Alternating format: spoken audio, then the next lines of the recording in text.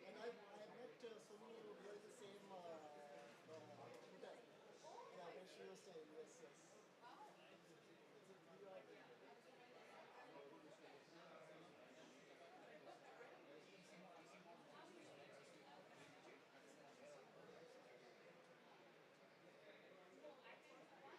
Yeah, and I suppose that we are now leaving the IDC.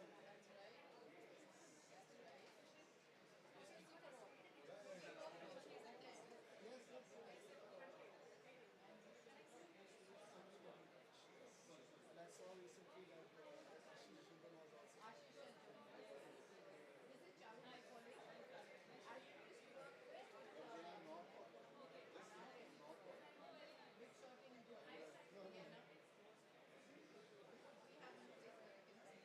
Yes, of course.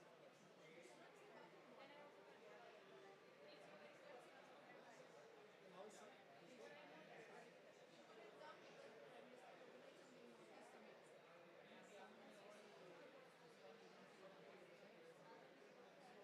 Listen,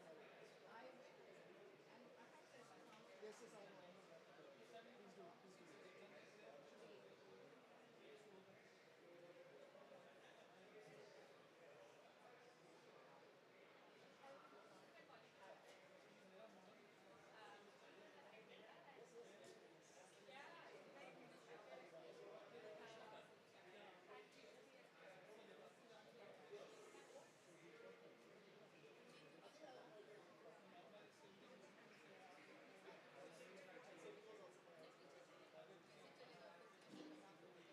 So whatever you write it, just yeah.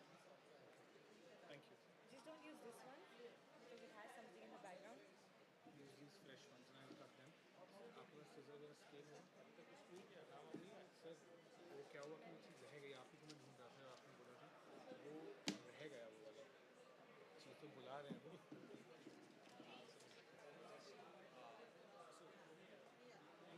For a hotel at whatever time that's convenient. At hotel, from hotel, me or Nasra will come and pick up at 12:15.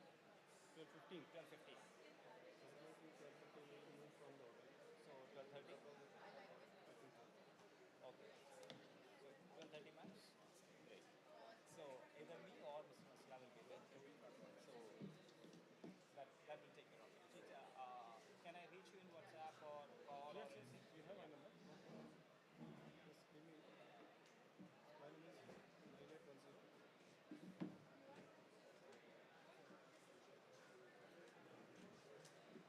003.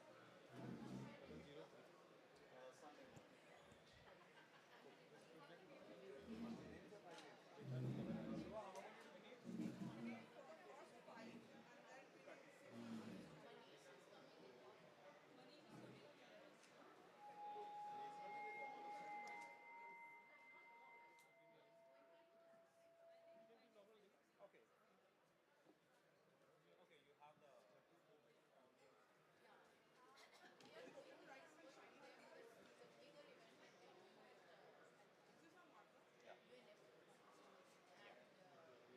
Okay, you have the.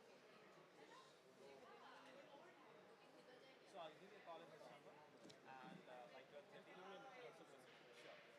So by 12:30 we'll go, so that the traffic won't be much of a problem. Okay, thank you.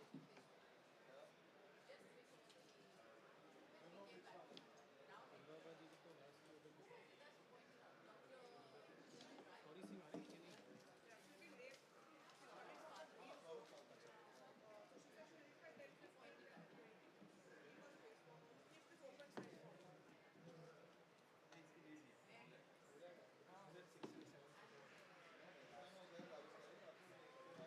Centre में secretary को बैठा देते हैं।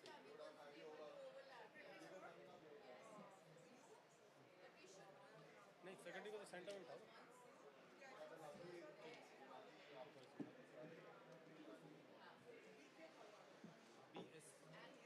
BS BS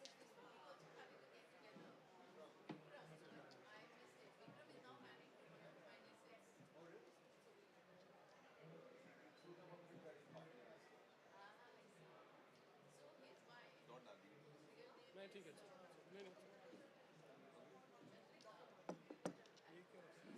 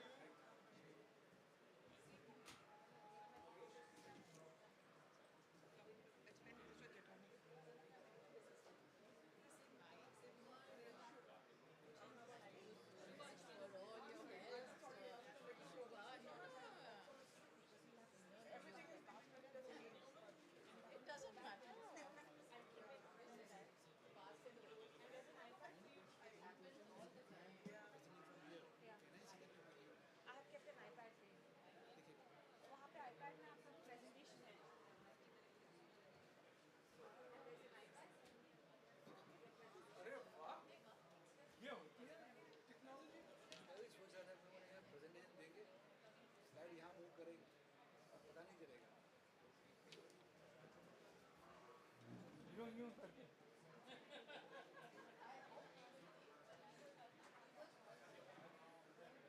कब तक है sir आप यहाँ पे? मैं तो कल जा रहा हूँ सर, टुमारो मॉर्निंग सर। ये स्टेइंग एट द सेम शार्बी लैंड। ऐसे ही है सर, नहीं सब ऐसे ही है यहाँ पे। एवरी होटल इज रिसोर्ट है, because this is resort town. So what more you expect, they will put all this.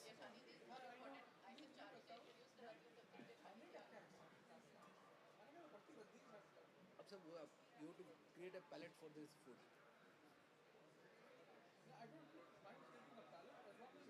Food मुझे सब ओवरऑल तो ठीक लगा, आई डोंट राइट। अच्छा मेरा तो पहला इजिप्शियन फूड यही है, तो हम तो यही ठीक था। Shivan is there. हाँ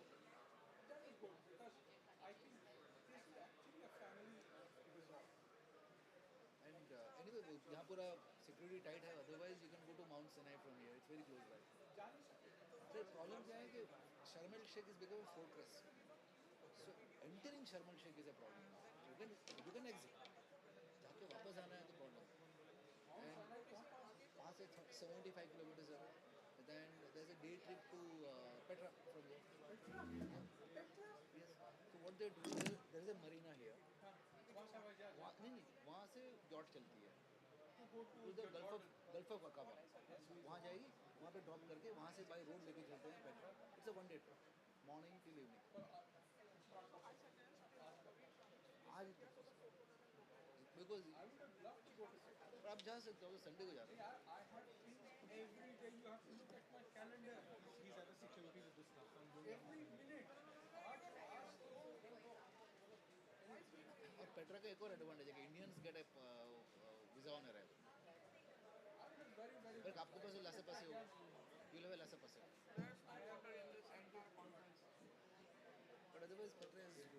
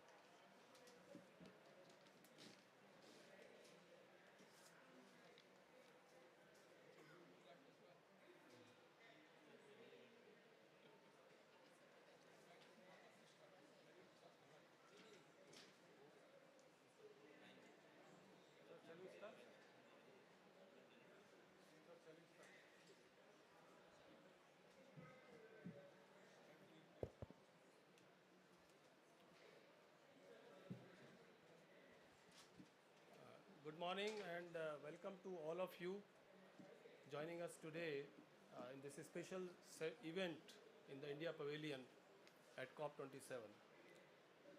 In this event, we are going to discuss how citizens can be empowered with Mission Life, lifestyle for environment through energy transition. So I feel privileged to welcome and introduce the dignitaries of the plenary session.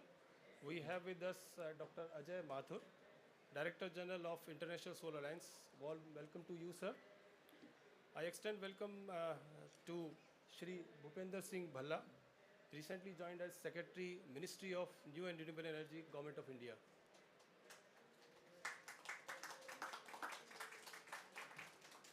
I also welcome Dr. Arunabha Ghosh. He is the Chief Executive Officer, Council on Water, Energy and Environment, who is our partner in this event. Thank you. So, ladies and gentlemen, we all know that this year is the theme of India Pavilion is Mission Life, lifestyle for environment. So last year during COP26 at Glasgow, the Honorable Prime Minister of India introduced the concept of life, calling upon global community of individuals and institutions to drive life as an international mass movement towards mindful and deliberate utilization instead of mindless and destructive conception to protect and preserve the environment. In the last few decades only, we have analyzed how we are damaging our environment due to our wrongful acts. And we are continuously engaged in such acts, forgetting what is our culture and heritage. The culture and heritage of India shows a deep concern for the protection and preservation of the environment. We Indians worship 5 basic elements for life. It's water, air, earth, fire, and sky. Fortunately, today we are celebrating the birth anniversary of Shri Guru Nanak Dev Ji. I extend my best wishes on this auspicious occasion. Shri Guru Nanak Dev Ji has also mentioned in Japji Sahib, Pan Guru Pani Pita, Mata Dhart Mahat. Means mother, earth is mother, water is father, and air is teacher. We Indians have articulated the need to sustain and promote the ecological balances of nature through sacred incarnation and systematized rituals for the sustenance of life on the earth. But slowly, in the race for development, we are leaving our old values behind and exploiting the environment. So India's father of nation, Mahatma Gandhi, said, "Earth provides us enough to satisfy every man's need, but not every man's greed." He has always advised to use resources as per need and was against wasteful consumption of natural resources. His lifestyle is an example for millions of people in the world. We forgot the principle of giving and more and taking less, and that too without harming the others. The nature has given many examples on this. The great Indian poet Kalidas in his epic poem Raghuvansham stated that the sun takes water drops only to indemnify her with multiples of raindrops. Great Indian scholar Chanakya in his acclaimed work Arthashastra gave example of honeybees collecting nectar from flower gently and without inflicting pain. If we have to achieve sustainable development, we should follow these principles. The slogan mantra is Prakriti Rakshati Rakshitaha. That is, those who protect nature are protected by nature. So we have to protect our nature through our acts, which are reflected in our lifestyle. As we grow, we get more knowledge, more wealth, become rich. It does not give us authority to waste resources just because now we can afford it. Rather, we have to set examples through our acts and lifestyle, which can be followed by the others. In Bhagavad Gita, Lord Krishna has said, whichever and however a great personality conducts himself, common man do also. Whatever he accepts as authority, that and that alone, certainly all the world will follow. So in today's event, it is related to energy sector. We all know that energy is required for every activity. Use of energy from fossil resources is mainly contributor of carbon emission and damaging the environment. I hope that in this event, the dignitaries and panelists who are all from the energy sector will guide us and set an example for common man, citizen, on how using energy transition they can reduce carbon emission and contribute in mission life and sustainable development. With these words, I again welcome all of you. Thank you. Now I'll play a video.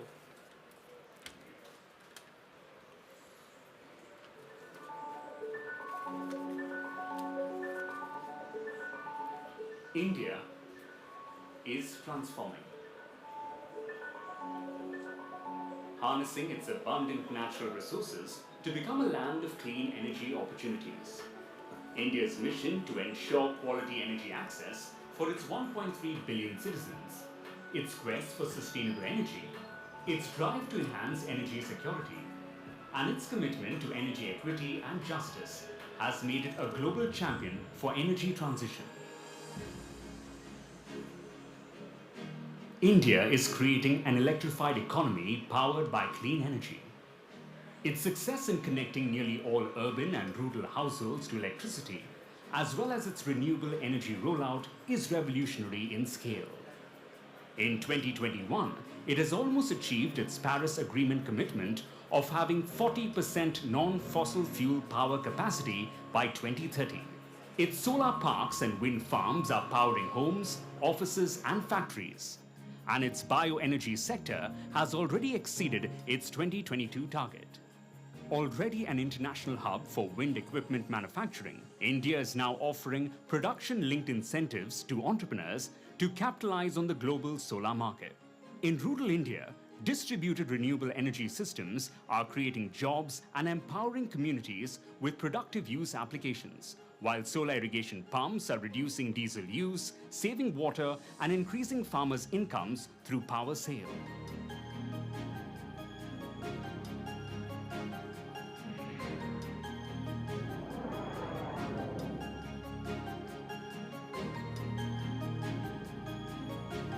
India is striving to provide cleaner cooking fuels to its citizens. Since 2016, it has provided free LPG connections to over 80 million economically weaker consumers, and now this benefit will reach another 10 million households. In urban areas, piped natural gas is becoming the fuel of choice given its low emissions, safety, and convenience. On the move to decarbonize its transport sector, India is increasing the share of electric mobility, especially 2- and 3-wheelers, cars, and light commercial vehicles. It is aiming for increased ethanol blending in petrol by 2025 and is promoting compressed biogas as a green transport fuel. One of the world's largest passenger and freight carriers, the Indian Railways, is on track for 100% electrification of its network. For India's 400 million urban residents, smart cities promise a better quality of life via smart solutions such as climate-resilient infrastructure, green buildings, efficient cooling, and circular economies that use and reuse resources. India's double leapfrog of clean energy access and transition is supported by its drive for energy efficiency. India has replaced over 1 billion of incandescent and CFL lights with LED in homes, businesses, and on the streets. Power companies are upgrading to millions of smart meters, while energy-efficient appliances are reducing power consumption and lowering emissions. The Perform Achieve Trade PAT cycles, enhancing energy efficiency of industrial sectors, are moving India closer to its Paris Agreement target of reducing its emissions intensity by 2030.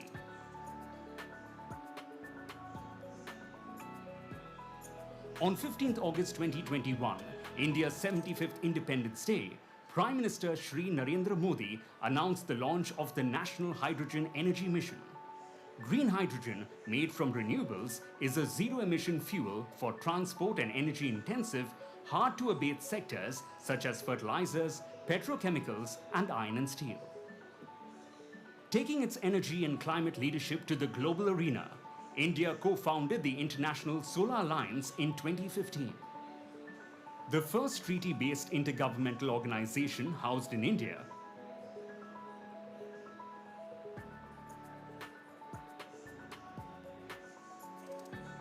Leading by example, India today is on track to meet its Paris Agreement commitments.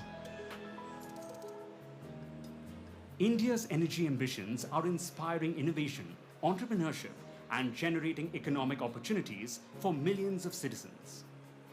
Skilling and research programs are equipping a new generation of green practitioners to shift sustainability from the margins to the mainstream. This ethos to be sustainable and energy self-reliant is integral to India's effort of becoming Atmanirbhar Bharat, a nation built on the pillars of Sabka Saath, Sabka Vikas, collective effort and inclusive growth. As a global champion for energy transition, India invites you to join this journey of energy transformation and climate action to ensure a vibrant, bountiful and resilient planet.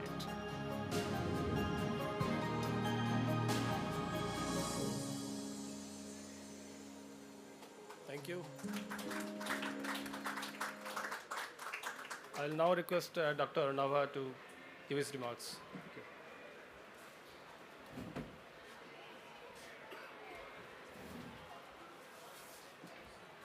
Thank you. Can we pull up the presentation, please?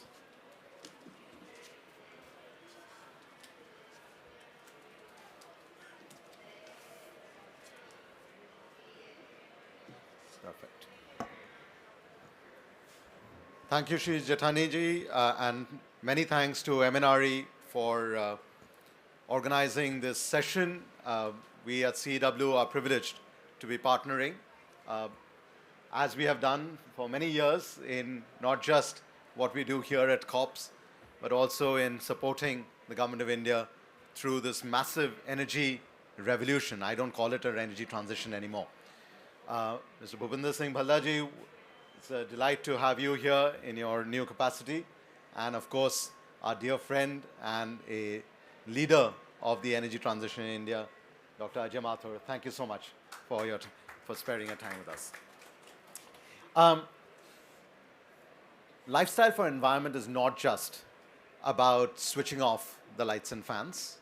It is also about enabling the markets that will drive that sustainability transition in our lifestyles, in our footprints, but also create the opportunities for businesses to grow, for new investment to come in, for new jobs to be created.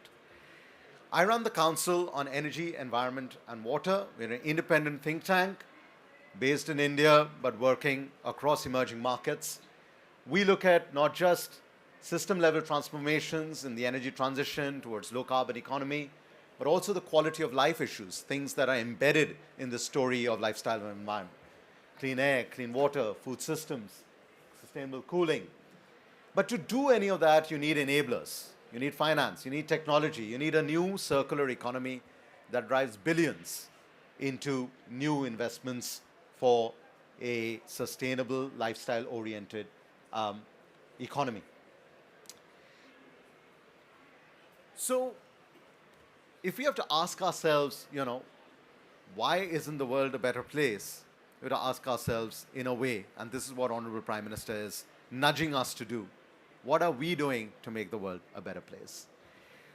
So when we think about life as a mission, this lifestyle for environment is, as the Prime Minister said, on 20th of October at the launch of the mission in Kevadia in Gujarat. It's of the planet, for the planet, and by the planet. But what does that really mean?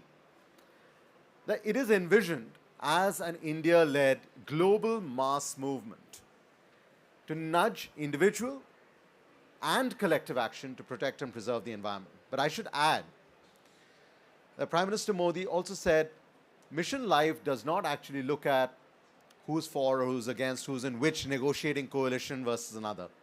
It is for all. And that is why these three elements of nudging individual behavior, enabling markets and industries to respond to that new demand for sustainable products, and to have the enabling and influencing policies from government for this new approach. So let me just try to illustrate that from the point of view of clean energy. Of course, it begins at home. So let us see what India has been doing at home, not just at a sort of top-down government level, but also bottom-up. Individual behavior. I want to start with an example of the lady on the right, who used her money from her own pensions to move towards rooftop solar power. And she was someone we featured as part of something that CW ran called the Solarize campaign. How do you popularize rooftop solar up from the community level? We have a professor from IIT Bombay who's driving around all over the country using a solar-powered bus to demonstrate that the energy transition is not just some far-out plant in a desert in Rajasthan, but it's something that we can embed.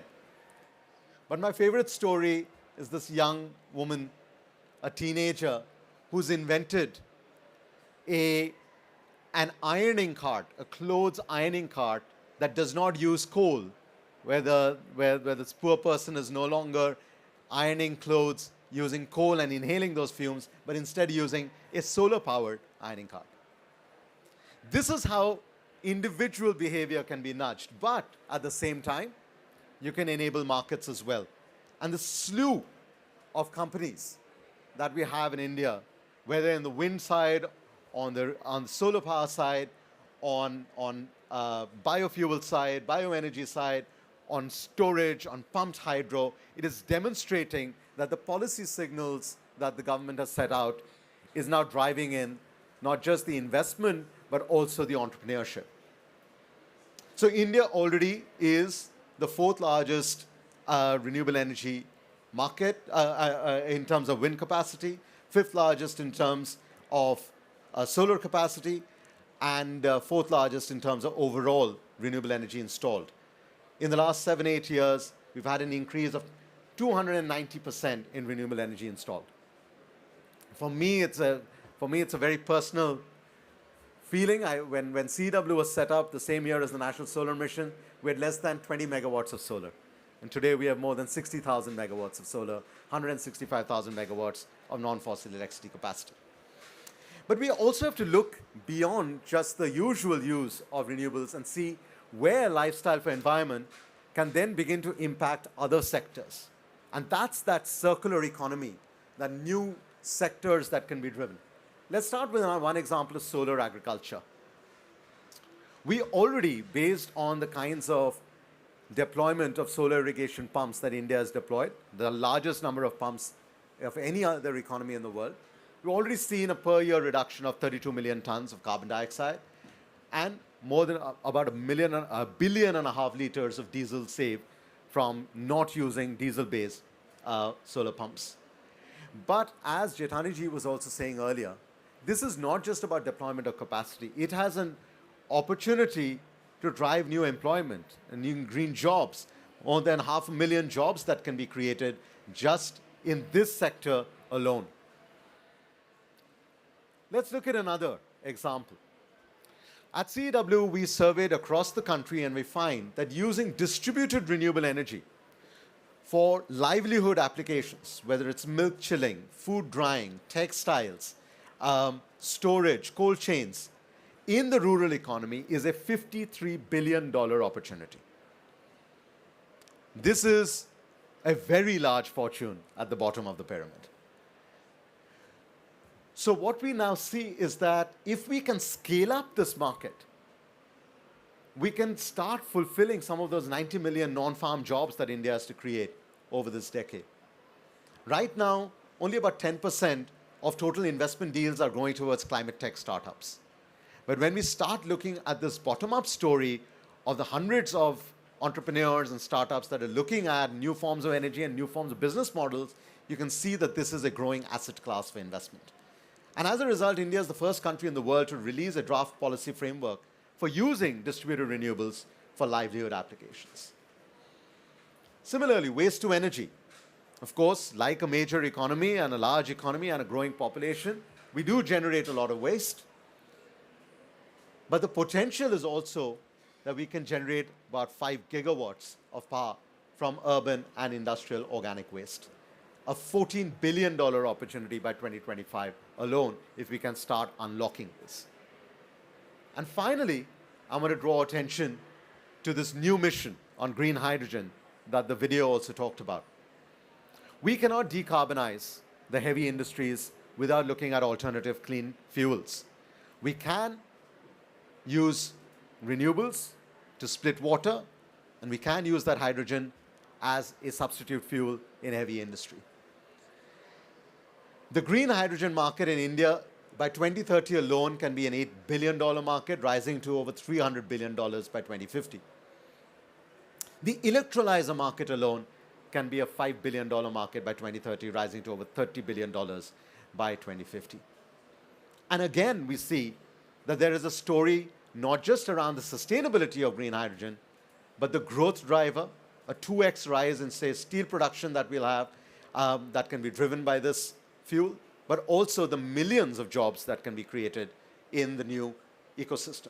And we already again see that in response to those policy announcements, companies, state-run companies, Indian Oil, or Oil India, for instance, but also private companies have started committing tens of billions of dollars towards this new clean energy fuel. The 5 million tons of green hydrogen that India aims to produce by 2030 is the largest target of any major economy in the world, and half of all of the EU's targets for domestic production of green hydrogen. So what I've tried to illustrate to you is that the lifestyle for environment story is not just about nudging behavior, but it is about enabling markets through proactive government policy. Whether it's in the rural economy, whether it's in agriculture, whether it's in waste to energy, whether it's in advanced new technologies like green hydrogen. And once we start internalizing that circularity is a driver of jobs, of growth, and of sustainability, we start demonstrating why Honorable Prime Minister thinks of this as a potential global mass movement. Thank you so much for your attention, and now we'll move on to the next part of the program.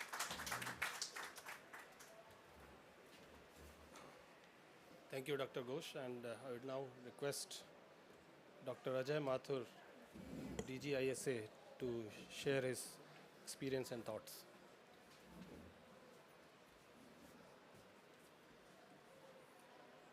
A very good morning. Shri Bhalla, Arunaba, Jethani, and friends. It's a pleasure to be here, particularly on a subject which is very dear to my heart, which is the Prime Minister's call for empowering citizens with mission life, lifestyles for environment. This is absolutely at the heart of how we make change happen, how, amongst other things, we move towards our climate goals. But it's bigger than that. And as I looked through it, obviously in my present role, it is central to how quickly we are able to move from a fossil fuel-based economy to a renewable energy-based economy. Arunaba talked a great deal about it, and so did Mr. Jethani. What I'll do is kind of move away, though that's not where I come from. I come from the Solar Alliance, and focus on another part of the energy economy, which is on petroleum fuels. And I'd like to start with the data points that the average petroleum gasoline use in the US is about 4 liters per person per day. Okay, so that's the datum. On the other hand, in France, where also I would suggest that the levels of how are you, Gauri? Come on in.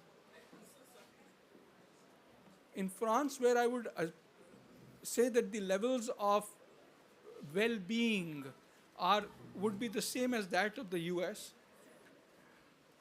the average is 0.44 liters per person per day. 4 and 0.44.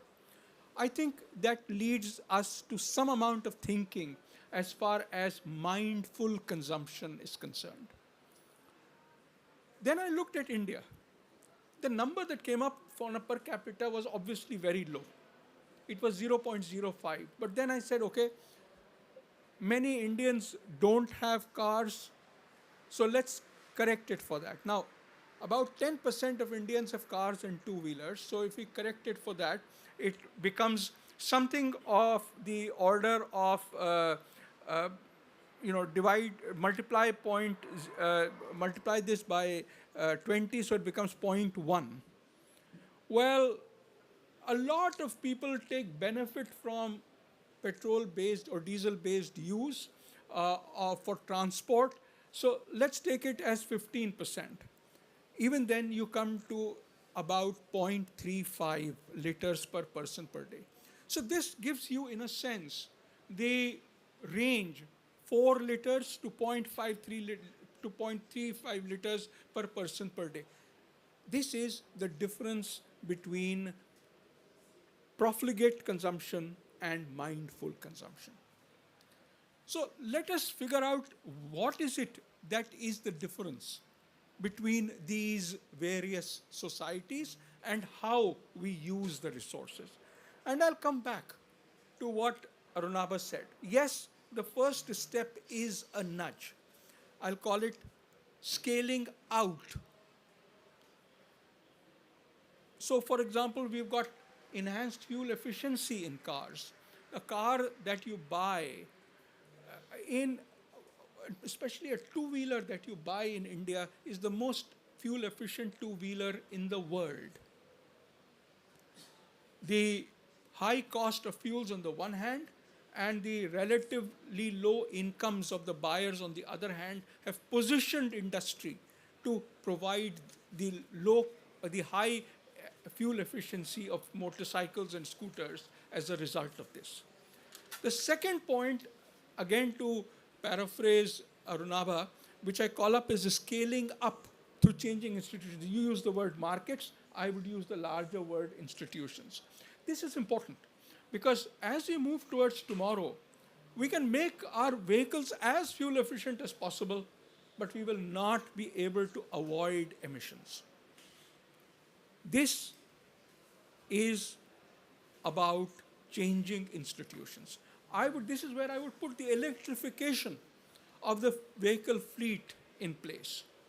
Once you have electrification, you are creating an institutional change, you are creating the charging stations that are needed for the institutional change to occur, and that over a period of time, when accompanied by greening of the grid, the two things, you cannot wait for the greening of the grid to first occur and then move for electrification. The two have to occur in parallel. These two things together help us move away from the use of fossil fuels. But even then, I would argue that there is one more step. I can be as fuel efficient as possible. I can use electric vehicles. But the third issue is that we also need to, what I will say as scaling deep. What does this mean? At the end of the day, no matter whether I use petrol for transport or whether I use solar electricity for transport, there is the transport demand to be questioned. Where does the demand come from? It comes from you and I going to work. It represents from you and I going to shops. It represents from you and I going for recreation. Public transport is important. The ability to work from home and not be able to commute is important. The ability to purchase and purchase on the net and for those products to be delivered in bulk is a move ahead. I would argue that thanks to COVID, we are now at least comfortable with the idea of remote working. Though I would strongly suggest that institutions have not yet internalized it to the point where we can be comfortable with a relatively few number of people in offices and the rest working from home. So clearly much more institutionalization of this effort is needed. Second is the issue of public transport. Public transport in a very, very large number of countries, it's inadequate and is actually used by people who cannot afford private transport. But it doesn't have to be so. We see the examples in a lot of countries, particularly the European countries, where even with high incomes, the shares of public transport are relatively high, relatively. please note that in bulk, the share of public transport in poorer countries like India is much higher. But nevertheless, we do see that with higher incomes, it is possible for people to use public transport. The last issue is on using the net for shopping. This is a phenomenon that has increased globally. What I am not yet sure of is, has this meant that the number of shopping trips have decreased or not? We see an increase, certainly, in the amount of fuel that is used in the delivery of products by the Amazons, the so-called Amazon effect. But whether it also means that you and I visit shopping malls and shopping centers less, that I think remains to be seen. So at the end of all of this, where does this leave us? Whether we are talking of more fuel-efficient cars, or we are talking of electric vehicles, or whether we are talking of remote working, all of these imply that our upfront costs increase. You know, I've recently been writing a book on energy efficiency, and the goal of it is how you and I can participate in the energy efficiency revolution. And one of the biggest issues that we came against while writing this is that at the end of the day, energy efficient products cost more. And consequently, we need to create the kinds of systems, as for example, in the LED movement that occurred, through which processes can be made available at prices that you and I can afford. This is a collective journey. As I see it, scaling out is important, scaling up is important, scaling deep is important, but financing is equally important. It's equally important in the petrol area, it's equally important in the solar energy area, where 100 or 95% of the cost of electricity is the cost of the solar panel.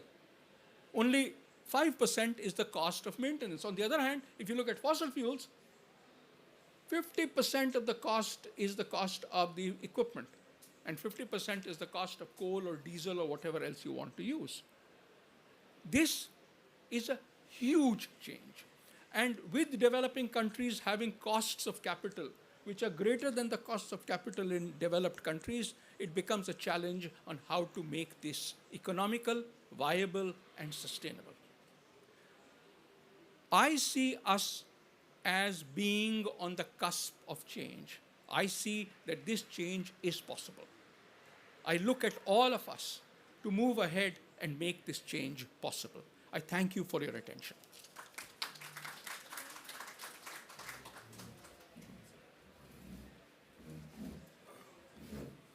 Thank you, Dr. Ajay Mathur, for sharing wonderful thoughts on how we can reduce the carbon emission and how the citizens can be involved in this transition.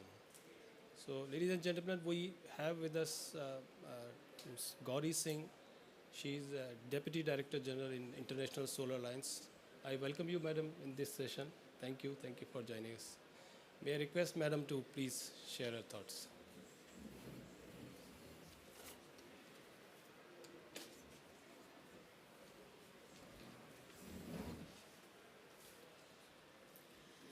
Thank you, Dr. Jethani, and I just wanted to correct you. I am at the International Renewable Energy Agency, but it's really a pleasure. It's a pleasure to be here, and thank you so much for having me, because I think this is such an important topic, which I think has really not picked up, and the narrative needs to be built around it, because all that we hear in most of the discussions that we've been having in COP or in other places is about how we produce energy. But none of us are really talking about how we consume energy and how we consume the resources, and looking at that kind of a paradigm which will require a shift in the way we think about not just production, but also how we are doing the consumption. And I would just like to build on what Dr. Ajay Mathur had just mentioned, that we need to be looking at the very particular circumstances and the particular um, strengths that India has, and building on that to be able to reach a goal of what the lifestyle for environment should be. So let me just give you a quick global perspective in mentioning where we are in terms of moving towards net zero.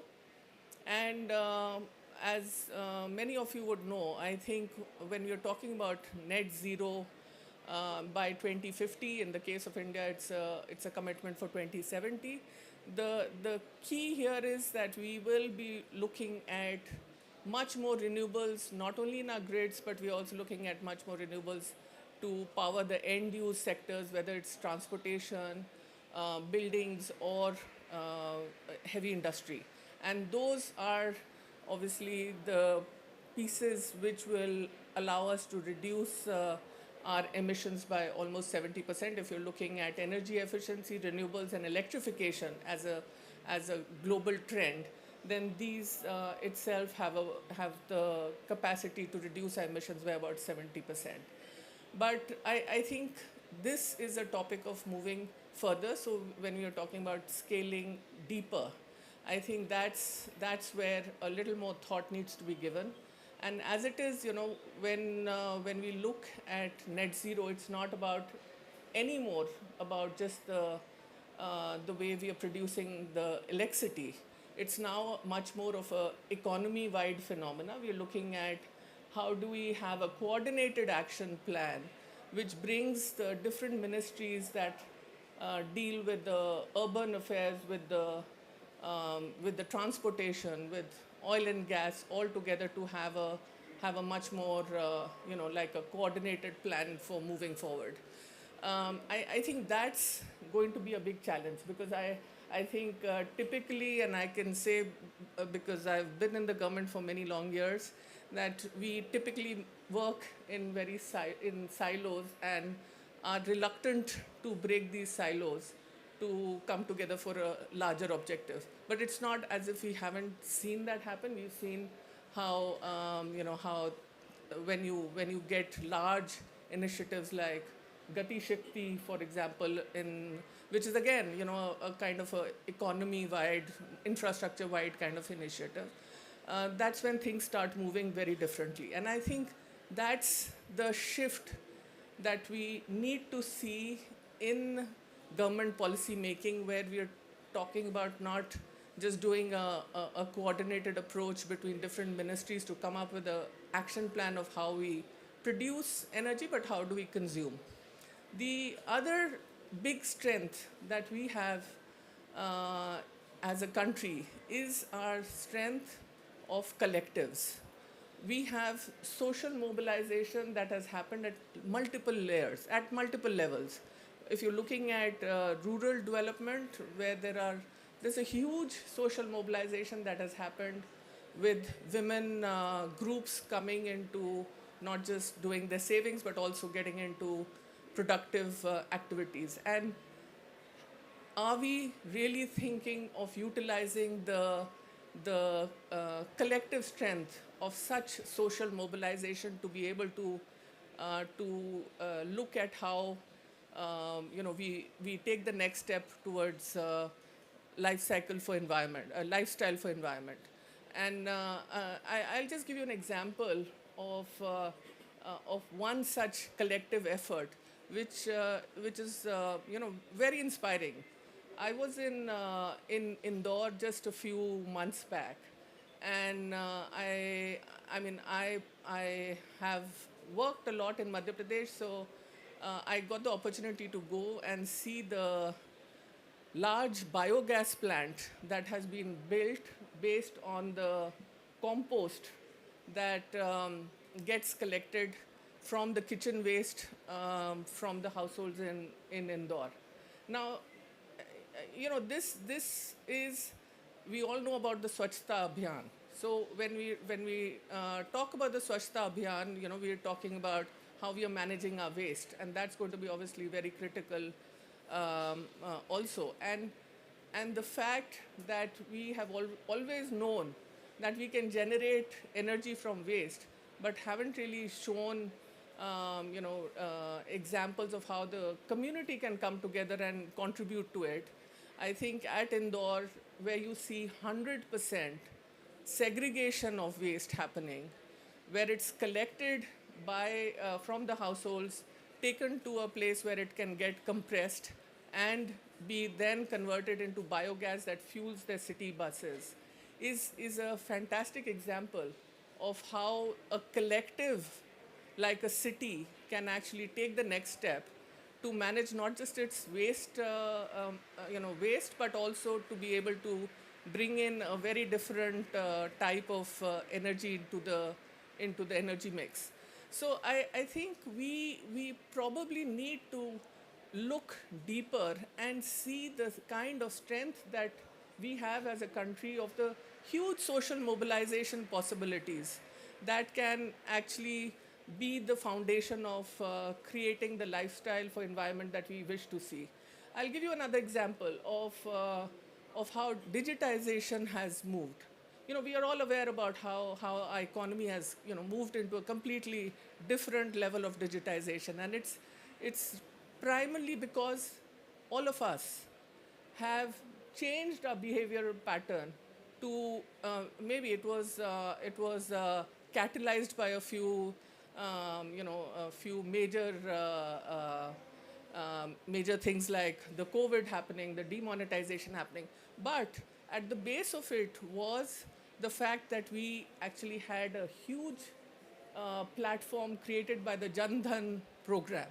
Now again, the Jan Dhan program, created that base on which this whole digitization, got moving, and it's reached the levels that I believe in a recent RBI report they say that the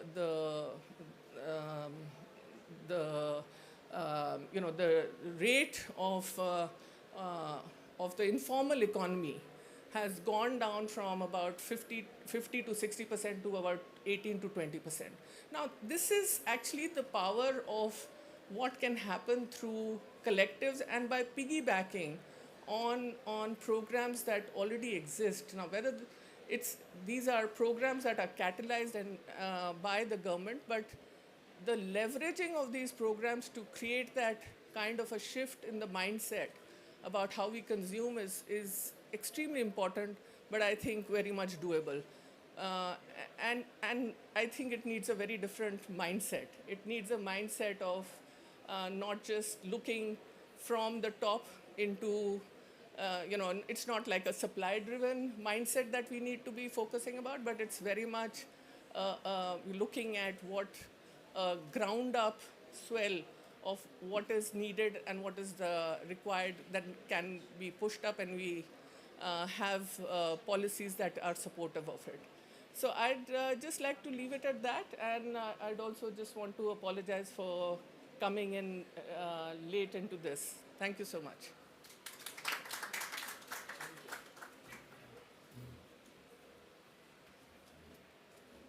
Thank you, madam, for sharing thoughts, particularly emphasizing the collective efforts and giving the example of the Indore, how the people can make the change, and also the digitization that is required. I now request our Secretary MNRE, Shri B.S. Bhalla sir, to please give the keynote address.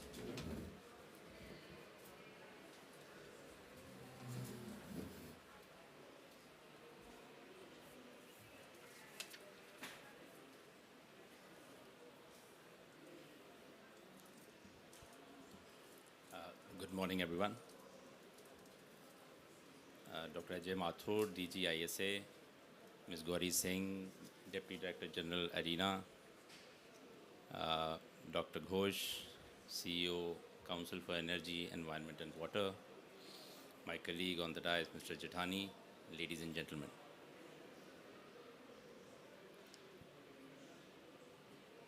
I am, unlike others on the dais, I am a little new to the sector, so I will not be speaking extempore, or perhaps next time. But I'll just wanted to outline some of the features of what we plan to do or what we're trying to do as far as lifestyle for the environment is concerned. As mentioned by Mr. Jethani, the Honorable Prime Minister of India introduced the concept of life in COP26.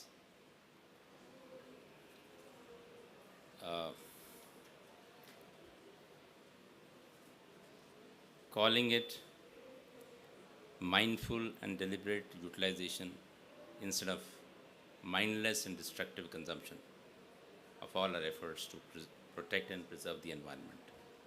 The underlying principles that define the movement are collective action, nudging behaviors, and leveraging the strength of social networks to influence social norms surrounding climate. The movement aims to create an ecosystem that reinforces and enables environmentally friendly behavior to be self-sustainable, primarily through pro-planet people with shared commitment to the cause. Through this, we must replace the widely prevalent use and dispose economy with a circular one that promotes reduce, reuse, and recycle. We would all agree that the Herculean tasks of fighting climate change and building a sustainable future cannot be accomplished by governments, institutions, and industry alone. At the heart of the effective climate action, it lies the need for common citizens to be aware of the threat and its implications and making voluntary behavioral changes at the individual and community levels. So it's not only individual, but we're also talking about communities. It is in this spirit that India has been championing the call for citizen-centric energy transition since last year, when it was designated as the global champion for the energy transition at the high-level dialogue on energy convened by the UN Secretary General in September 21. Keeping the citizen at the center of the global transition will ensure that it is just, inclusive, and equitable, and leaves no one behind. We have undertaken several bold steps on this front. We provided universal access to electricity by electrifying more than 18,000 villages in under 1,000 days and more than 28 million households in just 18 months, in what was the largest expansion of access in such short time anywhere in the world. Through the PM Ujjwala scheme, India has ensured access to clean cooking for about 95 million households. Our renewable energy deployment has grown by leaps and bounds, particularly in the last 7-8 years. As was mentioned earlier, India's total non-fossil fuel-based installed capacity stands at around 172 gigawatts, which is about 42% of the total installed capacity, power generation capacity in India, which is about 408 gigawatts roughly, as of September 22.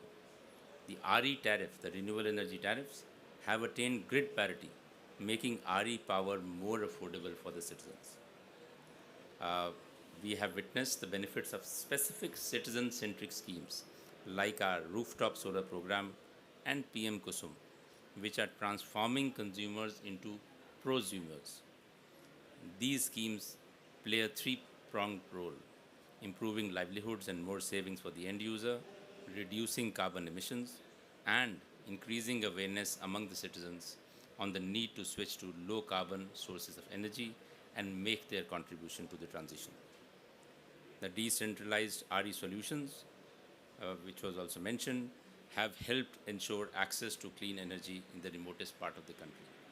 They have significantly reduced the drudgery of collecting firewood, improving livelihoods and health, and helped avoid emissions.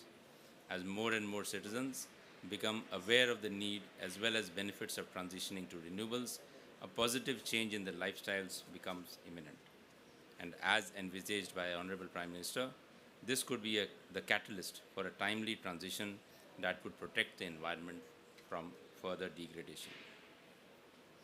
Several innovative energy efficiency mechanisms and national programs have been successfully designed and implemented in the country, like the Perform, Achieve and Trade for Industry, PAT, Standards and Labeling for Energy Efficient Appliances, Ujjwala for Households, Street Lighting National Program, Energy Conservation Building Codes, etc. During the financial year 2021, the adoption of energy efficient schemes and programs led to an overall thermal energy savings in the order of about 21.4 million tons of oil equivalent, amounting to around US $5 billion, and a reduction of over 78 million tons of carbon dioxide emission.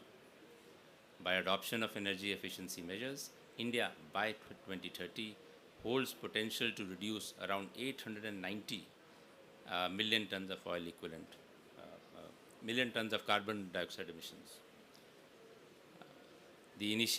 All these initiatives have been designed to address the needs of the common citizens in an environmentally sustainable manner. Sustainability has been ingrained in the Indian way of life since the dawn of our civilization. We've always, as was mentioned earlier by one of the speakers, we've always shared a very close connection with our environment. This reflects in several of our cultural practices even today. So we feel that the reduce, reuse and recycle mantra has always been an inherent part of our consumption choices. It is only logical that the call for a global life movement has come from India. Countries can no longer afford to view environment degradation or climate change in isolation. The planetary system does not work that way, neither does it differentiate. These are global challenges to the entire global citizenry, and the world needs to come together to fight them. Before I end, I wish all the participants of today's sessions, we have two following this inaugural session, successful deliberations, and I hope good interactions and learnings from what is discussed. And let us all adopt a lifestyle which is in perfect harmony with our environment, and commit ourselves to join hands to make this possible across all the citizens of this world. That's the only world we have. Thank you.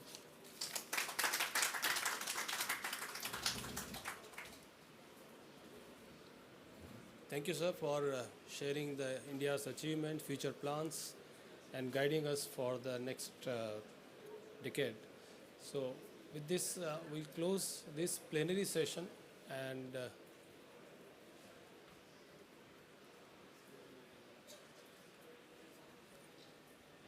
so with this we close this session, and we'll now have the next is the session, panelist session is there regarding the energy efficiency and other things. Please.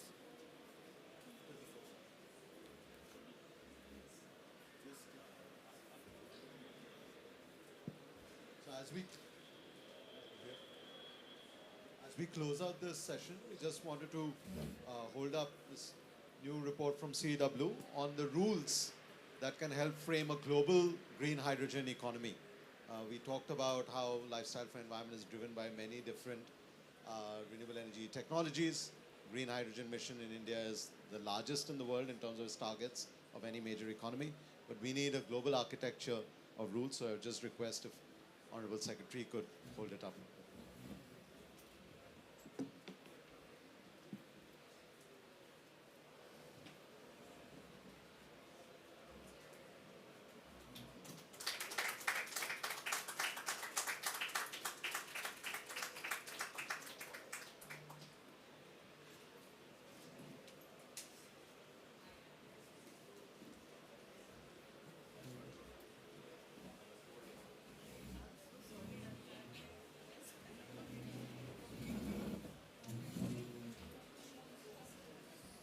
So there is next is the panel discussion. So I would request all the participants to please stay back. We are going to have another next session.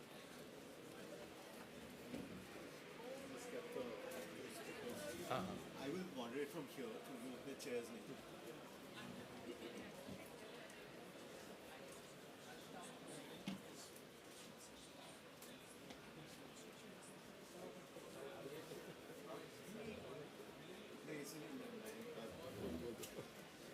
May I request the panelists for the next session to come up?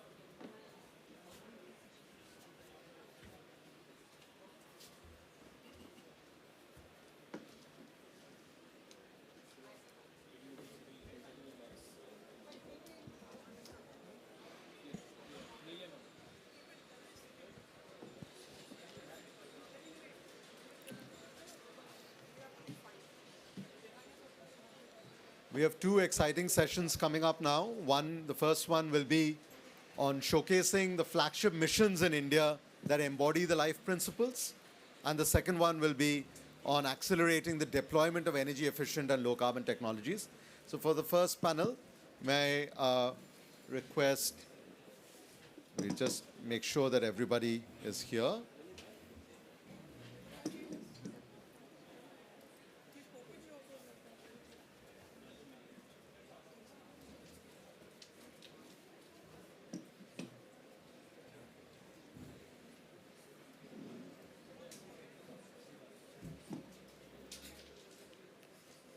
Jetani ji is here. Mr. Diore ji has not arrived yet. Jetani ji, if you could come a little bit more to the left. Right. He's not. Then.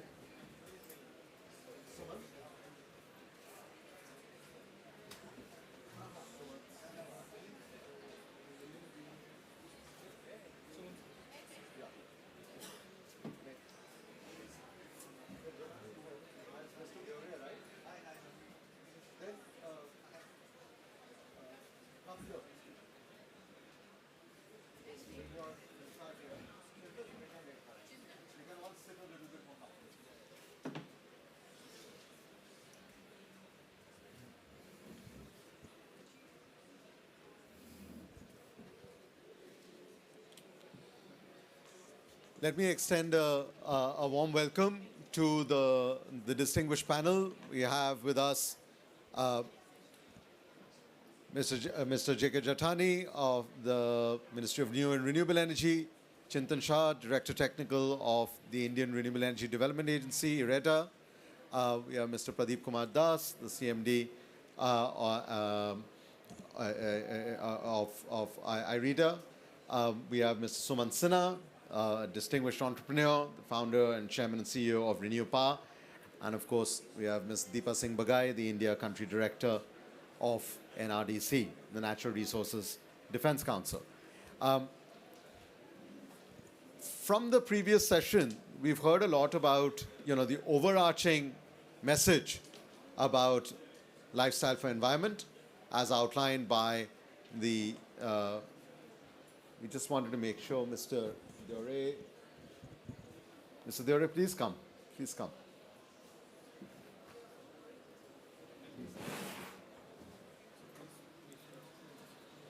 And we also have Mr. Milind Diore, the Director of the Bureau of Energy Efficiency.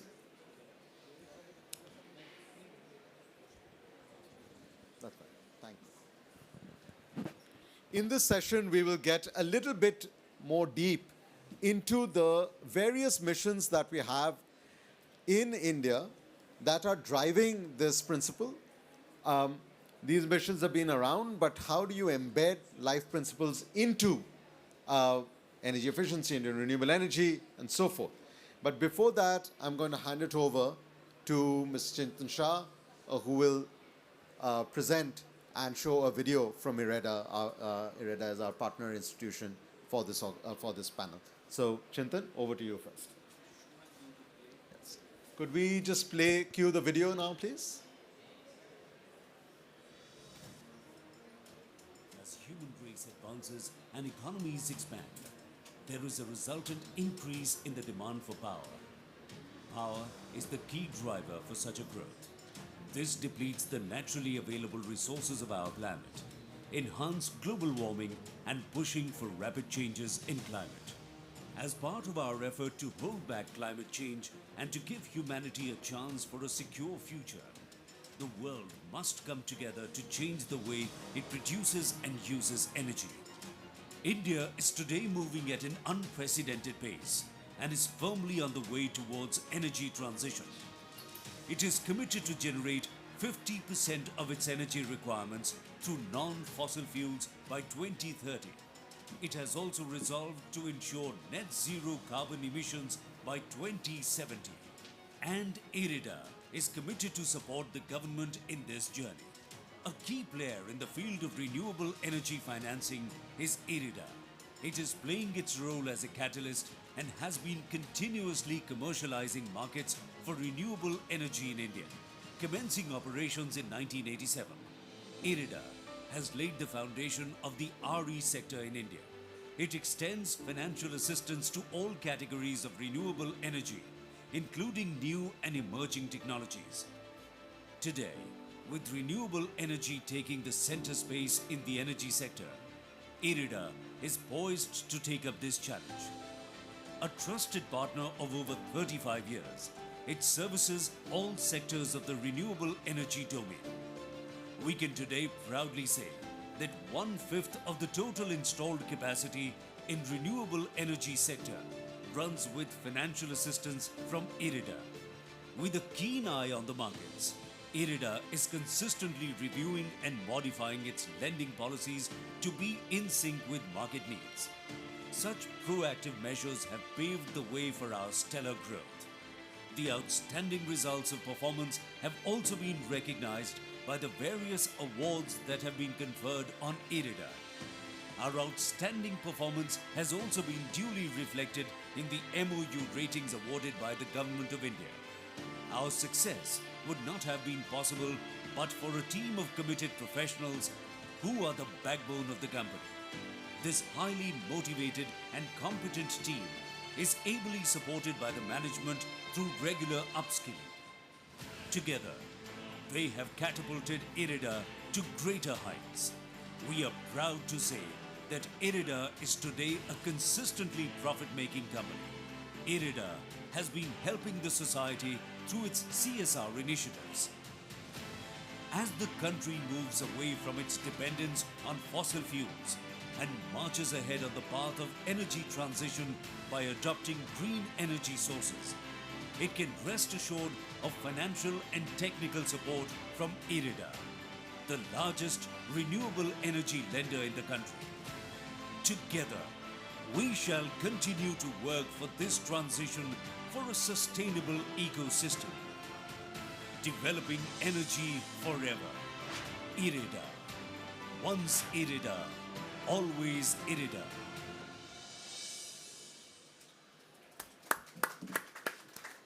Chintan, you want to say anything? Huh? Yeah. We'll just pull up the presentation now by Mr. Chintan Shah.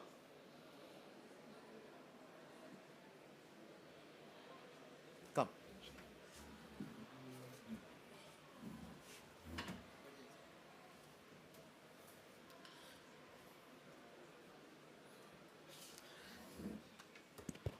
Thank you, Arnava. We did have a first session on the plenary session talking about life and all, and I think, and as you also saw the video about IRIDA, which stands for the Indian Renewable Energy Development Agency, which is a finance company which finances renewable projects in India. Let's talk some business now. I don't think I'm able to. I think I'll sit there, but I'm not able to sit here. It's supposed to come. Anaj. Can the presentation come on the iPad, please?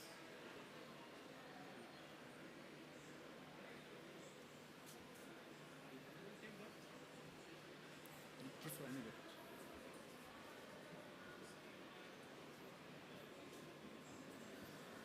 On this one. Something was kept on it, that's why. No, nothing was good. Right. We talked about life. However, to implement life, I think there are three most important enablers: the changing demand, the changing supply, and the changing policy. Now, these are the three enablers which is so important to implement the life principles, and that's exactly the role of IRIDA and SECI is. Where IRIDA provides financing, as Dr. Mathur also spoke about, that for energy efficient technologies and renewables technologies, a huge capex required and a lower opex required. That means the whole design is about financing, and in most of the renewables, the main cost is the finance cost. So it plays a very important role. Apart from that, scalability. That's where the market comes in, and that scalability is important. That means market frameworks are important.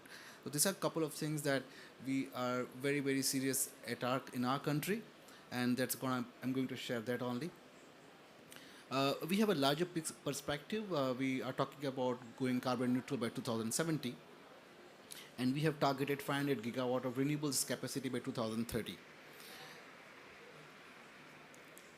Just to give you a perspective, this is essentially the pre-COP26 NDC targets and where we are actual. So our target was something in the range of 20 to 25% by 2020. We are already at 28% today. That means India actually is going ahead of its NDC, and hopefully if this trajectory goes ahead, we'll be reaching our 35% much before 2030, the way the progress is happening in renewables. Just to give you an overall perspective where we stand, India stands fourth in the world in terms of renewable energy capacity additions. We have almost like more than 100 gigawatts. This is the numbers that you see over here are based on December 21, because everybody follows a different financial year. The current numbers in India are much higher, but that's just to give a comparison on December 21 basis. We were fourth in the world, and now obviously the capacity in India is far much more than what is shown over here.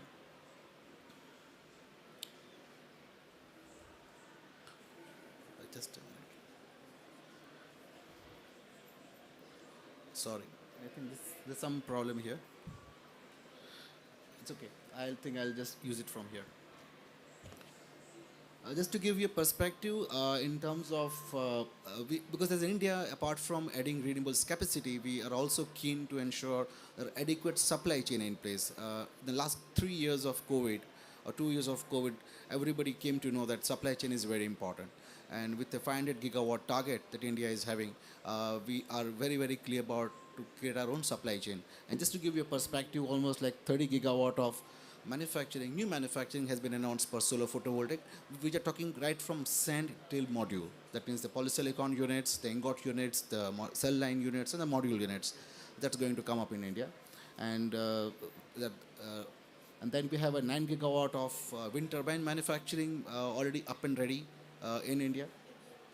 There are announcement of 7 gigawatt of electrolyzer capacity in line of the green hydrogen mission that's going to come up in India. It's been announced already. And about 95 gigawatt hour of battery manufacturing. That is again announced in India. Just to give you a perspective, and these are the companies' name they have made the announcement on the lower side of the slide. And because of the target of 500 gigawatt with a robust ecosystem in place, with a lot of manufacturing announced, it also created a fair amount of unicorn or multi-billion valuation companies in India. You have the Adani, you have the Greenco, you have the Ola Electric, which is also into electric space. We have Renew Power, Suman Sinha is on the panel for that. We have Avada. So these are 5 major unicorns already created in India, and many more are on the way. I mean to say there are a huge amount of announcement, a fair amount of investments happening, newer platforms getting created. So that's going to be a very busy space in India. We will actually have a crowding of unicorns in India. And this also shows the amount of investor faith people have in India. Almost every global has participated in India in terms of equity investments. This is the list is endless. I just give you some names over here, which are the most prominent fund managers across the world.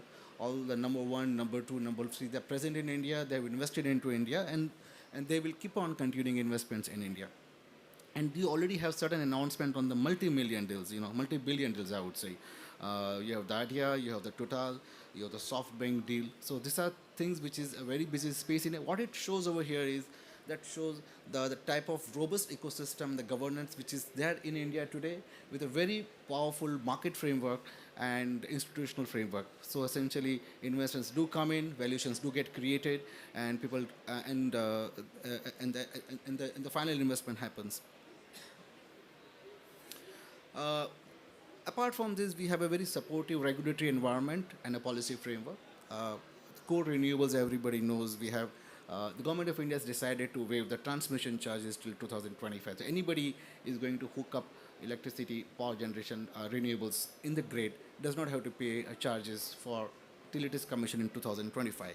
The government has also gone ahead in announcing green energy corridor. As you know, renewables projects, the gestation period is lower. But to lay down the transmission line, you require a fair amount of gestation period. So we have green energy corridor. That means there are interstate transmission lines already getting created as an infrastructure so that we don't face a problem tomorrow where the projects come up, but they're not able to pump electricity in the grid. We also evolved something known as the hybrid round-the-clock capacity development, very important. As you know, renewables are intermittent. That means solar will not be there in the night. Wind is intermittent in nature. However, the utility does require a predictable source of electricity. That's what we term as round-the-clock power. So that means there are bids in India which essentially procures round-the-clock power. That means the bidder would have to have a combination of wind, solar, maybe some storage systems or batteries, so that you can essentially schedule electricity from renewables to the need of the utility. And we also have a large program called Solar Park to have creating large-scale solar park to make it shovel-ready.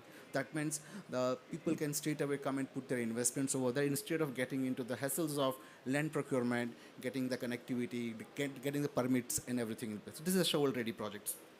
We have a fair amount of solar parks in India. We also have now got into alternate technologies. We have the green hydrogen mission, which was announced. I think more would be coming up in the coming period. We have the national biofuels plan, most important. India today is already blending 10% of its fuel through biofuel, which is essentially using the food grain or the molasses from the sugar to manufacture bioethanol. And this target is now revised to 20%. So we have a fair amount of bioethanol manufacturing happening in India. As I said, 10% blending is already crossed. We have a scheme for CBG, which is called compressed biogas. India has a fair amount of agro residue. So you use agro residue, do biomethylation and create biogas. And essentially the same biogas can replace a natural gas. So this is a very big scheme which is there in India. We have a scheme for electric vehicles. We would like to electrify our vehicles, both passenger vehicles as well as commercial vehicles. So we have an entire scheme to push electric vehicles in India. And more importantly, is because of huge agrarian base, we also allowed certain blending of biomass in the coal-based power project. That means they'll be essentially replacing coal in their boilers and utilizing biomass over there. Apart from that, we have created an ecosystem for development. I did mention in the earlier slide of announcement made for manufacturing. We call it the Production Link Incentive, PLI, in India. So we have identified, the government has identified certain important sectors where the manufacturing and supply chain should be in place so that we're able to push our climate goals in a bigger way. So we already have a PLI scheme for manufacturing of solar photovoltaic and batteries already announced. We are also pushing the One Sun, One World, One Grid initiative, which is going to benefit the entire world. And yes, we have a very active offshore wind energy program. There will be a couple of announcements happening in the future, where essentially the measurement and surveys have started, and we have a target of 10 to 20 gigawatt of offshore wind energy by 2030. Our Prime Minister also spoke about Panchamrit. And the Panchamrit, these things are very important. The core renewable sector, which is already very robust today in India, which is solar, wind, and hydro. We have the alternate technologies on electric vehicles, on green hydrogen, biofuels, and compressed biogas we talked about. And we have this ecosystem development, which is terms of grid augmentation, essentially by network expansion through grid energy corridor and storage, energy storage, which is going to be very important. And finally, the last leg is manufacturing investments. If we're able to integrate all these things together, I think achieving NDC should not be a problem. Rather, India can essentially become an example other countries to follow how to essentially handle and achieve the NDCs. Just to give you a little bit of a quantified number, since we are from a finance company, what it means by 2030. We're talking about roughly 280 gigawatt of solar, 140 gigawatt of wind, 80 gigawatt of battery, 5 million tons per annum of green hydrogen, which is equivalent to something like 125 gigawatt of renewables. 20% ethanol blending, which is already announced, 70% share of electric vehicles in commercial vehicles, and 75 gigawatt of solar PV manufacturing. That means India would, apart from meeting its domestic need of solar, will be in a position to even export solar from India. And this is what it translates into investment potential. We are only talking about 2030 right now. On the equity side, roughly about 400, equity and debt side together about $400 billion of investment by 2030. And you can give your breakup for the debt and the equity side on your own. And if we project this by 2070, which is carbon neutral, we're talking about $10 trillion of investment. So it's a huge market, a massive market, and I'm quite sure this 10 trillion will be much higher number by 2070, or maybe we'll be able to achieve before 2070 itself.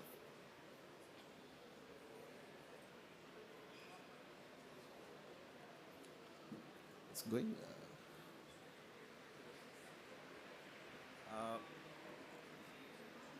Some problem. Anyway, this is what it shows. It's a very busy slide. I'll skip it over here, but it shows how the market frameworks are getting evolved in India and at global level, and where we as countries stand today, and the way we are going. To cut a long story short, India is now pushing different type of market creation. We've been also looking at market-based instruments. That means we push projects without power purchase agreement, essentially rely on the power exchanges.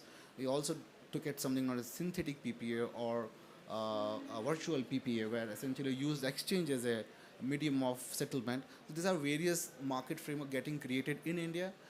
This is quite similar to what is happening on a global level. And I think by another 1 or 2 years, you will see the market getting more and more deregulated in India for investments to come in.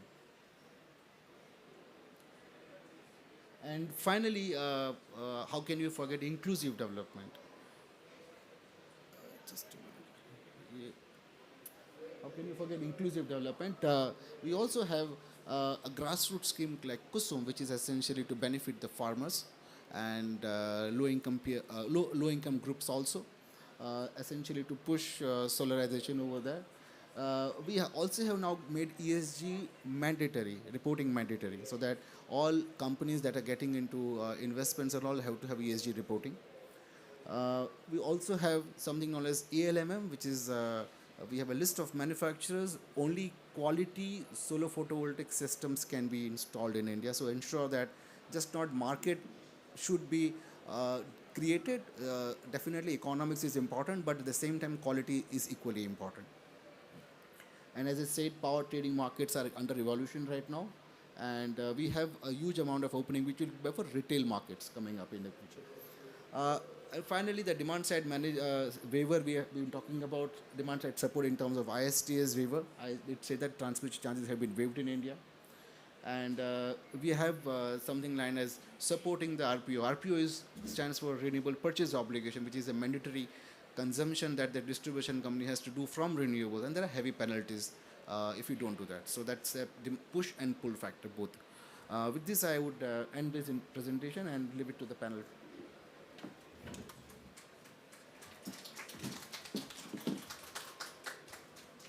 Thank you very much, Chintan. We're running about 10 minutes behind schedule, so we'll try to keep this quick.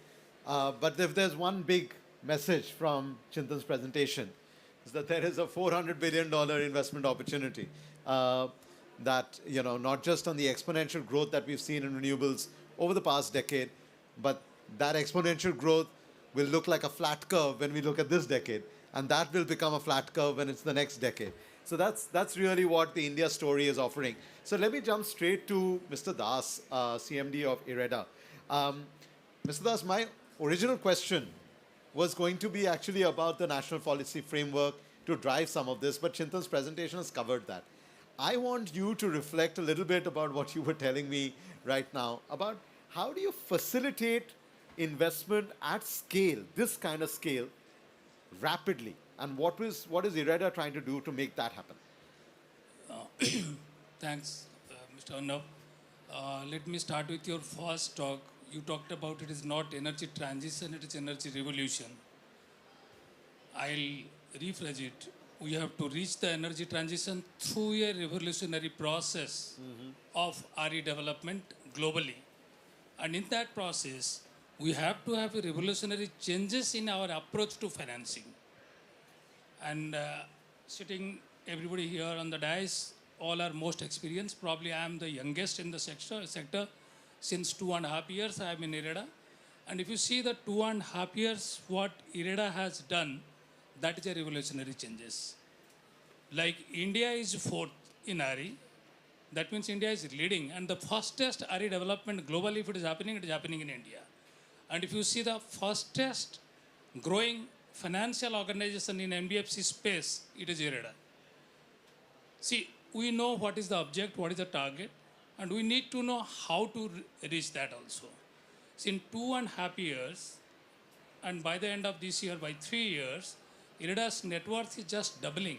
That means we are growing 100% in 3 years. So 35 years organizations, 32 years what we did in 3 years, we are growing just to that. Because the size of kind of requirement what it is quite huge. And perhaps IREDA would not be alone sufficient to cater that kind of need. Other organizations of the Government of India, like REC and PFC, they are also pitching in, banks and other things. So now it is a holistic development of RE and energy transition. At the same time, financially also, we are doing the holistic development in the country. See, what is the major difference in financing to RE and non-RE is, non-RE is normally a longer gestation period. And post-COD also, you have to struggle with operational issues and other things. But the traditional RE, which is so far like wind, solar, and small hydro and others, you do not have any operational expenditure. Quite insignificant. The only cost post-COD is interest cost. So finance becomes a very, very integral part. That is number one, post-COD. Pre-COD also, unlike them, since the gestation period is long, here in RE it is very short. Even 6 months to 1.5 years, 2 years on a very higher side. If it is a hydro, critical hydro, it may take 3 to 4 years. But small hydro, maybe 1 to 1.5 years also we are doing. So here, during the construction period, what is required? The developer needs the funding in a speediest manner with full transparency and with a clear ease of doing business in mind. So last 2.5 years, when we have doubled our growth, everything, how we have done? We have enabled the best corporate governance in the history of public sector in India. We could publish our financial result in 30 days time, where the government allows us 60 days. We could do in 30 days. So that means we driven the car in a very high speed without any accident, without any denting and without anything. See, sanctioning is easy. Documentation and disbursement is difficult. Documentation and disbursement is easy, whereas the recovery is difficult. If you look at last 3 years, our NPA was 7.8 net NPA. We have come down to 2.92 and we are expected to come down to 2.8 by this quarter, by this September result, which is yet to be published. So which speaks, it is not that we have grown, we have ensured in containing the NPA in the sector. And I'll come to a couple of things which will confirm how we meet, how we cater, and how we plan for the 500 gigawatt also. Probably we are the only NBFC. I do not know. If anybody can give me any other data, I'll be the happiest person. We have sanctioned more than 7-8 project loans without the borrower visiting to our office in person. You can get personal loan, this, that card and other things, but getting sanctioned a project loan without the borrower visiting to your office in person, that is probably first time we have done in India. I do not know anywhere else it is being done or not. So that speaks. And these, out of these 7-8 developers, all these 7-8 developers are first time borrower of IREDA. See, Mr. Suman sitting next to me, he is one of our borrower also incidentally. And once upon a time, they used to look at us solely for funding them because IREDA was the only agency earlier who was doing RE. Others are now pitching in since last 7-8 years, looking at the kind of growth available and looking at the constant what IREDA can do also. So IREDA has redesigned its working culture policies. And last 2.5 years, we have been consistently, continuously realigning the policy which is healthier for the fastest area development and it is more developer friendly. Sure. And minimum governance, maximum result we have tried to ensure. Wonderful. Thank you. Thank you, Mr. Das. Let me turn to Mr. Jetani. You know, one is this kind of large projects, etc. But when we think about the mission of lifestyle for environment, it's also, as the presentations through the morning have demonstrated, it's about nudging behavior at an individual level, at a household level. So please reflect on how does Mission Life embed into policies and programs the Government of India is thinking about in terms of promoting distributed energy, rooftop solar, and really scaling that market up as well. Thank you, Dr. Ghosh. So this session is, of course, it is about the citizen-centric transition, and the citizens' role is major to do this change, behavioral change for the life. So we have this rooftop scheme. Also, we have the other schemes for farmers. We have not asked about farmers, but I'm also covering for the farmers. So in rooftop, we are providing, facilitating them individual to install their rooftop. Like the example given by in the previous session by Secretary MNRE about the Modhera village, where more than 1,300 households have been provided with the solar rooftop, and now the electricity is almost free for them. There is no electricity bill, and in citizen-centric, what is happening that people believe in when they see it. Mm-hmm. So I have residence in Jaipur. When I installed a rooftop, so number of people in my colony has installed rooftop. I'll give another example of the Gujarat. So in Gujarat, during the last 2.5 years, even in the COVID period, around 4 lakh households, so 400 means 400,000 households have installed the solar rooftop. Mm-hmm. So this is how the change is coming in the life of the people. They are going towards the renewable energy. It's not because their consumption, their electricity bill is going down, of course, but they are going towards the greener and cleaner energy. Similar is our initiative about the PM Kusum scheme, where we are giving the solar pumps to the farmers, or rather solarizing the whole agriculture sector. So at one side we are giving replacing the diesel pumps through the solar pumps. On the other side, we are solarizing the existing grid-connected pumps through individual pump solarization and also through the feeder level solarization. And we'll see that in the next few years, we are targeting to solarize all the agriculture sector, de-dieselize the agriculture sector. And I think this is going to have complete behavioral change. Mm-hmm. Also, we have included one more, I'd say, the universal solar pump controller. So where the diesel pumps are there, now they are going to replace the solar pumps. Now, of course, the solar is being generated throughout the year, whereas the agriculture is only for the limited period.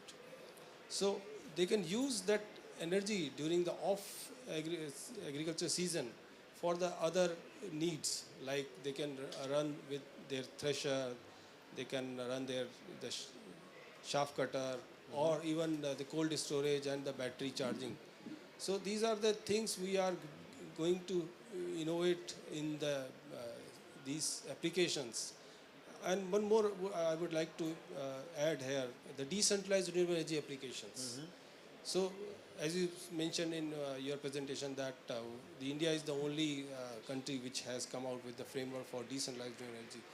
So what we have thought that earlier we were providing support for the home lighting systems, solar street lights, but now we want to bring change in the life of people for their livelihood activities. Indeed. Because they are using diesel for, say, in the remote areas for running their rice hullers or some other activities.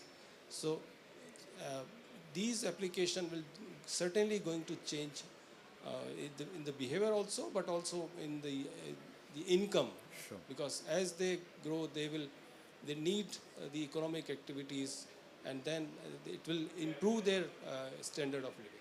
Thank you. Indeed, we call it bringing the energy transition closer to people. You know, there is for those of you who were not in the room earlier this morning, we have a $53 billion investment opportunity in terms of the market size for just using distributed energy for income generating activities in India. $12 billion opportunity in sub-Saharan Africa. So, you know, the energy transition, unless it's brought closer to people, it does become real. But let me now turn to the entrepreneur in the panel, Mr. Sumant Sinha, the founder and chairman and CEO of Renew Power. Sumant, Mr. Das was referring to, you know, when Renew Power would go to IREDA for financing, but now you are also deeply embedded in the global financing ecosystem. From your perspective, could you reflect a little bit on what has driven the scale of renewables in India in the last decade, and how do we make India an even more attractive investment destination in the decade going forward? Yeah, thank you. Thank you, Arunabha, for that. Can you guys hear me? Is this working? Yeah, I think we'll just have to hold the microphone a little close. They're switched on, but I think you just have to hold them closer to the mic. Yeah, yes, much better. This seems a lot better, yeah. Okay.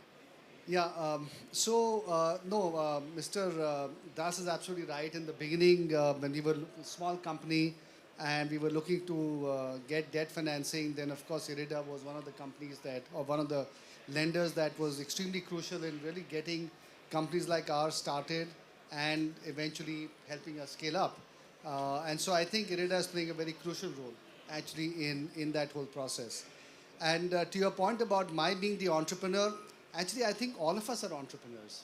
I think Arunabha, you're also an entrepreneur because you're also writing so many interesting new kinds of reports and doing so much new kind of work. I think people from IREDA are entrepreneurs because they're also lending into a new sector. I think people from the social sector are also entrepreneurs in their own way. So I think in some ways we're all entrepreneurs. But of course, I'm digressing from your original question. So what is really happening globally and what needs to be done and what can be done? Look, and I think the biggest thing that has driven the growth of renewables in India really has been two things, okay? Thing number one is really government policy. I think that right when this government came in back in 2014-15, the Prime Minister set this very, very significant target. And I think at that time, nobody really knew where that target had come from. It had just emerged, okay? And I think it came directly from the Prime Minister's aspiration of moving India in a totally different direction. And the 175 gigawatts at that time was path-breaking. It was almost China-esque in its ambition. So I think that is something that really got a fledgling renewable energy industry to move much, much faster forward and really start getting to industrial scale. And then, of course, the continued support and help of the government has, in terms of driving policy, has continued to be there.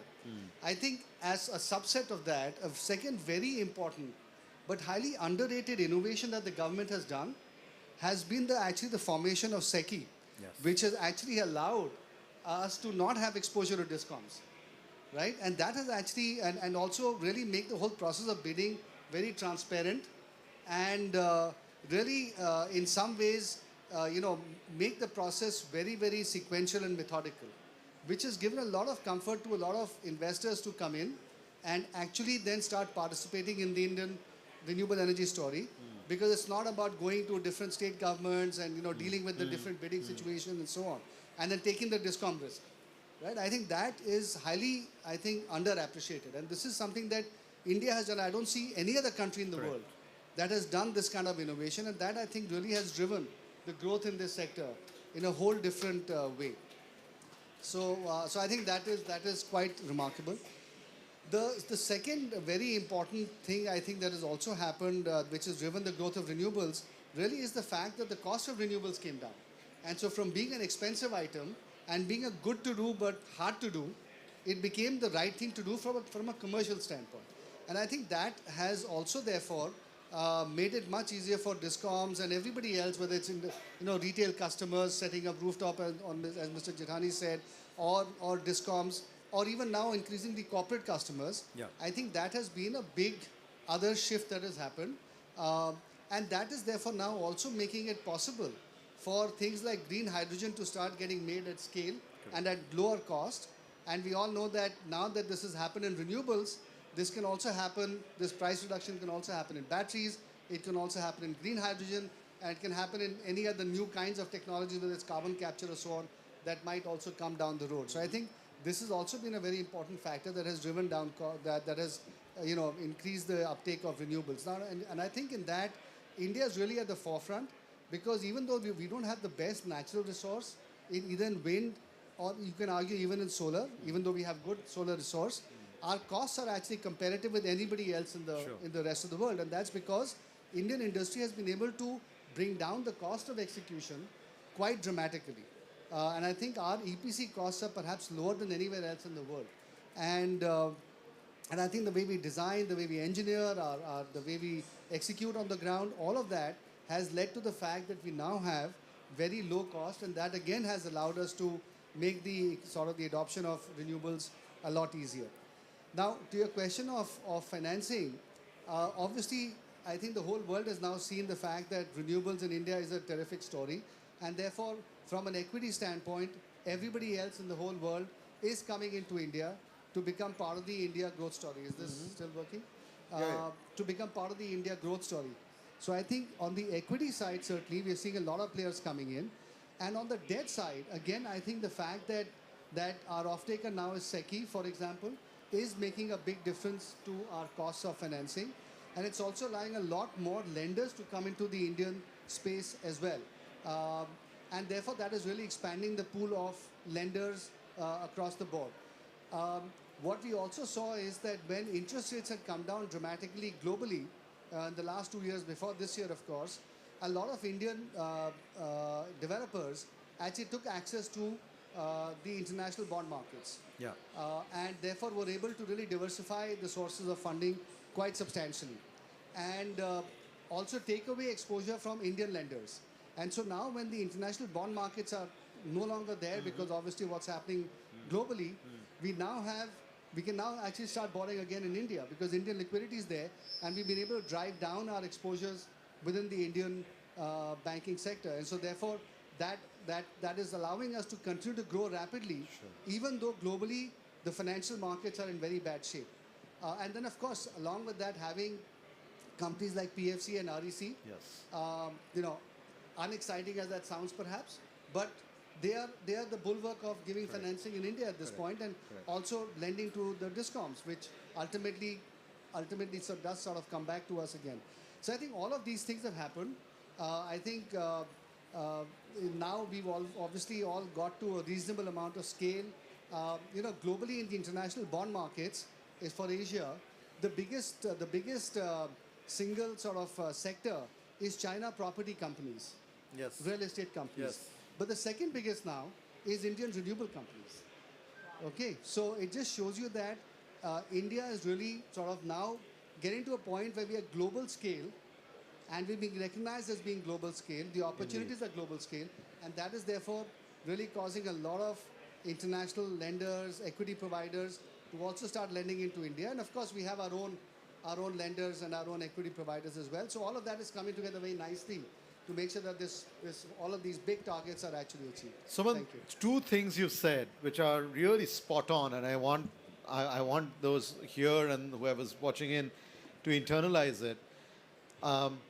I would actually take your second point further when you say, the Indian renewable energy market is the second largest in terms of the bond exposure internationally compared to the Chinese housing market. But I would say it's probably the largest stable market in terms of international bond exposure, especially given what we know has been challenges on the construction side there.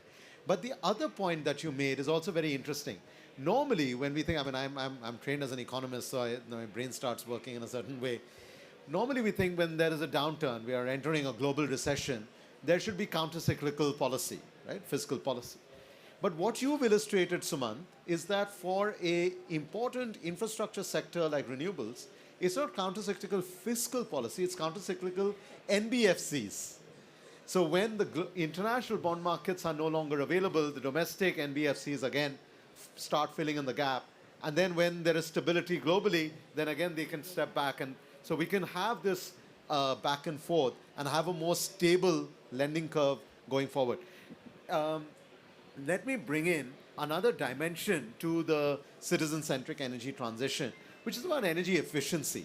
Let me bring in Mr. Milind Deore, who's the director of the Bureau of Energy Efficiency.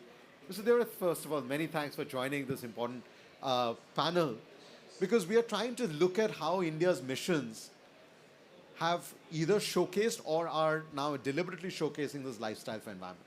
One part of this is what kind of light bulbs we use.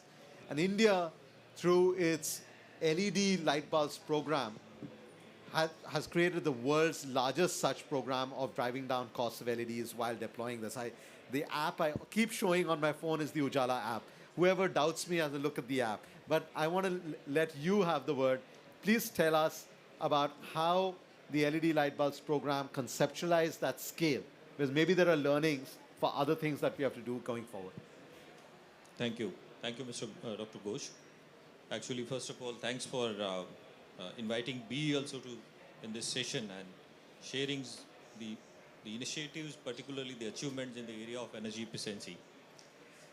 We talked about renewable energy, and I think energy efficiency is most important than the RE second, because the energy efficiency is the first fuel, and then I think you can go to the RE and other parts of it. Even you can see that the trends which are being there in India also, if we want to achieve our NDC targets and our even net zero target, we need to focus first on energy efficiency. And then I think we have to substitute by RE and other things. As you talked about the Ujala program, which is being launched by Honorable PM, that is, I think, 4 or 5 years before. That time, the cost of the LED, that was more than 400 rupees, around 370 to 400 rupees. Now it is available at 70 to 80 rupees. This large-scale drop into the cost and implementation is being possible only because of the Ujala program, where the government has come up and implemented directly to the domestic as well as the commercial sector. As you said, under this program, as on date, more than 36 crore lamps has been given by the government through the scheme Ujala. And at the same time, the private industry has also mobilized, and around 165 crores of LED lamps are being sold into the domestic and the commercial sector. This all together means only by the Ujala scheme, where we have distributed around 36 crore lamp of LED, we saved around 47 billion unit of electricity, which is having a worth of more than 19,000 crore rupees, and which is avoiding the capacity of around 10 gigawatt. So you can see that this scale of achievement, because of only one small intervention, that is changing of the GLS lamp with the LED bulb. And now it is very affordable. Everybody can go and buy the LED. I have seen in the rural areas also, nobody is using now GLS bulb. They are going for the LED lamps only. So this is really a big market transformation, happened only because of this small scale intervention by the government, like Ujala scheme. Similarly, there are many more other interventions are being planned and implemented. Another is Perform, Achieve and Trade scheme, which is also one of the very important and flagship program, which is implemented by Government of India for the large industries. As on date, the industries which we covered under this scheme is more than, they consume around 60% of total energy consumption.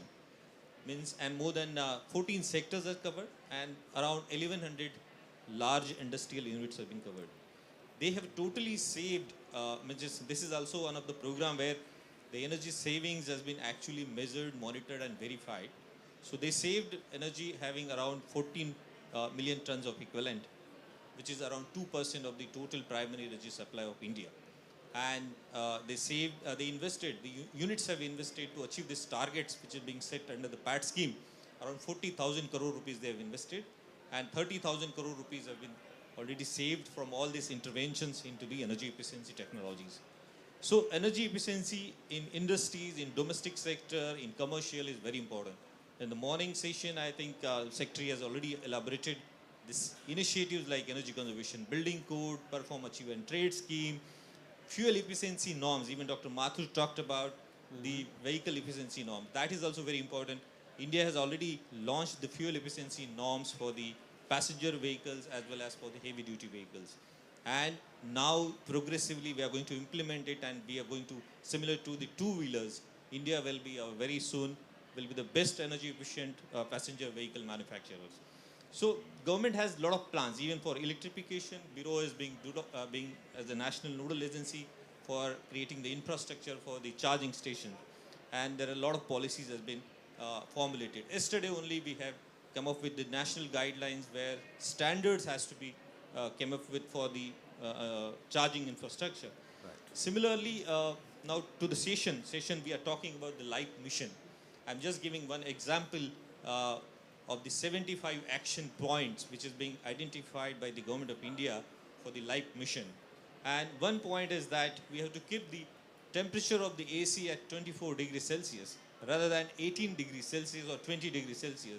This initiative, which was being started by government of India 2 years back, I think the estimated numbers, if you can see that one, in India itself, if you keep the 24 degrees Celsius of your AC, you saved around 20 billion of electricity, which is having worth of 10,000 crore rupees. At least 50% of the people can implement it. That will save around 10 billion units, which is avoiding 8 million tons of CO2. So, and even for the per family, they saved around 4,000 to 6,000 rupees by just keeping the 24 degrees Celsius AC temperature during your night time. Even there are such interventions are there, and a lot of things by just stopping your vehicle at the signal. In Delhi alone, there is a study, you saved around 250 crore rupees. That is a small intervention which is being planned at the life mission are going to be make a lot of changes into your life, and as well as every person, every citizen can contribute to this national cause. So I think the life mission, where around 25 actions are being identified which are related to only energy efficiency and energy conservation, and mostly our standard and labeling program, where we have covered more than 30 appliances. Out of that, 11 are mandatory and remaining are voluntary. We are going to be a miracle, because most of these appliances are domestic, and the people, if they use it, they follow the instruction, I think we will easily achieve the targets which are being set under NDC. Thank you. Thank you. Let me now turn, we have just 5 minutes left. Let me turn to Ms. Deepa Begai, who's the India Country Director for the Natural Resources Defense Council. NRDC and CW have been partners for a long time, and one of the things we've always partnered on is actually estimating the jobs that get created in the clean energy sector. We do these regular surveys, pan-India. We already know there are more than 111,000 jobs. But what we, in just large-scale solar and wind, what we know also is that there's potential to create a workforce of over 1 million people by 2030. So, Ms. Bagai, please tell us a little bit about, it's not just bringing the energy transition closer to people. How do you get the citizens closer to the energy transition? How do you create this workforce for clean energy?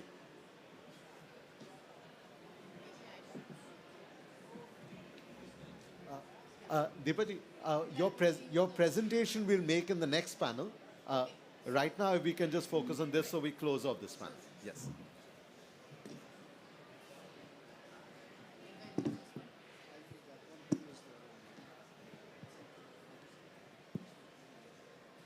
Am I audible? Fabulous. Thank you so much, Arunabha. That is such a good question, because what really has to be done is, like you said, that this has to become something which is not just good because it is good, but because it impacts life, for the fact that it will create the jobs, the millions of jobs that will make the transition possible and make lifestyle for environment a real story. Now, as you mentioned, we are already working on the next installment of the jobs creation report with CEW. And it just gives me so much pleasure to be able to say that these jobs that are coming in areas which otherwise one would have thought are, beyond imagination. I was in Gujarat and we went to a solar plant in a very remote area, which is run by Sumant's company. And what was amazing was that this is anecdotal, but it really illustrates that the number of people who are getting trained to be able to just clean those solar panels, and how it's the women that have become a part of this workforce, which otherwise was exclusive to men. That is such an important change that has happened in the workforce that is being attracted to the community and the economic transition that is happening by including women. Now, all along through the morning and in this session, we've talked a lot at the micro level. We've also talked, and you gave some brilliant examples in your own presentation earlier today, of how women are making those changes. But women becoming a very important part of the workforce is what I would really like to highlight. And that is not happening by any lecturing about why gender is important or gender equity is important, but because of the nature of the beast. What is happening now is that with a change in the energy access, which is happening, let's say at the primary level of a village household, and we actually saw that happening in this village in Gujarat. So we saw this solar power plant, as well as many, many, many households who actually changed their lifestyles because of a simple suite of changes in their energy access. So thanks to MNRE areas, Jethani ji's program, the policy of being able to provide a suite of clean energy solutions was actually changing the lifestyle of those villagers. So a simple example, the women there, because of the solar panels on their roofs, were being able to start their activity with regard to milking of their cows at least 2 hours before they would otherwise be able to do it, because they were otherwise not being able to do it in the dark. Right. And if they were doing it in the dark, there were all these issues of snake bites and, you know, lots of other issues which we sitting here would probably not even be able to imagine. And it was that kind of, that extra 2 hours which these women were getting was changing the way they were having access to an economic activity, the number of people that were therefore being able to work on these things and expanding that workforce dramatically at the level of a family and at the level of a village. So really it's true that it takes a village. It takes a village to make this transformation. And if we make this lifestyle change for jobs, start at that point and then carry it through to all the brilliant examples that have been given by the panelists right up to the macro level. And here I'll just turn to the suite of energy solutions which we got through BEE, which have been put into the village, including things like the solar pumps, the fans.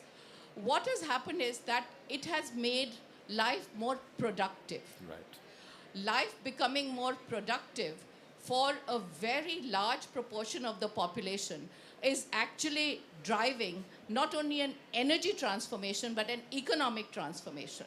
And it's those jobs which actually will propel this whole movement to a level which is unforeseen. And if that big segment of women is brought into the workforce through rural energy solutions, through distributed rural energy, that is going to be absolutely transformational. It is this transformation that we are all seeking to work on. Wonderful. We are completely out of time, but if I may just take away one or enunciate one takeaway from each of the things we've heard. Number one, from Chintan, we heard there's $400 billion worth of investment opportunity over this coming decade in renewables. From Mr. Jethani, we heard about the way it's not just the macro story, but how this massive growth in distributed energy can be driven by a policy framework that's the first of its kind in the world. From Mr. Pradeep Kumar Das, we heard about, well, I think we should all just send an email to him because he's giving out loans, without even a meeting. So if you want to build renewables in India, just drop a line. From Sumant, we heard how we can make ourselves even more attractive than we already have become to the international markets and this kind of complementary role that the domestic non-banking financial corporations and the international bond financiers can play. From Mr. Deore, we heard about the revolution that came about at a household level, but also at a large industry level through energy efficiency. And of course, from Ms. Bagai, we learned about not a sort of desirable role for women, but a very active evidence that we are seeing. I mean, the Powering Livelihoods program that CW runs, a $3 million program to support distributed energy entrepreneurs. Already within 2 years, we've seen 74% of the beneficiaries, the micro entrepreneurs that have been created, are women. In the state of Uttar Pradesh, every single district is now going to have a women-run self-help group-run solar shop through an agency called Urja Ojas. So you can see across the country, across sectors, across levels of economic activity, this energy transition is unfolding. But to take away from Ms. Deepa Bagai's words, it's also an economic transformation. It's also a social transformation. It's also a global revolution that we're trying to promote. Thank you so much, all of you. Just 1 minute. Since see, I'll just touch upon what Mr. Suman said, that because with the bond market, global opportunity and all, we have been closely, constantly connecting with all these things. That's the reason we have added a tagline to our logo. It is Energy Forever was there earlier. We have added last 2 years. Once IREDA, always IREDA. So now he has again come back to us. They went to market, they raised funds, definitely because the global market was good. But what we are now trying to intend, if you have come to us once, why you need to go out? That means something better is available for you outside. We'll enable that. And we have differentiated different kind of products for that, which is catering to that. So that is number one. Talking back to women empowerment, probably we are having highest representation of women in the entire CPA, CPC percentage terms. We have 24% women officers in our organization.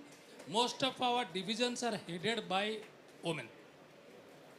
And we are catering to those sectors now, the agriculturists, rooftop solar, the residential BI. There we are struggling, but again we are realizing. So what we intend, we will have like entrepreneur like Mr. Suman. At the same time, we'll have entrepreneur like a first-timer, simple graduate wants to do something also in the line. Even not a graduate, even agriculturist who can understand that. So we are working on that. So we are really working on a holistic, economic, inclusive growth in the country. Thank you. Thank you. Let's take it in the next panel. We'll get the next panel in and then. Thank you, Mr. Jalan.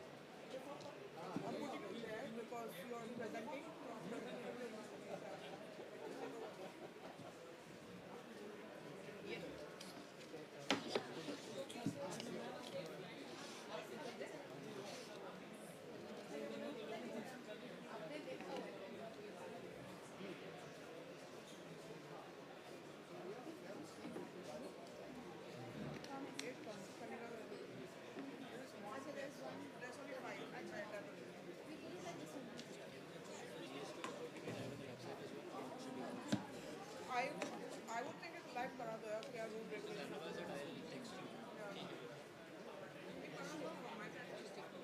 So you're doing, there's one extra chair.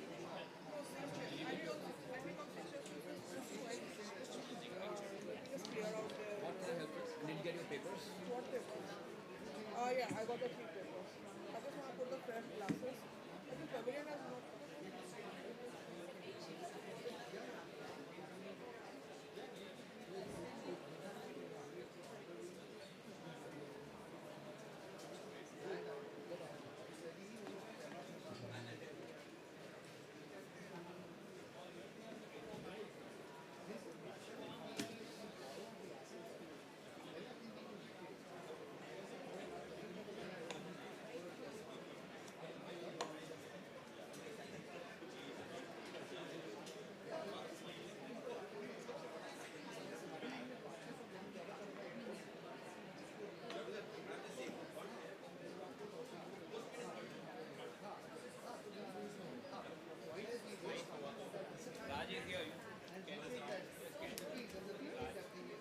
Yeah, yeah. Just the back. The session will start now.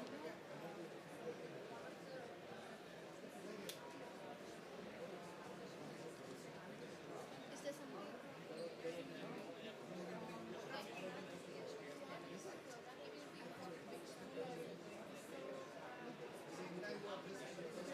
We have more bottles. Either.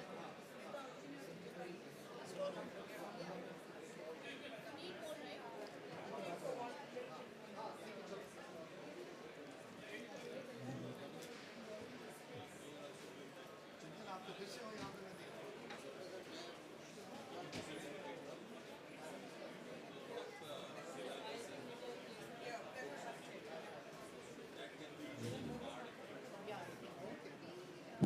Thank you, dear.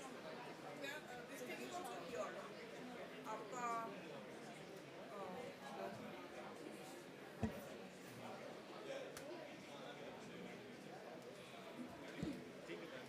अभी तो हम लोग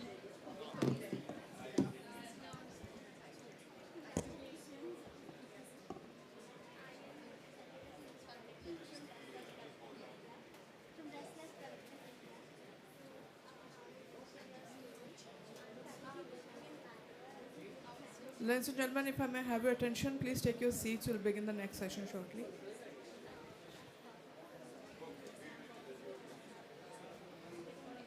I'm removing this one now, but bring it back after.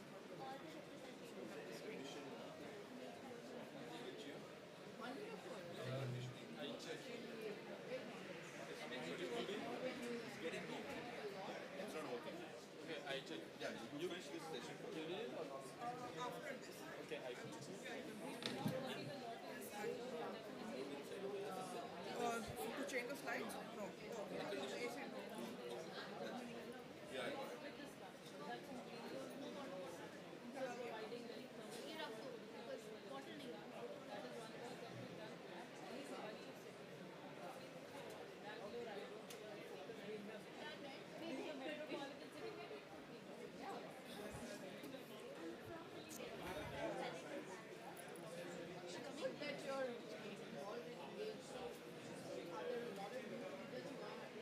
My name is Raj Narayan from Aditya Birla Group.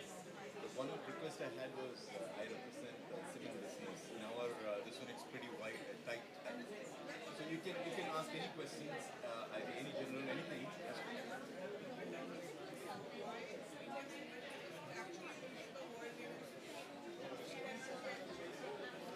Whatever you want.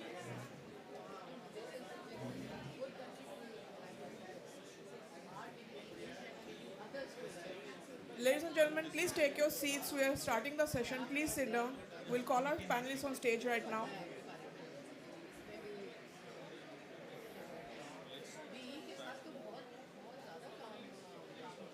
May I call on stage Ms. Suman Sharma, Managing Director, Solar Energy Corporation of India. She's a session chair. May I also call back on stage Mr. Milind Diore, Director, Bureau of Energy Efficiency, and Mr. Chintan Shah, Director, IREDA.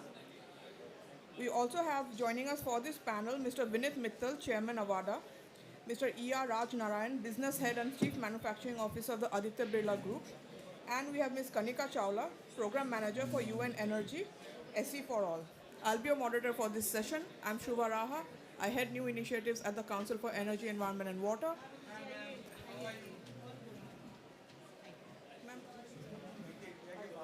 Sarita? Yeah. But it's good at least when they started calling people.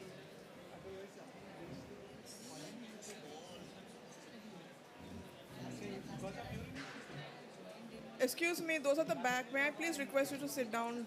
Das sir, please join us in the front.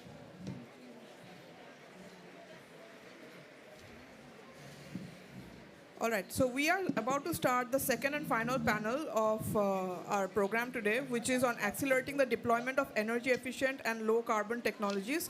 But before that, I request Ms. Deepa Bagai to make a presentation on the Haryali Gram movement that she has been leading with our government. And after that, we'll take on the session, ma'am.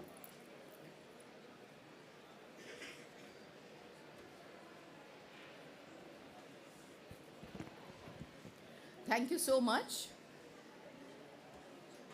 I actually wanted to start with an invocation that millions of Indians make every day. And that invocation goes like this. Ya Surya Sahasranshu Tejo Rashe Jagatpate Anukampaya Ma Bhaktya Graham Divakara Namostate. And what that means is, may the sun give us energy, may the sun light up our lives, may we become part of this energy which comes from the sun. It is absolutely amazing and it is absolutely humbling that we in India today go back to that invocation through our lifestyle for environment, because that is what lifestyle for environment is all about. For those of you who have been present here through the morning, we talked at the level of macro policy, then we talked at the level of very, very significant financial intermediation and the financial transition, and we talked about jobs, we talked about some very significant changes which India is making to the global energy story and to the India story. Now, what really is happening is that this transition and this transformation needs to and is indeed going back to where it all begins, which is our villages. Now, 50% and more of India still lives in its villages. Given that situation, one of the things that has been a source of great satisfaction and has actually given us results which are absolutely encouraging and giving us so much enthusiasm is a program that we have started several years ago with MNRE and with SEVA and NRDC together, which is called the Haryali Gram program. Now, I just want to take a few minutes to talk about that because it's illustrative of the changes that can be made and that start getting made at the very grassroots level. In the first panel, Gauri had mentioned the power of the collective. So one of our main partners in this is SEVA. Now, all of you know that SEVA is an organization of millions of women and the self-help groups that they've created.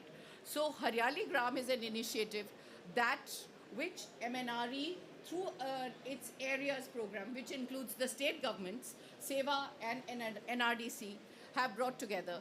And we have, in that program, made such a significant transformation in villages in Gujarat and Rajasthan that MNRE and the Government of India, along with several other ministries, are now we are trying to make it into a national program, because that's where the change will happen. Next. Can I get the next slide? Okay.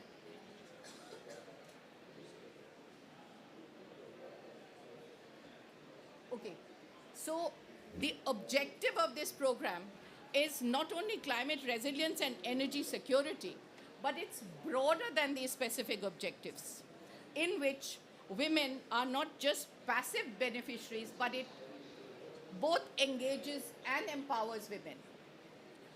We are implementing this program currently, as I said, in Gujarat and Rajasthan, and the main focus is to implement policy and market solutions to reduce energy poverty in rural India. Now, rural India is going to be extremely important in making this shift.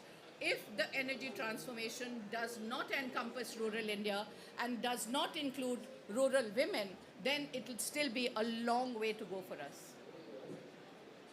What exactly is it that we are doing through this program? So NRDC and SEVA together, along with MNRE, we developed a very robust framework based on village level diagnostics, energy surveys, and ran very, very robust pilots in the villages and developed green village, clean village energy plans based on key parameters. And those parameters are here. You see this trifecta here? That is, the Haryali Gram has three main points. One is technology, the other is finance, and the third is policy. The policy push came from MNRE through the areas. The technology has come from technology suppliers. NRDC has brought global technology solutions into this several years ago and indigenized them, brought them together at the level of the village, and the intermediation for finance, facilitating access to finance to these villages, to these households, and making sure that the women in these households then actually have access to all this and can then change their lives and become a part of the workforce, as well as make the energy and economy transformation in the villages. So what exactly is Haryali Gram? A village, a Haryali Gram village will be having a suite of these technology solutions to become a Haryali Gram. And as you can see, it's lighting, and for that I have to thank Milind and the Bureau for the wonderful work they've done in giving us these packages, which then the households use for their energy needs, for their power needs. Cooling, again, with very interesting technologies like cool roofs, simple things which can be done at the village level. Irrigation, the use of solar pumps, then clean transportation, and then community-led interventions. So out of this suite of energy solutions, if 5 of them at least are being implemented in a village, then that village is being classified as a Haryali Gram at the level of the Ministry of New and Renewable Energy. What is further happening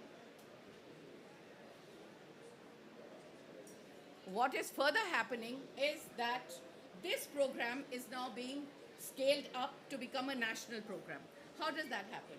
At the level of the government, at the level of the Ministry of New and Renewable Energy, the policy is set, but the implementation has to happen at the level of the Ministry of Panchayati Raj, Ministry of Rural Development, Ministry of MSME.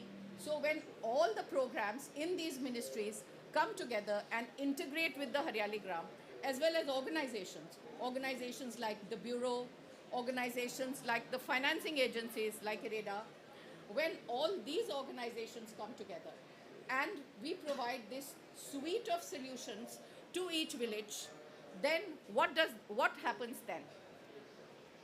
If we scale these energy plans, these Haryali Gram plans, to 100 villages, which is a fraction of India's 600,000 villages, we potentially avoid CO2 emissions of nearly 8,500 metric tons every year. So can you imagine, 100 villages, 8,500 metric tons, scaled up to 6 lakh villages, 600,000 villages. And we are then well on our way to an energy transformation which is distributed, which is under the local control, which is empowering women, and which is transforming their lives and transforming the energy future for India, and building through this lifestyle for environment, helping us to achieve that big goal which 10 years ago seemed almost like a ridiculous goal to have. I mean, the ambition was so huge, and now we are well on the way. If every village is a Haryali Gram, just think of the multiplier effect it could have. And that's the effort that we are trying to make. So what we are saying now, and we are glad and really encouraged by what the ministry, what the Prime Minister's office and all the other ministries, including Niti Aayog, are doing, that is for each household and each village to contribute to meeting India's climate commitments. Collaboration and partnership between various ministries and stakeholders, that is the key to explore critical linkages. Someone in the earlier section had said we continue to work in silos. those silos have to be broken down. And MNRE is leading the way in making this a national program to scale it to all the villages in India. So with that, I'd like to just say a very big thank you to everyone here since the morning who have actually shown us the path at many, many different levels. And I would like to say that in a sense, taking the circular economy idea forward, we bring it back to the village where it all begins and take it back to the policy. And that's how we bring circularity into our policy, into our implementation, and into this revolution of energy that we are seeing now. So thank you very much. And a big thank you to CEW for being a consistent, great partner, and to Shubha for bringing this all together. Thank you.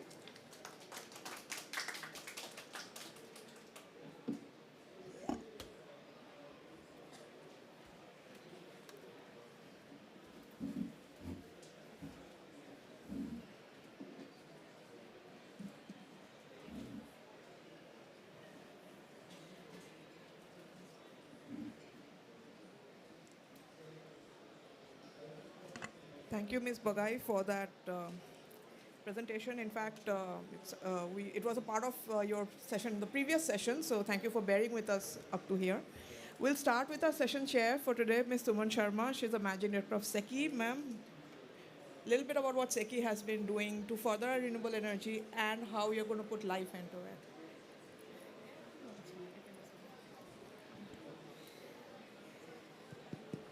Working? Am I audible? I think it's a bit closer. Yeah, now.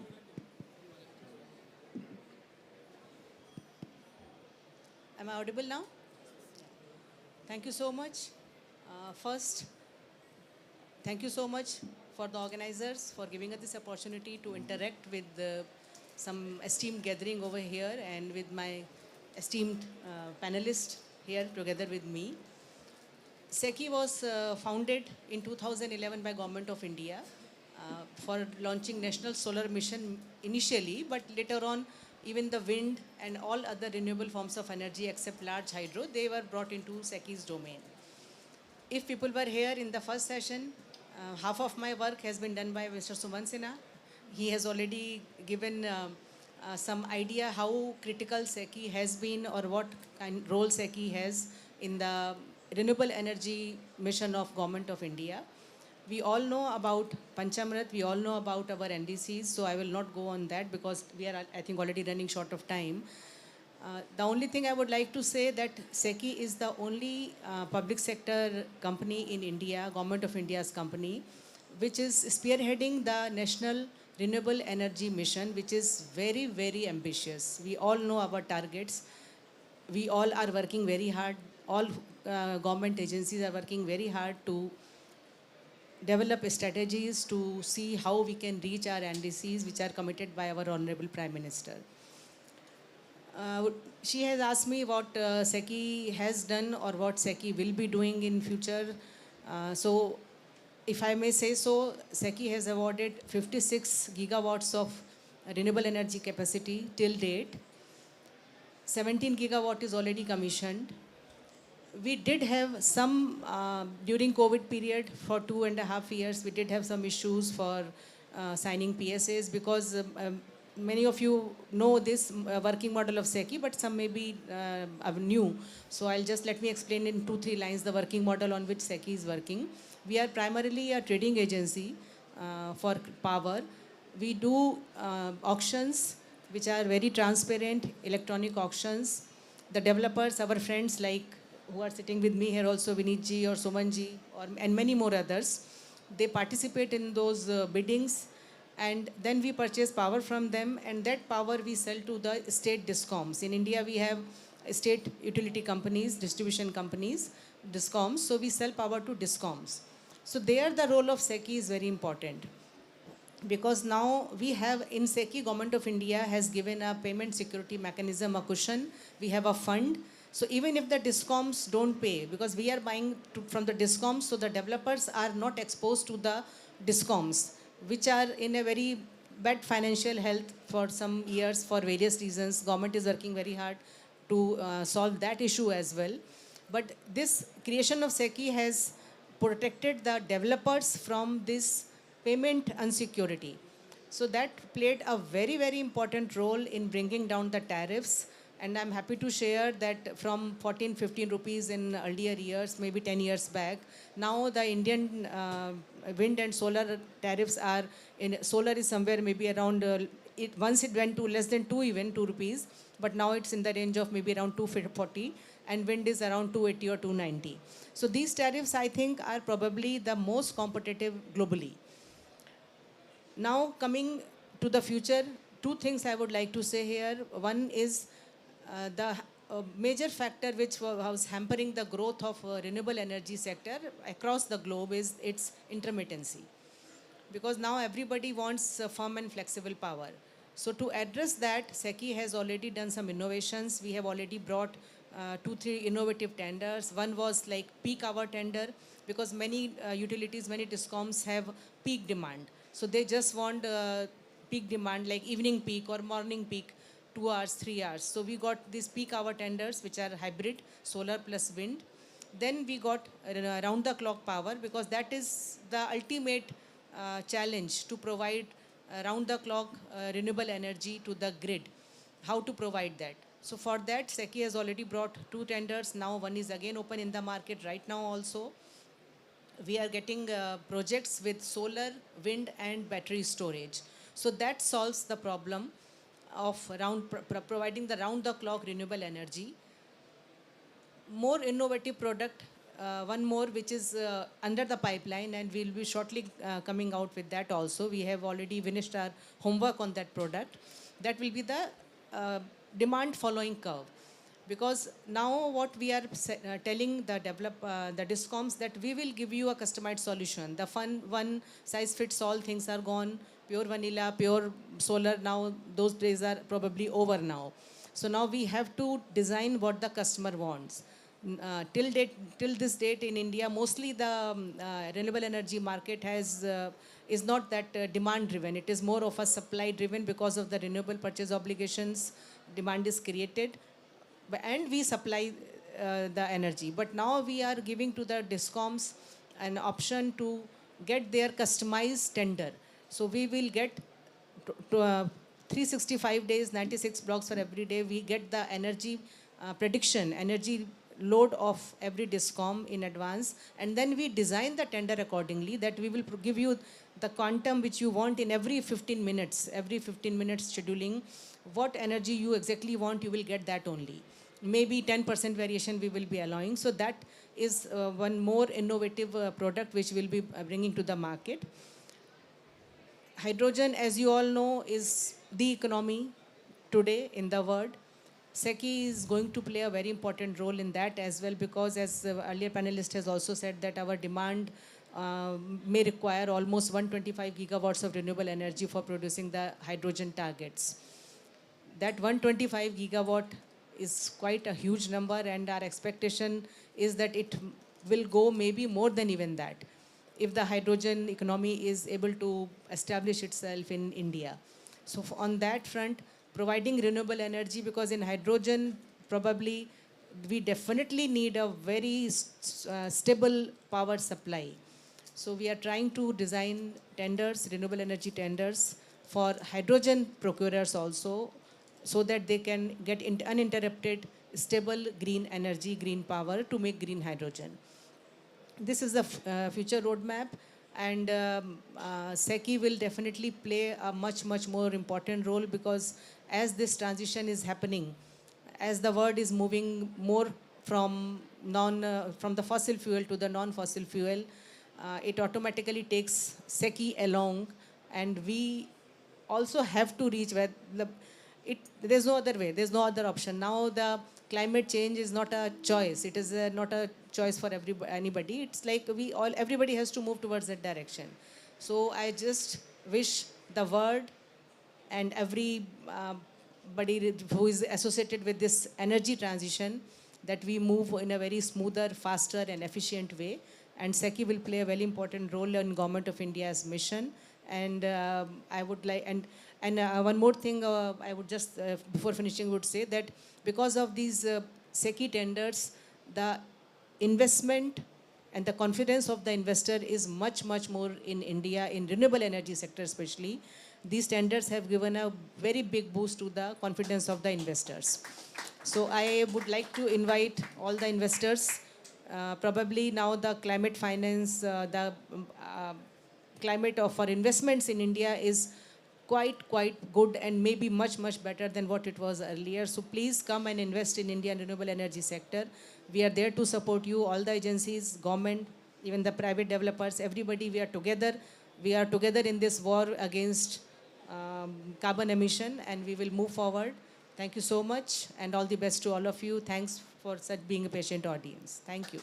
Thank you. Before I come to your presentation, Mr. Dure, I want to go to Mr. Vinit Mittal because I think a lot of what ma'am said segues directly into what you've been doing. What are your thoughts on the opportunities that you've had so far from the renewable side? And now that you're investing big into green ammonia and hydrogen, what are you looking forward to? And what would you like from the government? So, if you look at when this whole sector started, probably I was among one of the early ones in 2009 to start the first solar plant. And that time, even the scale of my first PPA was 40 megawatt in Gujarat, but the second PPA was through JNNSM 5 megawatt. And both the project almost came simultaneously. So even that time when we used to go for module purchase, American companies or Chinese would say, do you have EPC player who can construct for you, and you find an EPC player somewhere in the Europe to do project for you. So from those early stage, even if you look at what we have done is from our first project to now, we are doing 250 times larger project.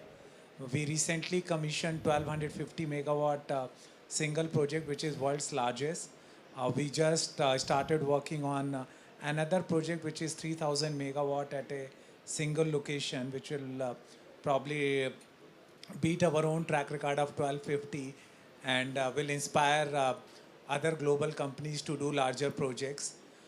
So India has come a long way, and a lot of credit goes to the structure, which in fact a committee of myself, Mr. Ajim Premji and Anand Mahindra, we were all struggling with that to attract investment, especially the equity investment was becoming a challenge because the utilities won't pay on time. And that's how SECI was created in 2011, to ensure that you means players like us can attract equity investment and make the PPA bankable. And IFC, World Bank, ADB, and a few of us got together that what is the bankable PPA. And even the bankable PPA was not clear. And so same thing is now needed in the area of hydrogen and green ammonia. The reason solar and wind became successful, as ma'am was saying, because of renewable purchase obligation. So in India, the change has to be brought through mandate.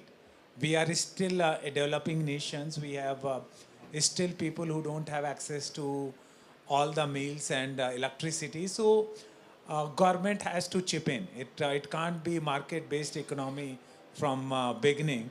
And that is why SECI's role in hydrogen economy will be more important than ever before, which it has done and proven for solar and wind sector. And what we are expecting from the government has target of 5 million tons per annum target on green hydrogen. If you translate it into ammonia, it becomes 25 odd million ton. So in the green ammonia, green hydrogen, green methanol and SAF, it can serve the domestic market, and India can become a role model for the global market with its wheeling and banking policy.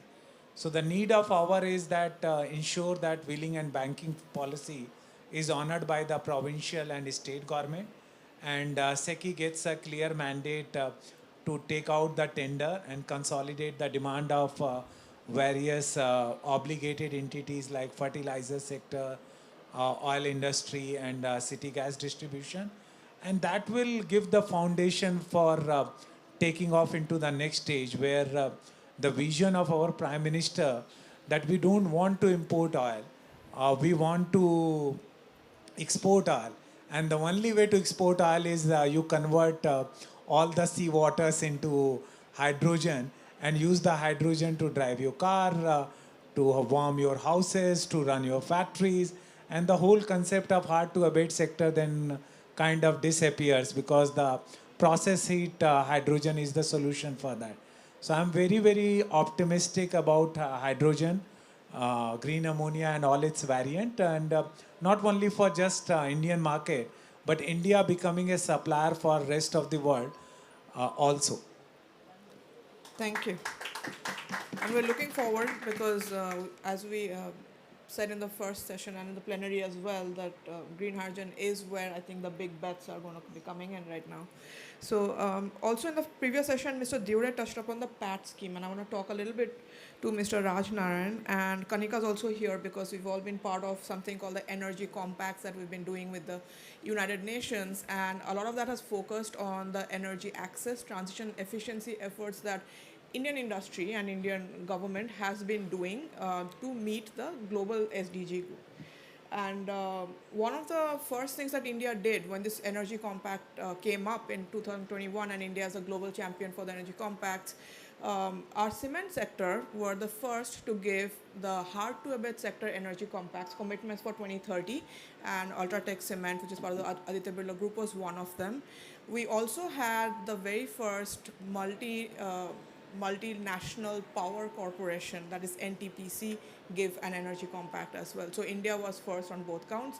But because Mr. Deora is here and now we have his end consumer over here, what has been your experience over the years in getting the cement sector or the hard to abate sector to really have this confidence to go ahead and declare to the world that we will meet those targets?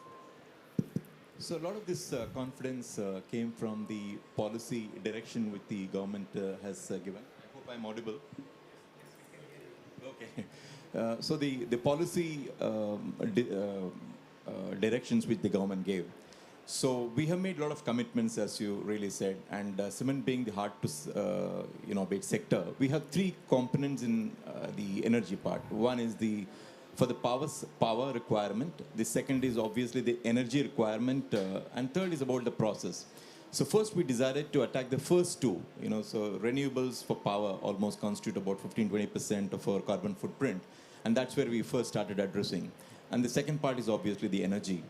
And I'm happy to say that in the last couple of years, we have progressed significantly from almost zero to now 15-20%. And the next couple of years, we would be crossing about 35-40% on the renewable plus the clean energy, which could be part of the things like waste to heat energy, etc.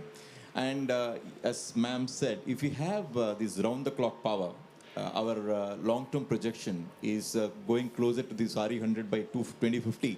But we do think that by 2030, we'll be about 60-70%. And the cutting-edge technology would be the round-the-clock power, battery storage, pump storage. All these will help us to achieve our targets. There are a lot of other things as well in renewables. If we are able to get the high temperature application through renewables, solar concentration, etc., we can even aspire to become 100% carbon free and from renewables. And that's where the technology will play a major role going forward. So as ma'am said in the triangle, the technology, policy, both will play a significant role. And of course the finance, which has to come through. So we are talking about a huge number of financing requirements going forward. Thank you. Kanika, when we started the energy compacts thing last time, we did not know about life, right? It was still not an idea. And then at Glasgow, Prime Minister spoke of the life, but now we have actually launched it as a mission. And that really kind of takes the sustainable production and consumption paradigm to a different level, a global level, if you will. So what, and the UN Secretary General, he came over, he endorsed the scheme. What do you see as a roadmap for the work that has already been done? How do we promote that? And how do we now go forward from the UN's point of view, from your programmatic point of view, to really achieving that global scale? Thank you, Shiva. And it's very nice. We can't hear you. Thank you. Is this better? Yeah. It's very nice to be here at the India Pavilion after 3 years of no pavilion. So thank you for this. I think that life is really, in many ways, an evolution or a coming together of what India has already been doing, and it's really the coming together of various pieces. And I think overall, especially when you're at a COP, it's really important to kind of look at the progress that we've made, but also be humbled by how far we have to go and perhaps the lack of pace in the change that we are making. But one area where a lot of progress has been made is in target setting, right? And I think that it's quite clear that while there may be very many different roads towards a net zero future, but that eventually everybody is heading in that direction. And in order to do that, of course, you need governments and policy and regulation to pivot, you need business to pivot, but you also need behavior change. And that is perhaps the piece that we often leave out, which is why it was really encouraging to hear some of the energy efficiency innovation that also Dr. Mathur was talking about this morning around how do we rethink demand. But having said all of that, I think that it's really important to complement this target setting with the roadmap of how do you get there. It's not just important to say what or where you're going. And we don't pay enough attention. I mean, today there is company after company that will say that they're going to go net zero, or governments that will say that don't necessarily have a detailed plan of what are the set of actions that will help them get there. And I think that's why the energy compacts are really important. That's why life is really important. And in some ways, I think they're very complementary or perhaps even deeply symbiotic, because I think it's really important to think about what are the sets of actions that you can do today. And it's important that we don't think of this as governments must do this and private sector must do this, but really what are the competitive advantages that all of us have, and how can those competitive advantages help us go further, faster. I think this is the point that Vineet also made when he was talking about just how far we have come. And I think in this process, we have learned, but we think, oh, this is not the remit of government. If it was not the remit of government, we wouldn't have had SECI. And if we didn't have SECI, we wouldn't have had this space, right? Or it is not the remit of private sector to necessarily think about neutrality, and that perhaps is. So I think it's really important to see that we only get scale and pace when everybody works together. And that sounds like a very obvious and glib thing, but there are real examples coming out of India, but also out of other parts of the world. And I think that the fact that life, in a way, the acronym also makes it that this needs to be all-encompassing. You can't do it with blinders on, and you can't do it in certain parts of your economy. It's like this economy-wide approach. And that's kind of what UN Energy as an umbrella organization also drives, where we try and bring different partners together to identify what are the requests for support and the offers of support that can together drive action. So happy to talk a bit more about that as required, but I'll stop here for now. Okay, I'm going to ask the tech team, because our screen has gone blank and it's kind of dark in their room, that can we have our presentation now, or should we just talk? Okay, so Mr. Dero, we'll just wait for them. I think there's some sort of blackout. Okay. All right. So we'll just wait for them to come on. So in the meantime, I have one more round of questions, and a bit rapid fire this time from everybody. And we'll start with ma'am. You have chosen, for example, to set up a lot of infrastructure in Leh or hard-to-reach sectors. And what has propelled that decision versus much more easy to access places where the cost might be lower or the challenges might be easier? What is driving that? And a second question related to a similar challenge, because you are a lady heading an organization such as this, and this is something that we talk a lot about, but here we have an example that's gone beyond tokenism, where we say that we get a lot of questions from young ladies as to how do they join this sector and how do they reach that position. So if you can talk briefly on that, but first, what's making you choose the hard-to-reach areas? This is actually a rapid-fire round, because this question has come like a fire from her, totally unaware, but I'll answer that question. Basically, ma'am, you have to hold it a little closer. I think it's a little basically, Leh, we are having actually two projects. One is our own project, which is a 20 megawatt project there with the battery storage. Second project is very ambitious. That's the Government of India's project. I'll just throw some light on that also later on. But first, to answer your question about why this kind of a difficult location from SECI. Actually, that is the way it should have been.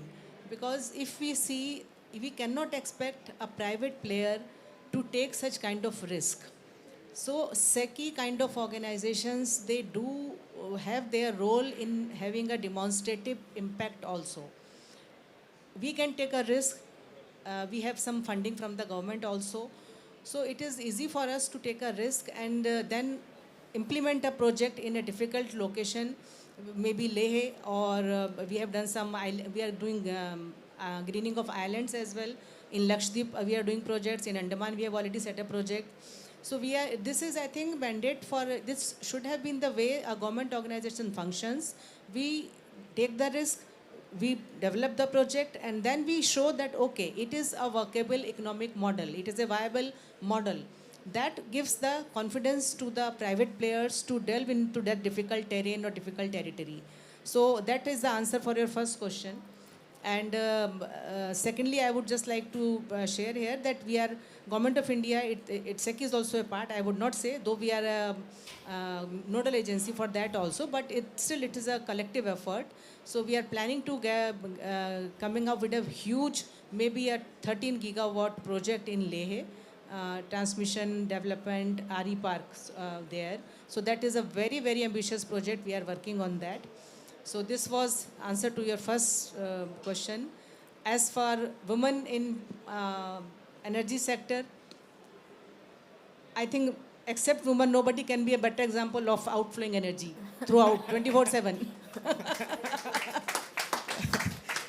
Thank you. So a woman fits to this role quite naturally, I would say, because this multitasking and this is all built up in our system. But I would agree with you that I have, because I am also new to this sector, just 1 year old, one year, few months only. But whatever I have seen in the sector, I wish to see more and more women in this sector. There are not much women in this sector as of now, whatever I have seen till date. So I wish that more and more women come in this sector, and I know that they will come because the growth is here, and being intelligent, they will definitely locate where the growth is and they will come there. They have to come there. So all the best to all the women coming in this sector, the RE energy sector, the more energy coming into energy sector. Thank you, ma'am. Mr. Dure, I'm going to come to you. I don't think the current's going to come on. Do you want to paraphrase your presentation a little bit? Because I'm not certain what's going on.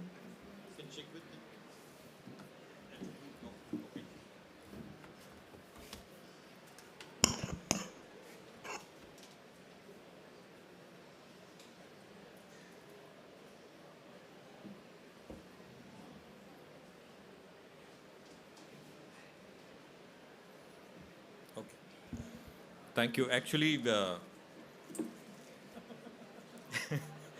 it's a technical glitch, so unable to share the presentation, but okay, I will just briefly talk about the session. Actually, the session was mainly focusing on the accelerating the deployment of energy efficient and low carbon technology. But okay, no issue. We talked about a lot of on RE and other parts, but let's talk about energy efficiency also, because that is more important after the renewables. So many of you are aware that Government of India has enacted the special act for promoting the energy conservation and energy efficiency, that called Energy Conservation Act 2001. And to implement this act, the Bureau of Energy Efficiency is being established as a statutory body to implement the act in all the sectors of economy. So since 2002 to 2022, around 20 years of time, I think in Hindi it is called 20 saal bemisal, you can say that one. So 20 years of work we have done, and it is excellently, the work has been done by BE. I'm just sharing some numbers for the year 2021 itself. Means through the measures of energy efficiency and energy conservation and various policies and the programs which are being implemented by Government of India through various organizations, we saved around 240 billion units of electricity in 2021, having a worth of 1,11,000 crore rupees. And then thermal energy which we have saved from the industries is around 22 million tons of oil equivalent, which is having worth of 41,000 crore rupees. So total this energy, electricity plus thermal energy, which we saved from various interventions which are being implemented across all the economy is around 42 million tons of oil equivalent. And it's is equivalent to a 4.73% of the total primary energy supply to the India. So you can estimate how much impact is there by energy efficiency interventions at various sectors by various policies and the program. So total cost saving because of all this is around 1,50,000 crore rupees. I don't have numbers in USD, but that's significantly very high. And the CO2 emission reduction, which is being possible and it's achieved, is around 270 million tons of CO2 has been reduced by this all interventions of energy efficiency alone in India. Because of all these interventions in last 11, 12 years, the energy intensity of India per unit of GDP has also come down from 0.2787 to 0.2232. So you can see that when how it is being continuously declining and our economy is most energy efficient. Again, to achieve the NDC target, we have to rely morely on energy efficiency after RE. Means around 51% of the NDC target and even the net zero target can be achieved only through energy efficiency, and then 40% from RE and other sources. So you can say, think it. Now talking about the industrial decarbonization and even the energy transition, which is very important topic and the important initiatives are going on. And energy transition, it involves the accelerated deployment of RE, but before that, bringing energy efficiency so that the consumption will come down, and then you have to be substituted by RE. And then industrial decarbonization is that it has to phase out the GHG emissions from all the aspects of industrial activities. So to achieve this 2070 net zero target, there is some study has been done by BE, and by 2031, the investment potential in only energy efficiency sector is around 1,32,000 crore rupees is being possible for energy efficiency sector only. I think Mr. Shah has told about for RE there is a $400 billion of USD potential there for RE investment. For energy efficiency is around 1,32,000 crore rupees. PAT, as we talked in the first session also, that is one of the very first its kind of program implemented in India only, where it is called Perform, Achieve and Target. Perform, Achieve and Trade. So under this, the targets are given to the large energy intensive units to reduce the specific energy consumption. As on date, more than 7 PAT cycles are notified, more than 1,100 industrial units are covered, and around 60 to 70% of industrial energy consumption covers only single program. And these all energy savings and all things has been monitored and measured. As I said in the morning also, there's total saving of 42,000 crore rupees with the investment of, with the investment of more than 30,000 crore rupees has been made by the industries, where they saved 14 million tons of oil equivalent, which is 2% of India's total primary energy. And the emissions reduced only through this PAT is around 68 million tons of CO2 emission reduction is there. And more than 15,000 energy professionals are also being trained through this one. So there are large numbers are there apart from the things. But now coming to the innovations, which is very important for low carbon technologies, and Bureau has already started many activities. We have launched a program called Facility for Low Carbon Technology Deployment. Under this, 6 verticals are identified, and we are promoting low carbon technology deployment. We are identifying the innovations where we provide them a finance, where we provide them hand-holding to commercialize that product. So as on date, more than 222 demonstrations or pilot implementations for these innovations has been done in large consumers as well as in MSMEs. And the first innovation conclave was also being held in India on 1st of March 2022, where more than 75 innovation technologies, particularly on low carbon technologies, have been showcased. Because of the presentation, I'm not able to show, but a lot of data and numbers are there, and even the technology details are available. So around 59 as winners are being benefited from this facility for low carbon technology development. Similarly, we have also started one program for demonstration of energy efficiency project that is called DEEP project with the help of Energy Efficiency Service Limited. And we are promoting the eight important low carbon technologies into the designated consumers, large industrial area. Around 200 pilots are being already initiated in this all 200 industries. And in MSMEs, because MSME is also a very important part of that, when around 30% of industrial consumption is from MSMEs, and there are around 63 million MSMEs are there in India.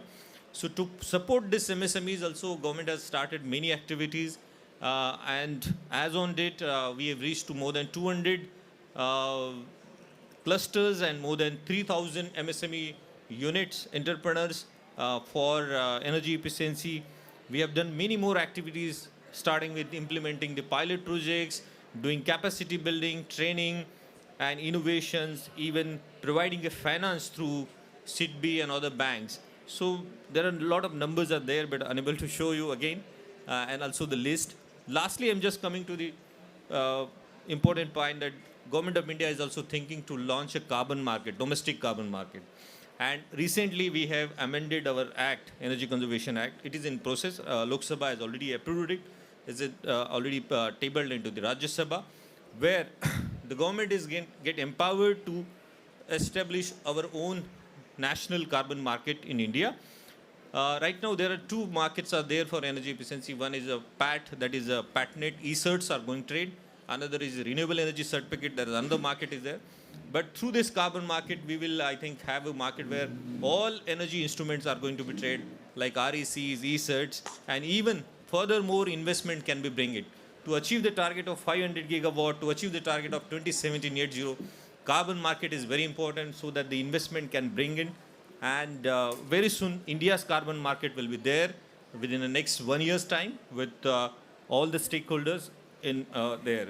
So with this, I just want to say that the energy saving potentials, which is being estimated, is around 86 million tons of oil equivalent by 2030. 2030. And efficiency will contribute around 50 to 55% for this indices. Thank you so much. And sorry that it is a short of time. Thank you so much. Thank you, Mr. Deora. And yeah, it's unfortunate that the power cut happened, but it's also usually extra ironic when it happens during energy and power sessions when we have this situation. So I just want to thank my panelists because we're out of time. We have a hard stop. There was a question. How long is your question? Is 30 seconds? 30 seconds. Go now, quickly. For whom is it? And loudly. We don't have time for mics and all that.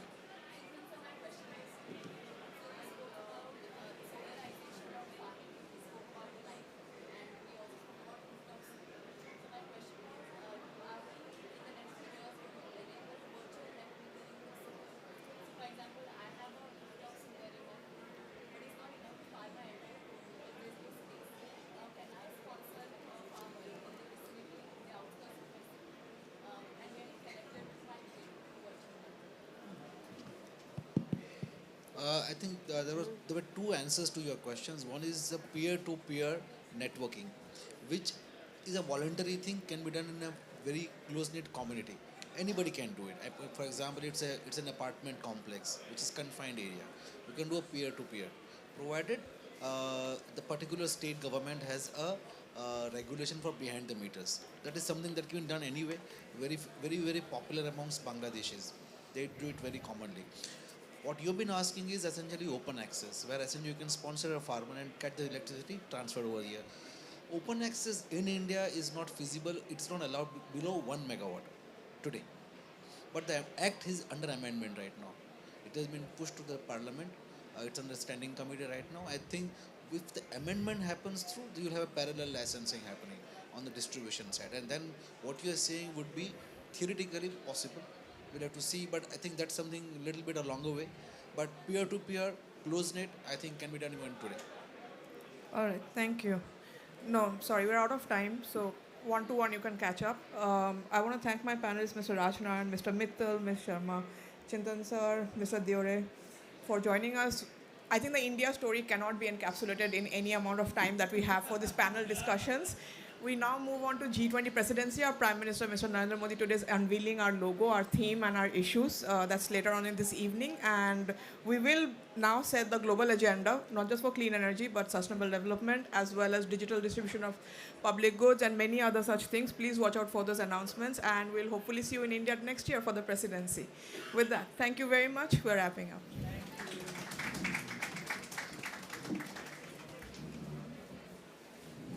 Actually, this session was proposed by B, and this has been hijacked by all you people. This is इस बार MNRE का भी था MNRE का 4 घंटा था वो 2 घंटा हाँ तो कोई आया टाइटल हमारा ही रखा नहीं आया नहीं चेंज कर दिया ना last this was all sessions because there's a unit of people plan 5 to 6 others speakers were there अच्छा I don't even see topic भी देखिए टॉपिक was given us उन्होंने टॉपिक चेंज कर दिया स्पीकर बदल दिए अच्छा the version that came to me had आपका जो director there is no meaning to it नहीं but we got 10 minutes that's sufficient time I am able to display and that is because the screen went off that is not our fault that is a force majeure event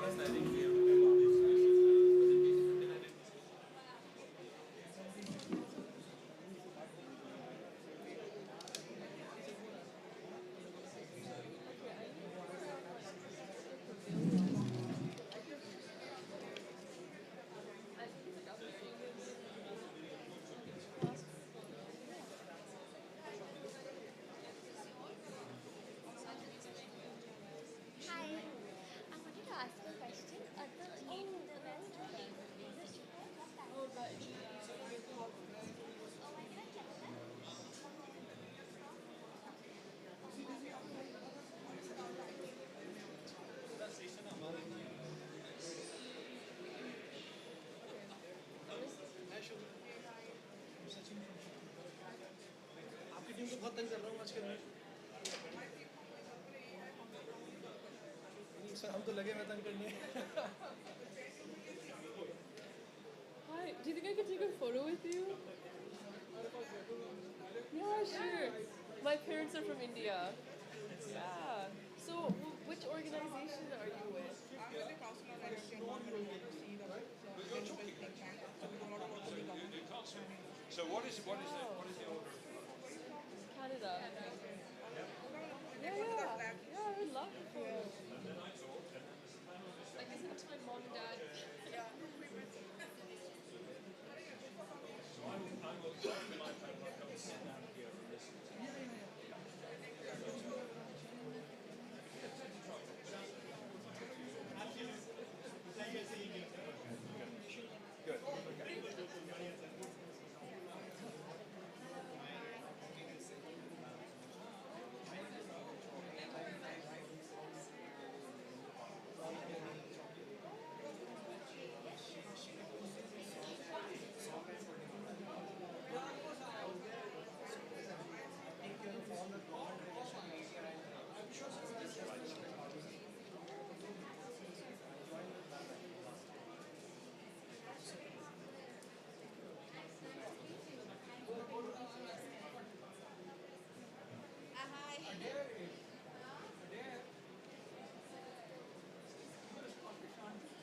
Scottish. So he claims that I have a Scottish accent. I said I got it from you.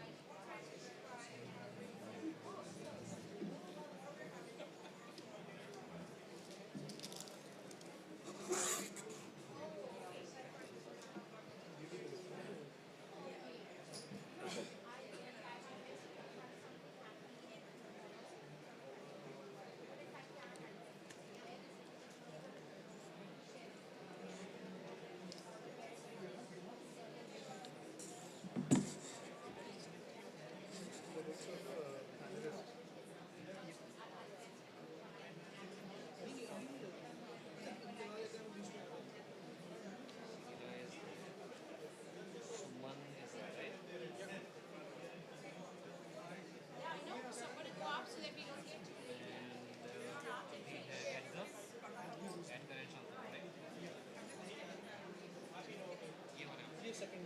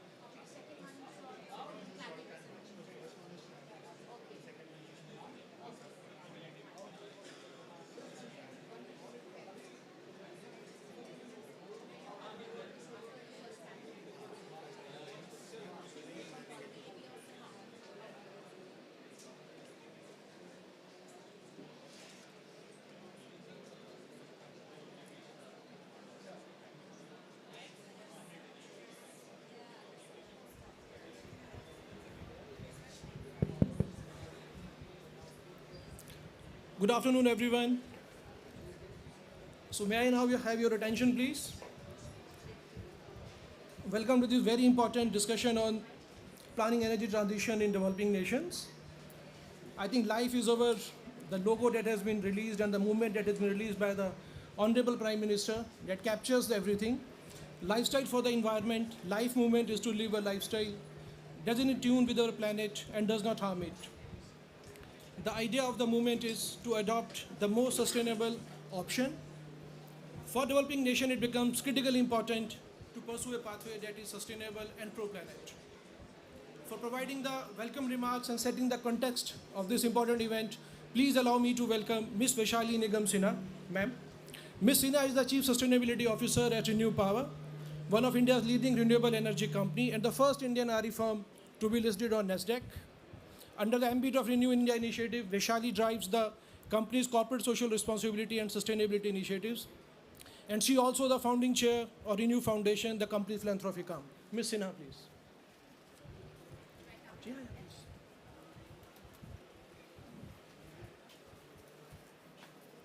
Thank you. Thank you so much for the welcome. Distinguished guests, thank you for being here with all of us. A very good afternoon. As I was introduced, I'm with Renew Power. I've been a member of the founding team and lead the sustainability initiative. So this whole life campaign, which has been initiated by Prime Minister, our Honorable Prime Minister Narendra Modi ji, really resonates with us, and we are very delighted that it is being implemented with so much of commitment across our country, with all stakeholders engaged. I'm delighted that at this session, at the COP, we have a pavilion which has been dedicated to life. I'm very excited about partnering with Shakti Foundation, Himadri International to curate and to host this these couple of hours we've been given by the ministry. So thank you to the ministry for taking the lead and ensuring that the world understands the innovative and pioneering ways in which India is taking the energy transition forward in an inclusive and a just way, because without it, it's not going to be a comprehensive transition. Last year in COP26, our Honorable Prime Minister had stated that there is a need for all of us to come together and take this campaign forward. And this has now become a mass movement in our country.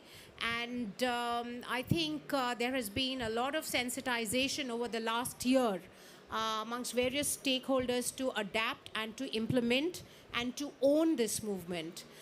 This life campaign, for those of you who may not be familiar with it, primarily focuses on three key areas, which are focused on individual behaviors, to co-create globally, and to leverage local cultures.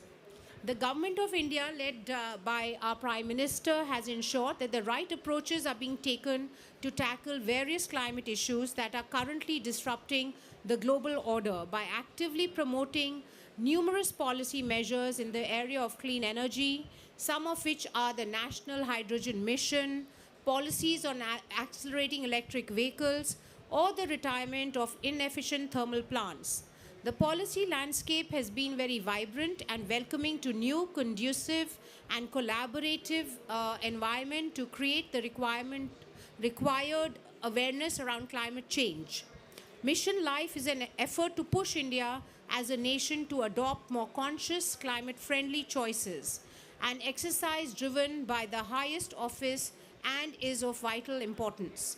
As we all know, that it takes a global village to take and to meet the goals which we've set for ourselves for 2030. And so initiatives like this, globally, at the national level, at the state subnational level, at the grassroots in the communities, with private sector and all other stakeholders, civil societies, have to engage to make it happen. And that's what the Life movement is all about. It sort of captures SDG 17, which is all about partnerships. So we in India are really excited about this and looking forward to contributing. We are also aware that the energy transition, the clean energy transition, is an important driver in achieving India's climate goals. I believe that accelerating the energy transition relies mainly on leveraging three key pillars: a strong financial system, a strong policy framework, and disruptive technologies, and of course, a just lens. Today, as we gather here, we look forward to hearing from our panelists on two of these pillars on panels around financing the energy transition in the developing world and the role of women in delivering secure, affordable, and sustainable energy futures. I'm particularly excited about the second session, though I understand the criticality of the first session as well. I would also like to take this opportunity to share a few initiatives which we at Renew are undertaking, which are aligned with the Prime Minister's vision around the LIFE campaign. We at Renew Power commenced our operations with just 25.2 megawatts of a wind project which we established in Gujarat. But since then, we have exponentially grown and aggregated assets worth 13.2 gigawatts. In more than a decade of our operations, our projects have generated over 1.3 lakh jobs, which is 130,000 jobs directly and indirectly. In fiscal year 21, we helped mitigate 10 million tons of India's carbon emissions, not a small amount. Enabled by the Government of India's favored policies, Renew is committed to leading India's transition away from fossil fuels and meeting the rising demand for energy in a sustainable manner, in a cleaner manner, by making smarter choices. In support of the Atmanirbhar Bharat initiative, we are currently developing a 2 gigawatt solar cell and 4 gigawatt module manufacturing facility located in the state of Rajasthan and Gujarat. In the states of Rajasthan and Gujarat. The manufacturing facilities together are expected to generate over 3,000 jobs in our country. And as we go about building these facilities, we are committed to engaging women in reskilling them and employing them in these facilities as well. That is a priority as we take this transition to the grassroots in India to make it an inclusive one. So let me talk to you about a little bit of an example of a project we are doing. So in the Ran of Kutch, we have a lot of women who are engaged in the salt pan work activity, which is quite injurious to their health. It leaves them in a very vulnerable situation with respect to their own health, and also only helps them make about 10,000 rupees a year, a very small amount. It equates to about, let's say, about $120, $30 a year. We have engaged and introduced a reskilling program for these women, where we are running modules, training modules in Gujarat and also in Rajasthan, where we're going to reskill these women and provide them, we are not guaranteeing employment, but we are equipping them to become qualified to be solar technicians and gain and go and work out there in India, in the grassroots, where a lot of the action is taking place. In the industry, we hear often that people talk about dearth of manpower in the sector, not having enough skilled manpower. I often say that we may not have manpower, but we definitely have women power on the ground. And we at Renew are trying to do our bit to make sure that we engage these women. And so in one of my interactions recently, a 24-year-old woman said that just reskilling me is not enough. I want to lead your manufacturing facility, which is being set up in Rajasthan. This spirit really aligns with the spirit of our Honorable Prime Minister to ensure that as we go about implementing this LIFE project, we touch the hearts and the confidence of people and the commitment and the ownership of this initiative. So that is the way in which we are looking to contribute. We are also working globally with other countries to ensure that we can innovate and pioneer as we move ahead in coming up with new technologies in the area of renewable energy, such as green hydrogen. We are really excited about signing MOUs here in Egypt in this area as well, amongst other countries we are looking at. So I'd once again like to thank all of you for being here to participate and contribute towards this initiative. I look forward to the conversations on the panels which are scheduled. And once again, thank you for being here, and really appreciate the time all of you have taken to be here. Thank you.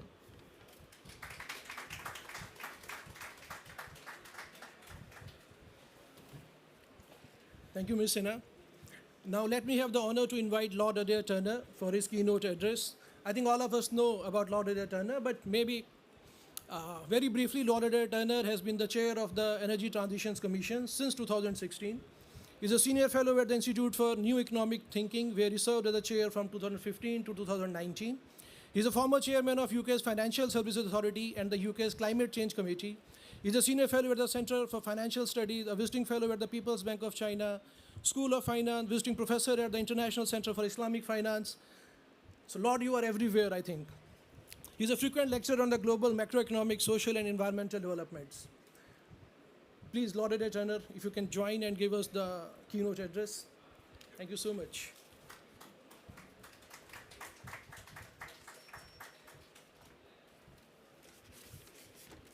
Whoops, quite a wind here. This is going to blow away my notes. But anyway, it's very nice to be with you all, with several old friends and others who look forward to meeting.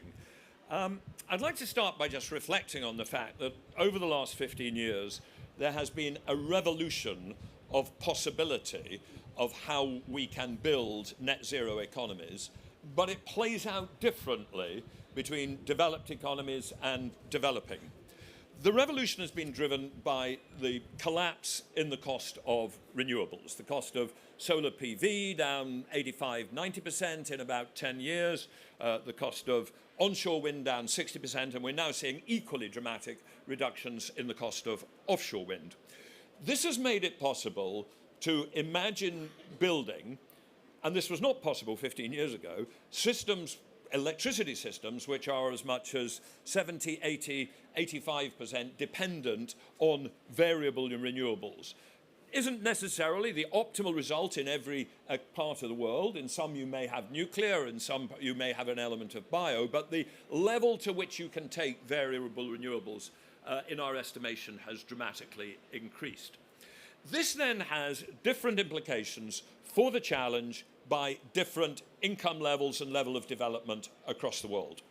In the developed world, we are taking that possibility and we are turning it into objectives that we will get to net zero electricity systems by 2035. I'm pleased to say that if you look at the app that I have on this chart, I haven't checked it this morning, but there was a day last week where our wind was running at 55% of our total electricity. It is going up relentlessly month by month, year by year. So we are aiming to develop systems which are fully decarbonized by 2035, but they are also systems which, even in rich developed countries, are going to grow in scale very significantly as we electrify more of the economy, because the absolute core of this story is electrification and decarbonisation. So in the UK, we see going from about 300 terawatt hours to 650 or 700 terawatt hours by 2050. All of it's decarbonised. We think it's completely doable, and as long as we have the appropriate, what we call real economy strategies, clear targets, clear auctions, good planning and permitting system, we think the private sector and the private financial system will do it. Indeed, I have to tell you that I am very confident that the UK and other countries around Europe will decarbonise their electricity system. If I have any worry about our decarbonisation strategy, it's about our residential homes and how we get them off gas supply. When you then turn to the developing, and of course we use this word developing or emerging, whatever you mean, there is a huge spectrum from middle-income countries or growing middle-income countries like India due to really low-income countries in sub-Saharan Africa. And I'm going to talk about a different challenge broadly between the middle-income and the low-income. In the middle-income, India as an example, Indonesia, we have to achieve a very significant growth of electricity. We think that here, maybe 5 times, and I should say that all that I know about India is really due to Ajay and Terry. Ajay was my first co-chair and co-chair for several years of the Energy Transition Commission, and we did a lot of work jointly with Terry when Ajay was running that. We believe that, and the reports that we produced, sort about Indian electricity demand going from 1,100 terawatt hours to maybe 5,000 or 6,000 terawatt hours. And that is entirely in line with those statements you said about Premier Modi saying this is about prosperity, this is about people giving people the energy that they need. But it needs to be in a clean fashion. In a country like India or Indonesia, you start with a power system and it has a hell of a lot of coal in it. So you have to develop a strategy for moving away from that, which involves a first stage, which we believe India could already be at, of no new coal, no expansion of coal, all of the growth coming from renewables, and then a phase in which you run those coal plants less and less. You still have them there, but they are increasingly a flexible backup to the renewable system. And then either you put CCS on them or you replace them with new technologies at the end of the story. We were very confident in the work, the very detailed work we did with Terry, that you could do that and that you could have you a path which would get to about 50% zero carbon generation by 2030 and a net zero system certainly by 2050 for the electricity system, well ahead of the 2070 cross-economy target. And Renew Power, of course, is playing a major role in that through its development of electricity, but also through crucial things like the round-the-clock renewables auctions, which are the demonstration of the fact that increasingly we have technologies which can not only provide renewable electricity cheaply, but it can also balance the system. So India, I think there is a clear path, and it has to be about how do we stop the growth of coal, exit, phase out coal, how do we grow the renewables fast enough, how do we balance the system? When you switch to sub-Saharan Africa, where we are currently doing a piece of ETC, Energy Transition Commission work for the first time, the challenge is different. Let's be clear, to all intents and purposes, there hardly is an electricity system there.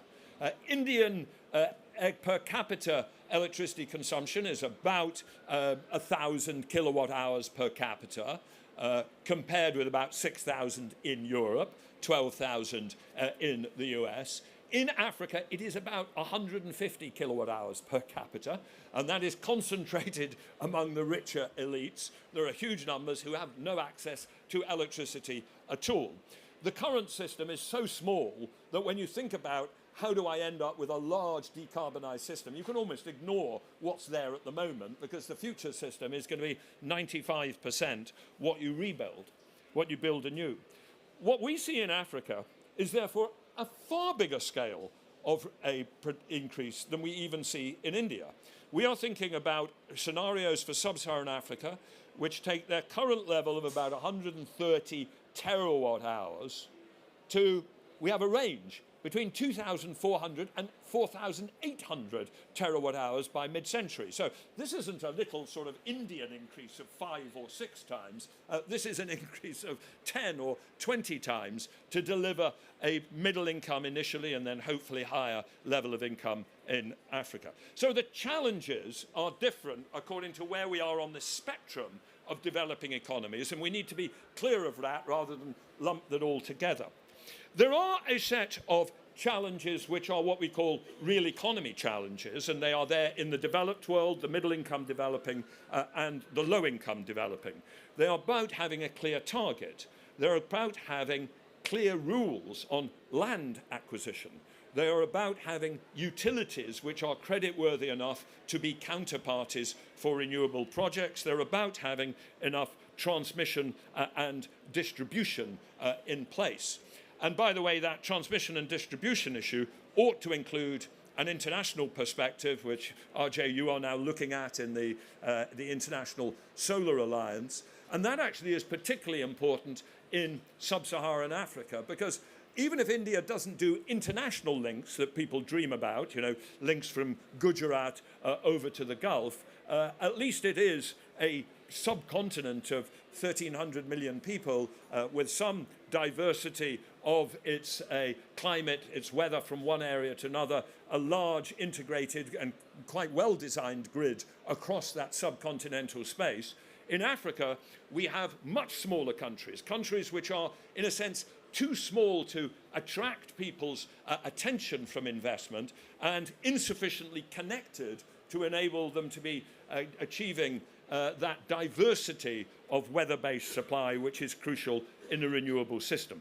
So there are a set of challenges on the real economy side. And some of them, by the way, there's a new piece of work coming out from the Energy Transition Commission. We're doing a deep dive into planning and permitting systems across the world, the way that planning and permitting can delay the implementation of wind and solar below the pace which is required. But we also need to think about finance. And again, I think when you look at finance for the developing countries, you have to think about a spectrum. When I look at India, India is a country of some pretty large corporates with some pretty big cash flow, with some pretty well-developed domestic capital markets, with high domestic savings rates. So a lot of the mobilization in India will be internal within India, and we are seeing that occurring already. It is crucial, we all know, with renewable electricity to bring down the cost of capital. It's very simple, because renewables are, broadly speaking, a project where you spend a lot of money on the capital and therefore then it produces at zero marginal cost. The cost of capital, the rate of return, is a fundamental determinant of the economics. But India is in, I would say, an okay position on that. And certainly if you were to ask, what is the cost of capital of your very big mega corporates, you know, the Adani Group, Reliance, I'm not sure that that is any higher than it is in the developed countries. Where I think we will need a flow of external finance into India is where there are projects which are not yet economic. So where we are deciding whether to build new renewable energy or new coal, we are already at the stage where the new renewable energy beats the new coal, and it beats it even sometimes on a round-the-clock basis. And I'm fairly confident that India can mobilize that capital. But where we get to the process of closing down some existing coal before its end of useful life, that is where I think we need to mobilize flows of capital and finance support from the rich developed countries to the middle income countries, the Indonesias, the South Africas, where we have the JETP program, and to India, because otherwise we will sit with those coal plants running for such a long time that it will break the carbon budget of the world. But when we switch to Africa, again, we have a fundamentally different problem. And let's be clear, we do not have large corporates with large corporate cash flow in sub-Saharan Africa. We do not have lots of international companies wanting to come and invest in there, and we have enormously high cost of capital. So we have been looking recently at some of the estimates produced by different people of what is the cost of wind and solar in sub-Saharan Africa. Ideally, it ought to be one of the lowest costs in the world. The IEA estimates that Africa in total could produce renewable energy. It gets to, I'm going to get confused about my figures now, it's about 2 million terawatt hours at incredibly low costs. We're real electricity bulls at the ETC. We think that total electricity demand across the world could go from 27,000 terawatt hours to maybe 120,000 terawatt hours. But these African resources are about 20 times the future global resource. And when you look at estimates of the level of insulation, the cost of land, which in some parts of Africa but not others is very low, it ought to be one of the cheapest places to produce renewable electricity. But when the IEA produced their 29 report on Africa, they pointed out that at that time, the total amount of solar PV installed in sub-Saharan Africa was slightly smaller than the amount in the Netherlands. And I have to say, every now and then I go to the Netherlands, and I don't think of it as the sunniest place in the world. So this disconnect between this opportunity and the scale of what's occurring, and the key is finance and the cost of capital. Broadly speaking, if the cost of capital in, let's say, Sudan or Kenya or DRC was the same as it is in Europe, you definitely build wind and solar and you would not build fossil fuels. But given the cost of capital which is there, what do you buy? Not even a gas turbine, but a diesel genset, right? You minimize the upfront capital cost, even if you're going to spend a fortune on the fuel thereafter. So we do face, in the lower income countries of the world, a need to mobilize massive international financial flows. And these have to, I think, involve a major role for the multilateral development banks. And I think right at this moment, Nick Stern and Vera Songwe over at the UK Pavilion are producing launching their report on what it will take to mobilize that finance into the lower income developing world. So my key message is we sit with the opportunity of a revolution of renewables which transforms our ability to decarbonize our world. How that applies differs between existing rich developed countries, middle income countries like India, low income countries like sub-Saharan Africa, but we have to make it work in each of those three different, or rather that spectrum of different circumstances. Thank you very much.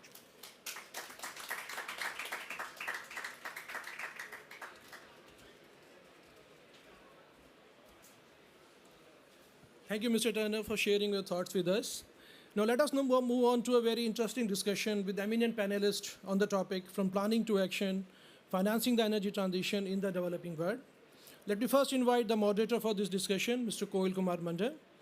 Mr. Mandal is the Chief of Programs at Shakti Sustainable Energy Foundation. Previously, Mr. Mandal was AVP Policy Lead, B20 Saudi Arabia Secretariat at EvalueServe. Mr. Mandal, please.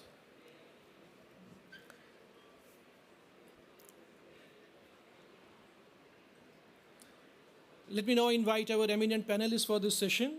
May I request Dr. Ajay Mathur to kindly join the panel and come on the dais. Dr. Mathur is the Director General of International Solar Alliance. Prior to joining ISA, Dr. Mathur was Director General of the Energy and Resources Institute, TERI. At TERI, he has spearheaded the move to accelerate the action towards a low carbon and cleaner economy. I'm sorry, sir, if that is not there, but maybe you can.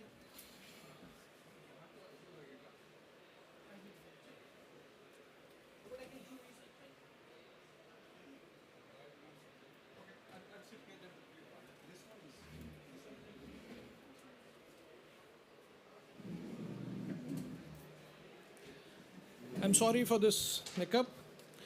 I think Dr. Mathur was also the co-chair of the Global Energy Transitions Commission and of the Clean Cooling Initiatives of the One Planet Summit. He has also led the Bureau of Energy Efficiency, a statutory body under the Ministry of Power, Government of India, since its formative years. May I now request Ms. Suman Sharma to kindly join the panel.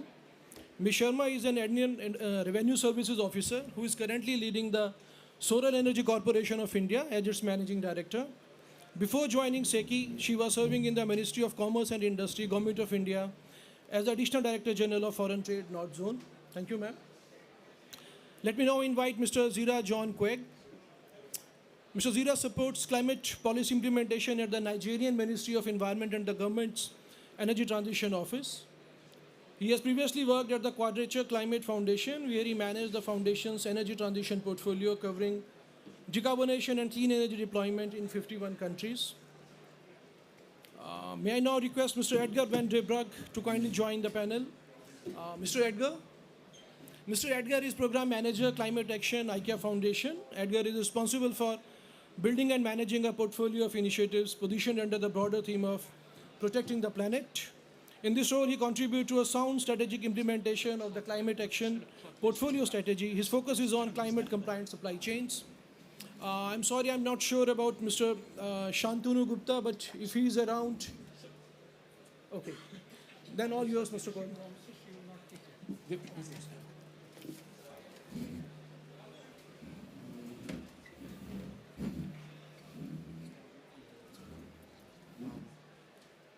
Thank you, Sachin.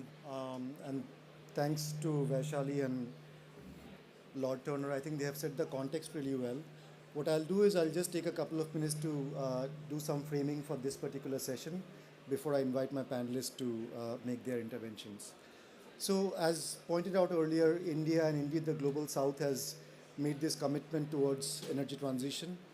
Of course, for the Global South, it's going to be a very different challenge and an opportunity in itself because it's going to be a very different economic growth paradigm for the Global South. Whereas the Global North has sort of reached higher per capita income on the back of fossil fuel-led growth, and then they are trying to decarbonize. For the Global South, it's a very different kind of a challenge. They're trying to decarbonize as they develop, which is an entirely different economic paradigm in itself. And of course, the Global South has a huge developmental agenda ahead of itself. So I think that's both a challenge and an opportunity.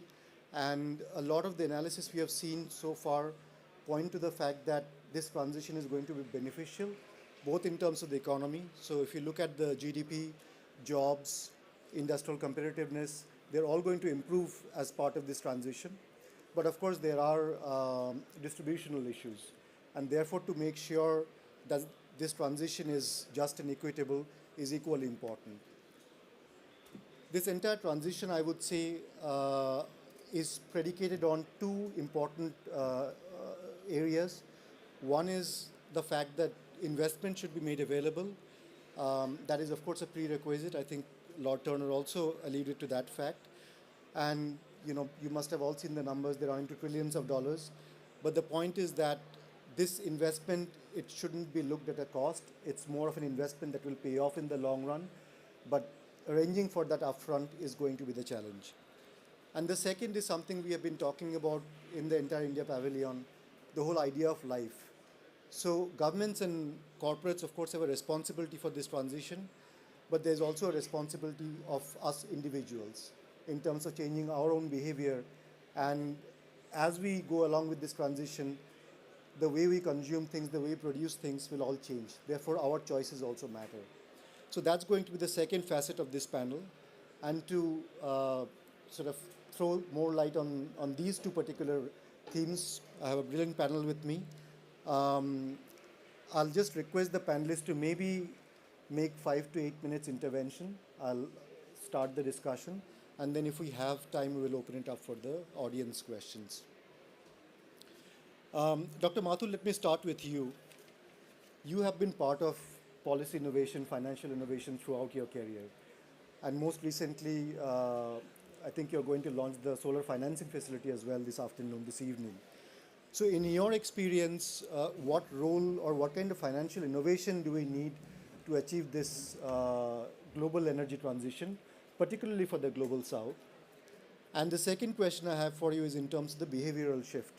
I don't think, of course, Prime Minister Modi launched the Mission Life, but how do we make this a global movement, and what is the role of citizens in making sure that this energy transition happens? Dr. Mathur.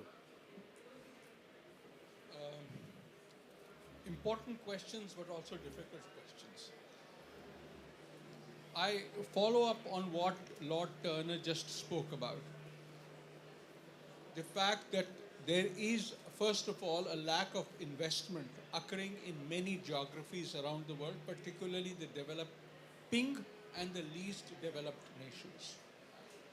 I'll give you a statistic. Last year, in 2021, the total amount of money that was invested in solar was $200 billion. By all standards, this is one of the highest amounts of money that have ever come into the sector. It matches the fossil fuel sector investments at their peak. But 74% of this investment went to the OECD countries and China. And there, addressing your point, only 5% of the entire amount went to all of Africa. This addresses the skewedness of the problem. So what we did was we spoke to a large number of investment companies. And as we spoke to them, we asked them, why is it that money is not flowing into these countries? There were a range of answers, but there were 3 answers that were at the top. One was a lack of confidence that they would get their monies back. The second was that, well, you know, there's one project there. It's amazingly expensive to go there for one project. And the third was, as was mentioned, it takes a lot of time. Consequently, what the Assembly of the International Solar Alliance approved on the 18th of October, and we will announce it this evening at 5 o'clock in the ISA Pavilion, invite you all to be there, is a solar facility. What does this look like? It largely has two or three parts. The major part is that it has a risk management facility. A payment guarantee mechanism is what it is about. Through this, projects that are set up in these countries can buy payment guarantee mechanism insurance. And when they buy it, this mechanism becomes the payer of last resort for those projects. What we hope is that this increases the confidence of investors to go into countries where monies have not flown till now. This, we believe, this risk mitigation facility, we believe, will change the dynamics. We are obviously in a learning phase. As we do this, we will learn that this is not adequate or at least to be done differently. Well, we'll do so, because our goal is to help the investments occur in those markets where they're not occurring. Should I take up the second question right now or later? We can come back to it later as well. Let me just... So I'll leave it at that, and again invite you for all kinds of details, gory details, to come to the ISA Pavilion at 5 o'clock. So I think that's a very interesting model of financing. Instead of direct investing, you're more becoming sort of a guarantor, which of course leads to greater private investments, and I think that's the need of the hour for the energy transition we are talking about. Ms. Suman Sharma, let me turn to you.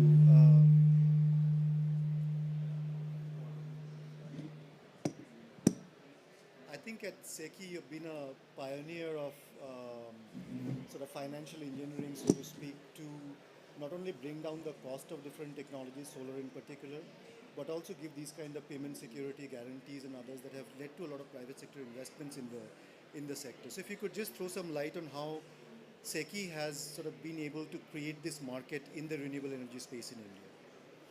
Definitely, first let me correct you. I'm not a pioneer, I'm a beginner because I'm just 1 year old in this industry.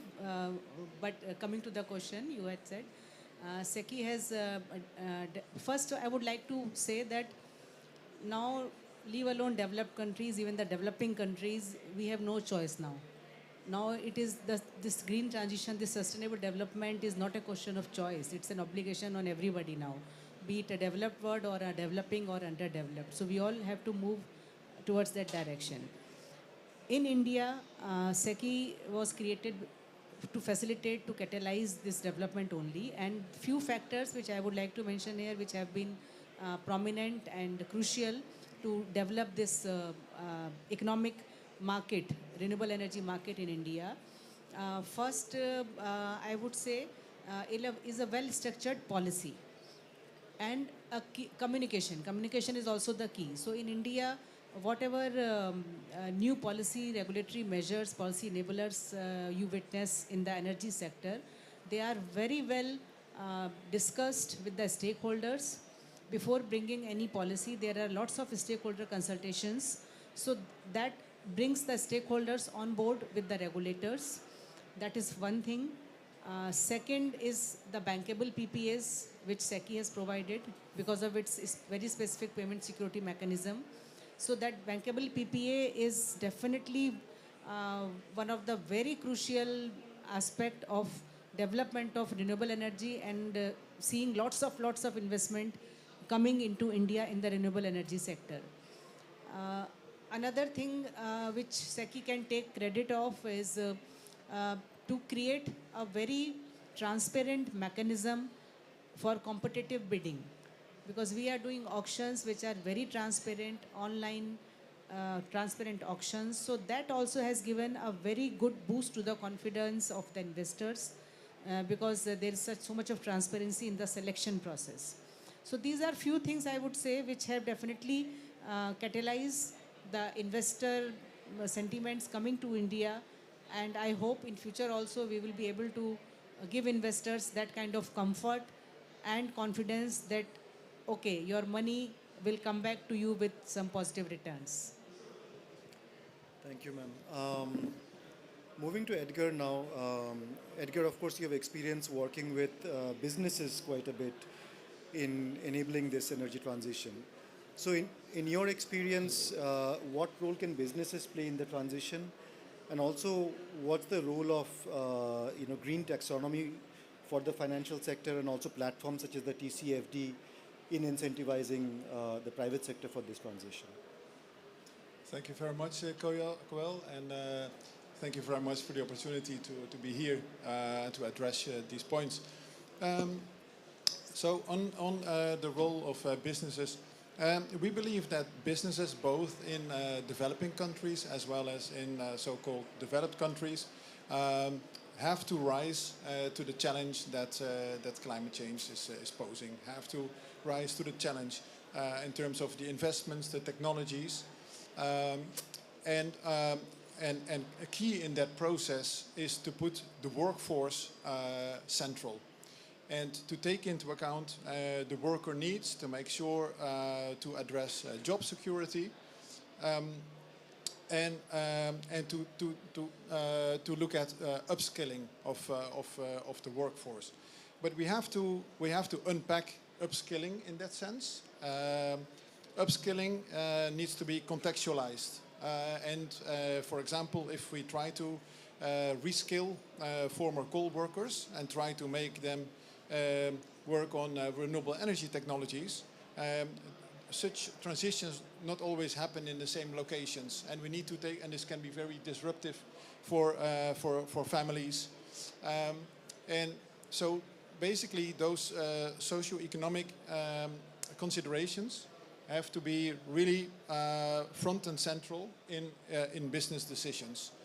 And we believe that there is actually a very big opportunity to move together here.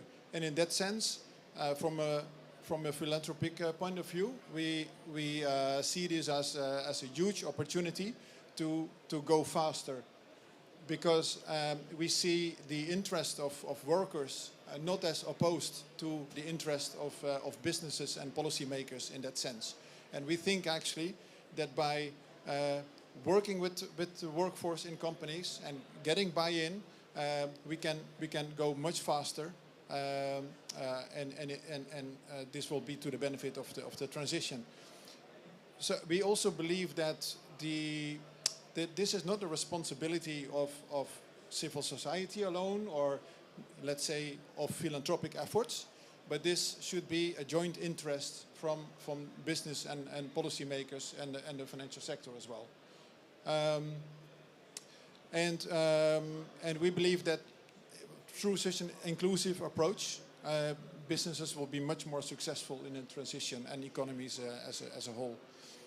And then indeed to the point of the TCFD, green taxonomies, yes, I think that is crucial. I think in order to crowd in more private capital into the space and to bring the necessary finance to, as was mentioned before, middle-income countries, but also to the poorest countries.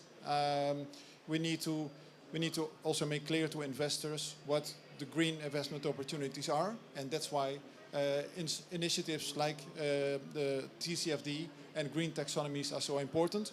We also see, of course, that we are still learning there.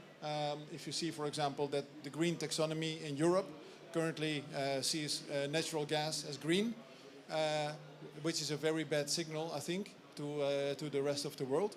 I think that that's also a clear area for improvement, but definitely super important. Thank you, Edgar. Let me turn to you, Zira, now. So the African Climate Foundation, of course, has been closely involved with the Just Energy Transition Partnership, the JETP deal between South Africa and the 5 countries.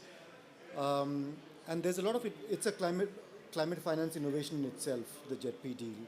And now a lot of different countries are also trying to emulate a similar kind of, given their country context and their ownership.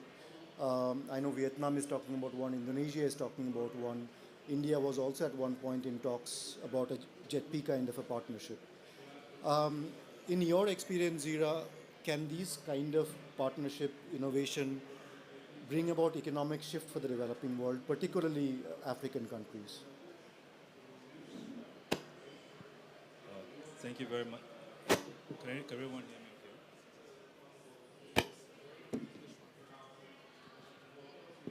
okay? Thank you, Koyal. I hope everyone can hear me now. Okay. So the Just Energy Transition Package is something that... can you hear me? We'll keep on trying till something works. How about now? Okay, much better. Thank you. So thank you, Koyal. The short answer to your question about economic shifts, and I assume you mean positive economic shifts. The short answer is yes, because when you think about energy beyond the narrow sense of energy as a power sector thing, you understand that energy covers transport, manufacturing, industry, cooking, several household uses that we know of. And in that sense, it cuts across many other economic sectors.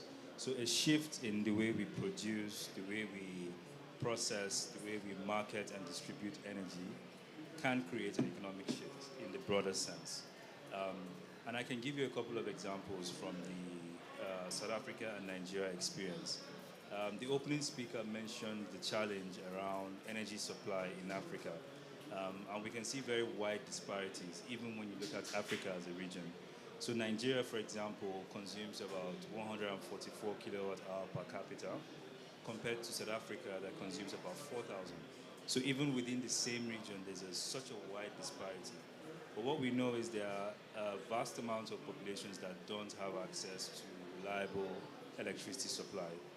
And if you think of climate change as an opportunity, I think the biggest prize is in the transition for some of these developing countries, because it creates new ways to build out energy systems beyond the conventional thinking of grid-based models. I think my colleagues here have spoken a lot about how you can build out large-scale grid systems, but in many developing countries where the current access and the networks are very sparsely connected, there are opportunities for distributed energy supply. And I think that can create economic shifts, enabling small-scale, medium-scale businesses to thrive in ways that they are unable to right now. And I think on a more macro level, there's an opportunity to shift the institutional thinking from extraction to value addition. Because what we have in many African countries is economic systems where a lot of the energy, raw materials, and minerals are exported as raw materials, processed elsewhere, and then in some cases re-imported back. But with renewable energy and with the transition plans in place, there are opportunities to actually create value with those energy resources within the countries, and then that way creates more inclusive economic development. So I think those are my initial thoughts on the types of shifts that we can see from JETP-type partnerships. Let me ask you a follow-up question, Zira. I mean, there's a lot of interest in this JETP kind of deals since last year's COP. And I know we keep saying about this deal, but it's a complex deal. Once you get deeper into it, you understand the complexities of the deal. What are the prerequisites for achieving this kind of a partnership? Okay.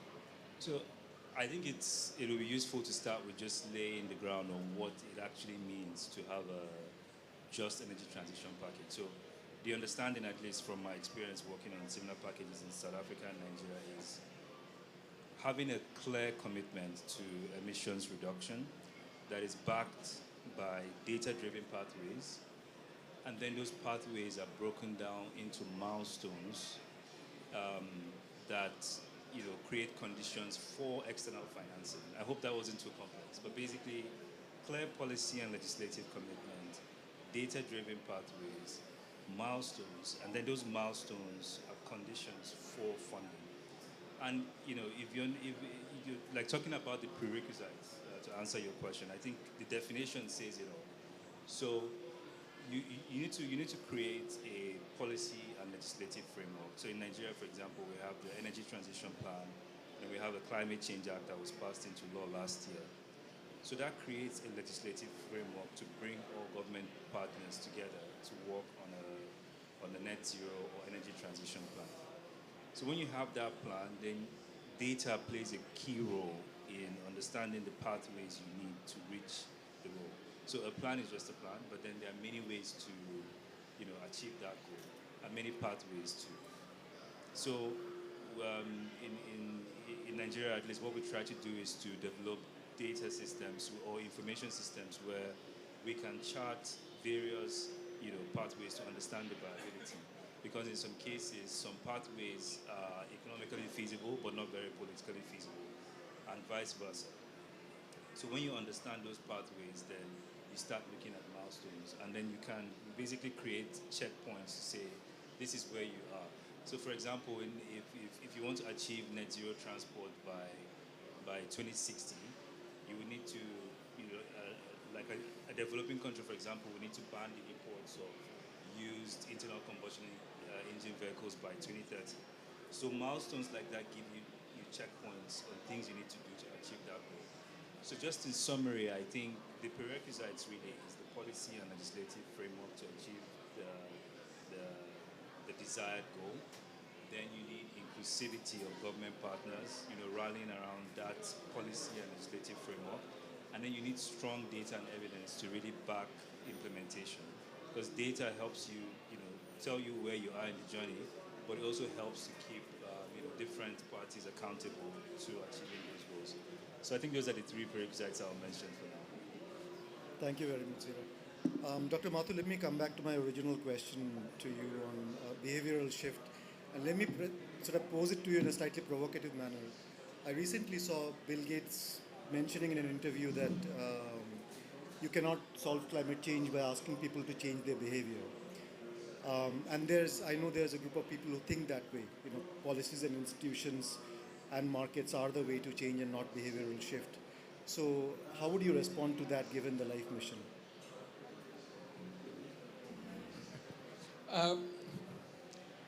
Actually, I kind of agree with that. And much of what I will say comes from my experience in the Bureau of Energy Efficiency in India. The whole issue about enabling people to change the way they behave depends on creating the pathways, creating the infrastructure, creating the processes through which they can change. I'll give you an example. If you have the right policies, then in any country, the coal plant that is put tomorrow will be more efficient than the one put today, and which is more efficient than the one put day before yesterday, right? At this level, the level of technology choice, certainly policies can help. They help businesses more than they help individuals, right? I call this as scaling out. The second is much deeper. We are getting institutions, for example, to figure out, okay, how do I make the change to using solar energy instead of fossil fuels? Because the capital cost is higher, how do I structure the tariff payments? How is it that I take the balancing into account? In other words, only when you make changes at the institutional level will changes occur which leads to the change from the coal sector to the solar sector. Example, but you can pick. But now, supposing I'm successful in both of these, I have a huge amount of solar, but my demand keeps increasing.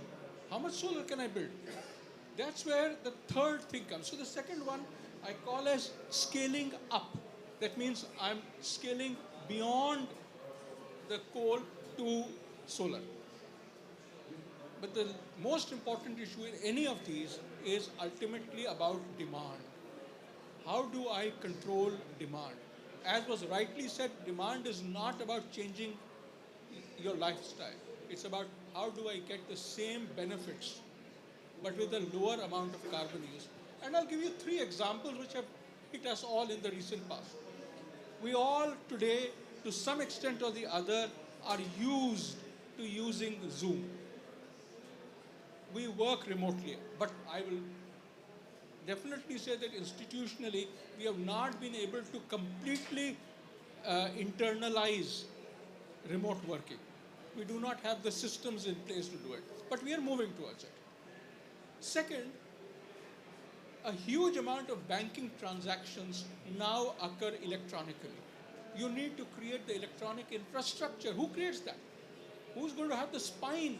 The government will have to do it. If that happens, then you can have people doing transactions online. Otherwise, it won't happen. The third, which is very similar, is instead of going to a shopping mall or a shopping center, you buy online. And the argument is that you wouldn't go to the shops that often, but the distribution of goods will be a lot more efficient when it's out of a certain place. All of these imply that you have created these kinds of infrastructures, the internet spine, the public transport system, for example, for getting people off their cars into public transport, for this to happen. Like I call this scaling deep. So you need to scale out, you need to scale up, and you need to scale deep in order for this transition to occur. But that's not the end. Everything that we have talked has shown that solar, for example, or any energy efficient things is more expensive than the fossil fuel option. The first cost is more expensive, though over lifetime it may be cheaper. This means the financial sector has to get involved. Lord Adair Turner talked about the huge differences between different classes of countries and the availability of internal finance. These have to be put together. When we do all of this, that's when people change. I'm sorry, it's been a very long answer to a relatively simple question. No, thank you very much. Let me just quickly see if there are questions from the audience. Maybe one. You have a question? Okay, yes, just 2 questions quickly, yes. Maybe speak.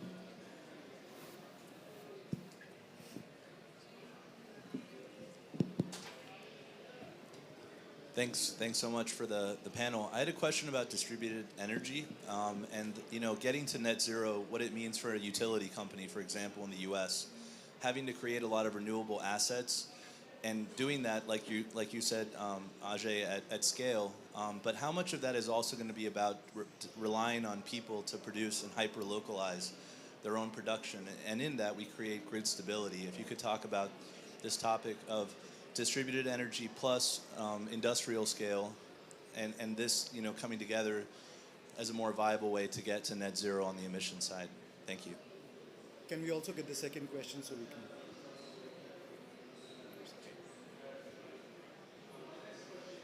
Good afternoon, Klaus Milke. I'm the chair of Foundations 20, a group of philanthropists and foundations also in India doing a lot on the just transition worldwide. My question is how far you see an opportunity, a potential with the G20 presidency just in front of us, starting on 1st of December, quite soon, and having India in the presidency position to bring up new ideas and also processes we need worldwide. And I'm really impressed to listen just now what is the potential already inside of India and what you are doing, Ajay and others, also on the international scale. But how can it be much more dynamic in the coming months with 3 countries of the BRICS in front of us taking over the G20 presidency? That's India, that's Brazil, and that's South Africa in the next 3 years. So I think that's an opportunity and, of course, also a challenge. Thank you.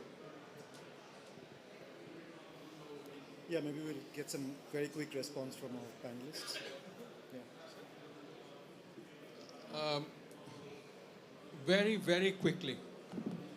I think I'll take the two questions together, so the answer will be somewhat mixed.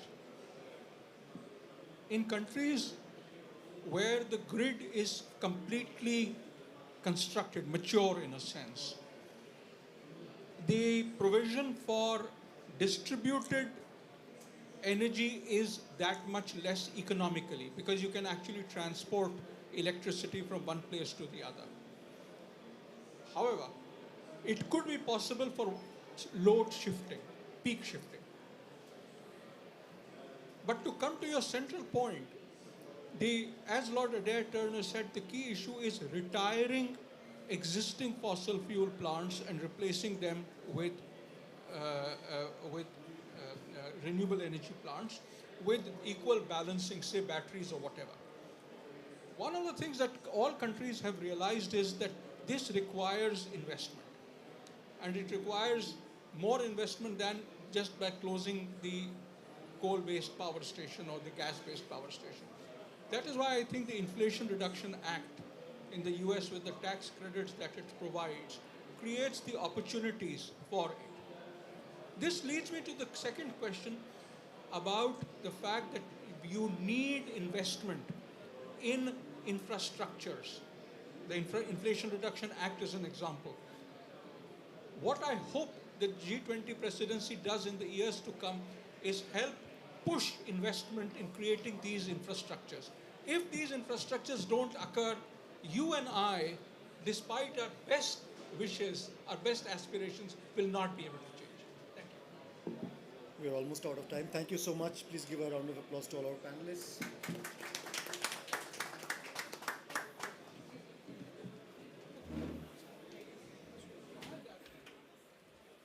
Okay on time. Almost late, but it's okay. It's okay.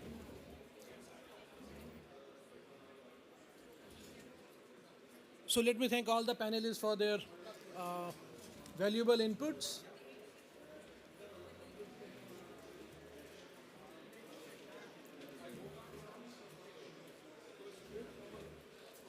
So going ahead, may I now request Ms. Vaishali Nigam Sinha, Chief Sustainability Officer in New Power, to take us through the film on Life of Women Salt Pan Workers. I think this is working.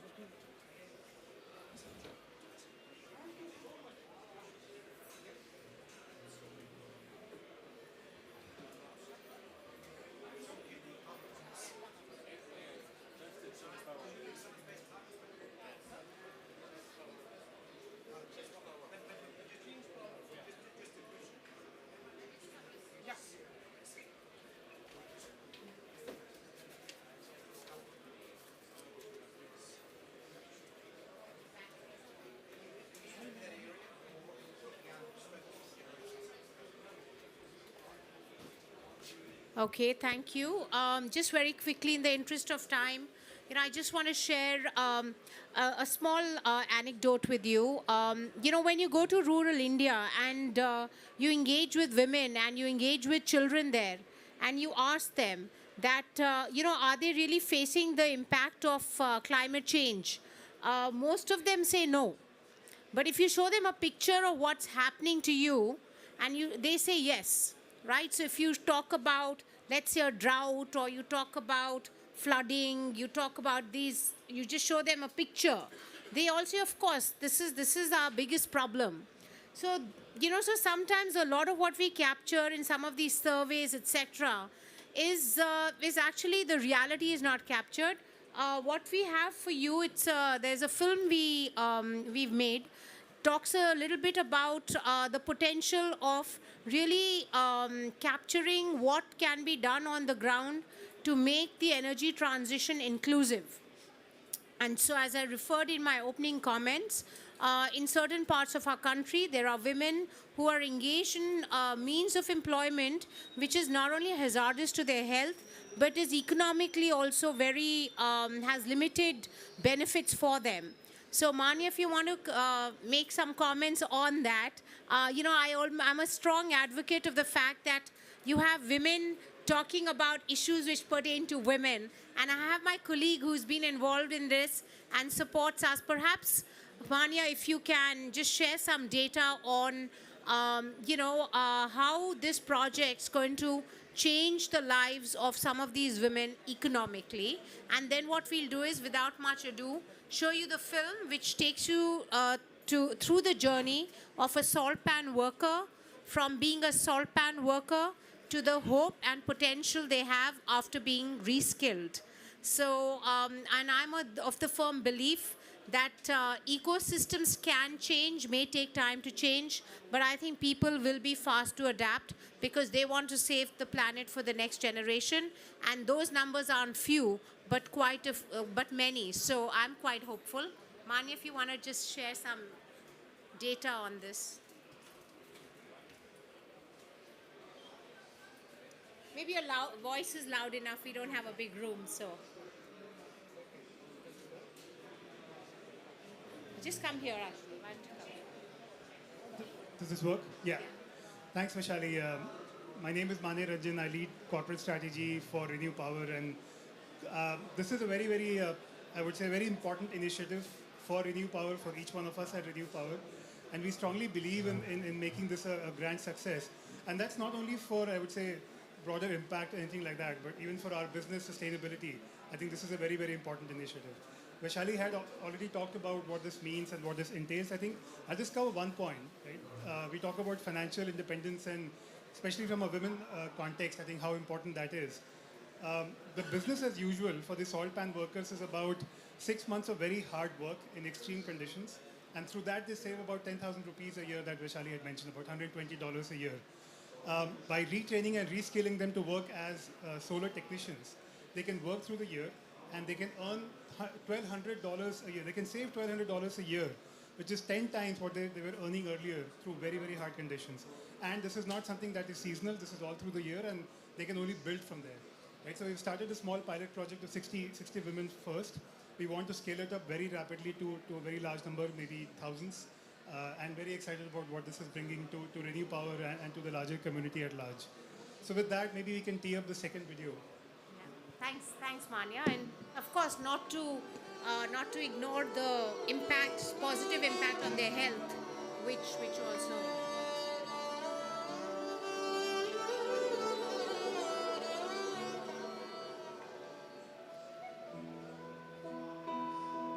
મારું નામ કંચનબેન ખાનાભાઈ છે અને ચારણકાર આવું છું.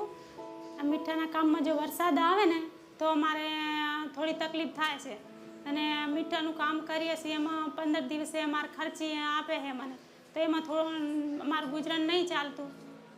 The women working in the salt pan area in the little run of Kutch are heavily susceptible to harsh weather caused due to climate change. Salt cultivation is a seasonal affair. અમે 10મા મહિનાથી આ મીઠાનું કામ ચાલુ કરીએ છીએ. અમારા રણ બધું પાટા મીઠા ફળના પૂરા ભર્યા એટલું અમારે નુકસાન છે ત્યાંથી અમારે રોજી રોટી મળે. During the process, the women rely on diesel-based pumping systems, and the cost of which eats into the considerable portion of their little income. By the kind of work we're doing here in this region, we want to empower women. We want to give them the confidence so that they can ensure that they have a share in any cost savings in terms of the money which comes to them.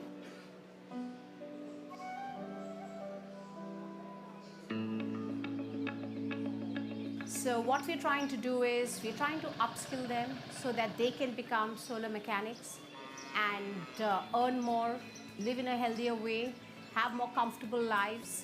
And our endeavor is to partner with local experts who can train them.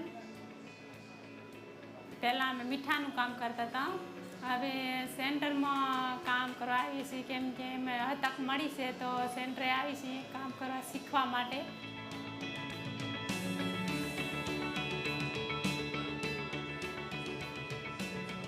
પછી શીખી જશું, pass થઈ જશું તો કંપનીમાં અમને કામ મળશે તો અમે રોજગારી મળી જશે. અહીંયા આગળ ટેકનિશિયનનું કામ શીખીએ છીએ સોલારનું. હવે અમે સેન્ટરનું કામ શીખશું તો અમારે જો નોકરી મળી જશે તો આસાન થઈ જશે. મીઠાનું કામ નહીં કરવું પડે, રોજગારી મળી જશે. સૂર્ય કાર્યક્રમની શરૂઆત ખાસ કરીને સેવા રિન્યુ અને યુએનઈપી દ્વારા કરવામાં આવી. સેવાનો મુખ્ય હેતુ તો પૂર્ણ રોજગાર સ્વાવલંબન છે, પણ એને કેવી રીતે અમે પરિપક્વ રીતે આખું સભ્યોને મદદરૂપ થઈ શકીએ, તો મીઠા કામદાર સભ્યો જે છે. We have partnered with SEVA, UNEP, and of course Renew Power is going to be leading, contributing and giving direction to ensure we have skilled women workers in renewable energy. After all, it's all about women empowerment, independence, financial, economic and social.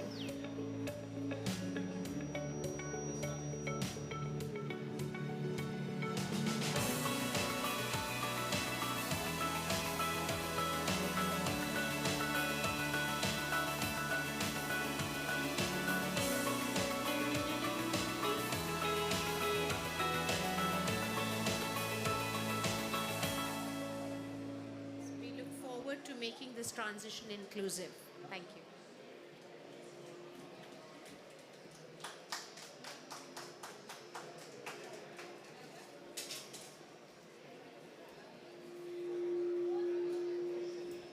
Thank you, Ms. Sinha. I think this movie has set the context for the second panel discussion, which is again on a very important topic of role of women in delivering secure, affordable, and sustainable energy future. To have this panel discussion, I would like to invite Mr. Anurag Tiwari, who is the moderator for this session, and Mr. Anurag Tiwari is a social entrepreneur. I would like him to introduce himself and his panel. Mr. Anurag Tiwari, please.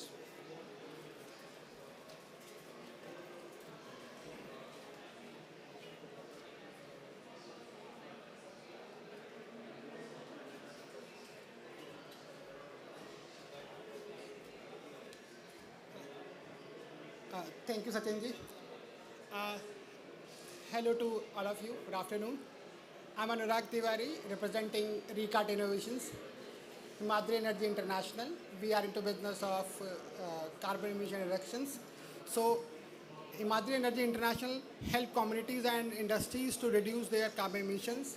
We work with farmers, communities in Haryana, Rajasthan, Andhra Pradesh and Telangana to reduce their carbon emissions and helping them to do agriculture in a sustainable manner. We are changing their traditional methods of doing agriculture. We are working with more than 500 biodiversity committees on Gram Panchayat level for agroforestry and forestation. We are working with Department of Environment, Uttar Pradesh government. We are distributing improved cook stoves in Uttar Pradesh, 100,000 cook stoves to Indian rural women, and giving them an opportunity to contribute for the sustainable society. Here we are inviting our panelists, esteemed panelists, who are going to share their views for what they are doing for the climate change and climate action. Our first panelist is Mr. Pinaki Dasgupta, Senior Consultant, Councils of Climate Change, Environment and Water.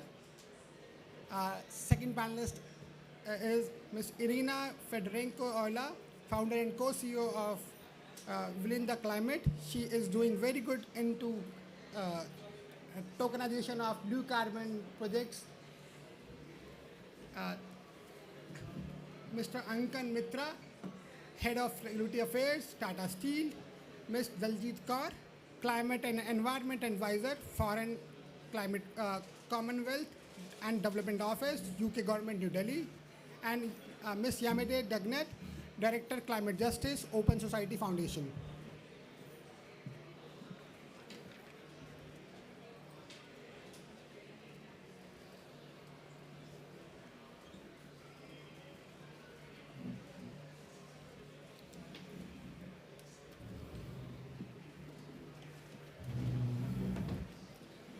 As we are having less time for our session, so we are starting with the questions straightforward. So I want to start with Mr. Pinaki Dasgupta. Sir, what do you think, what is the linkages between climate change and health of rural women in Indian context? You can start here, sir. Okay, am I audible? Done.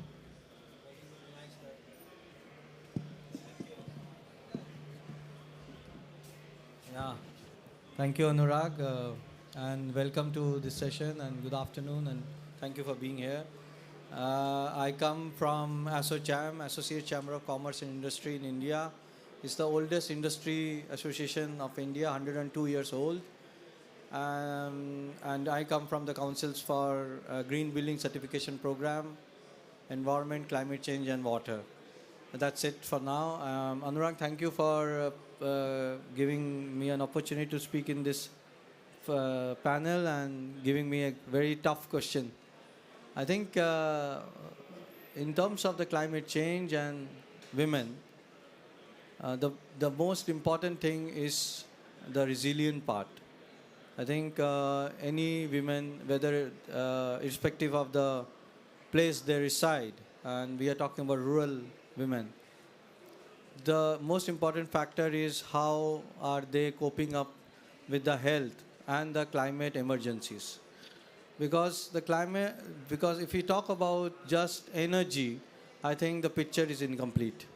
We have to give them the space, we have to give them the voice, we have to give them the solutions so that they can be more kind of cushioned from the climate vulnerabilities. And this I'm saying because in the last session we have seen a lot of speakers have shared that energy is one of the things. But from our council, we feel that water, then health, and then their kind of insurance, then the food systems, they're all connected to women in some way or the other. In India, there are still villages where women go out and fetch water for several kilometers. That needs to change. In rural India, the women through government incentives and people like Himadri, Renew, they are doing their own kind of part in giving them energy access. At the same time, we need to think about every aspect of the SDGs goals and link it to women, be it security, be it education on climate change. So I feel that just talking about giving access to a clean energy is a bit incomplete picture for women and climate change. But I think this will, of course, change in the coming few years. So that's from me, and thank you so much. Yeah.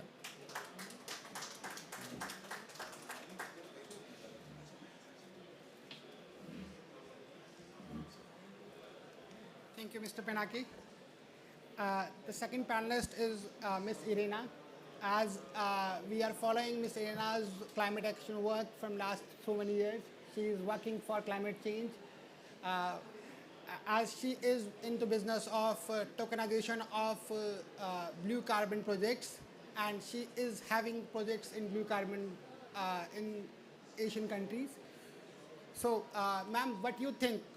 How can women become a contributor for the ecosystem restoration? Because restoration is a major part for upgradation of or restoration of the coral reefs and mangroves.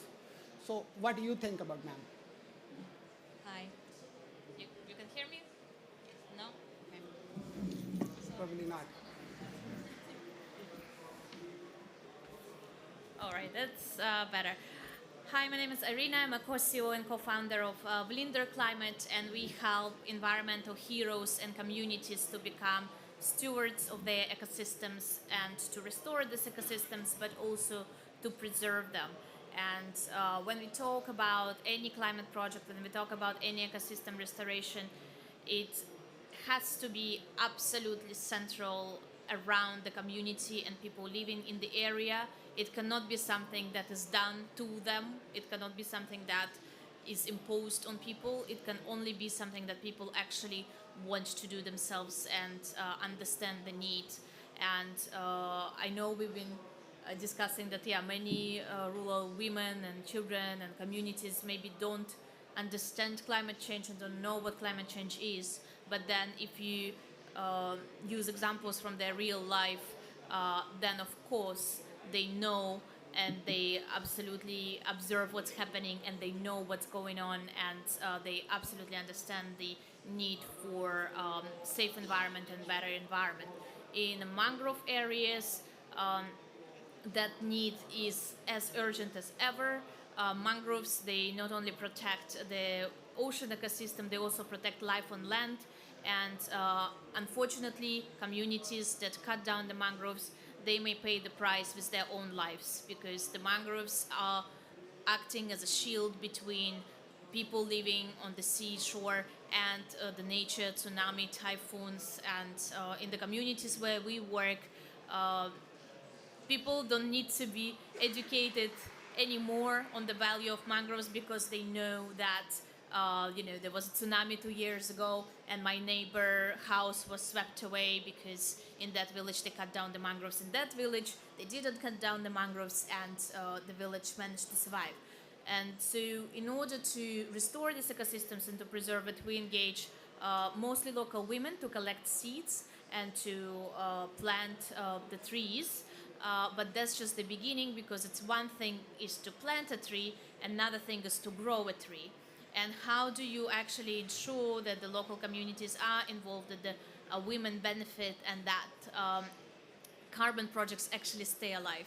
So we do that by revenue sharing. So we share 50% of all the carbon proceeds with the local women who are actually doing the work. And because the way the verification works, all our projects are certified by Vera, the verification happens every year.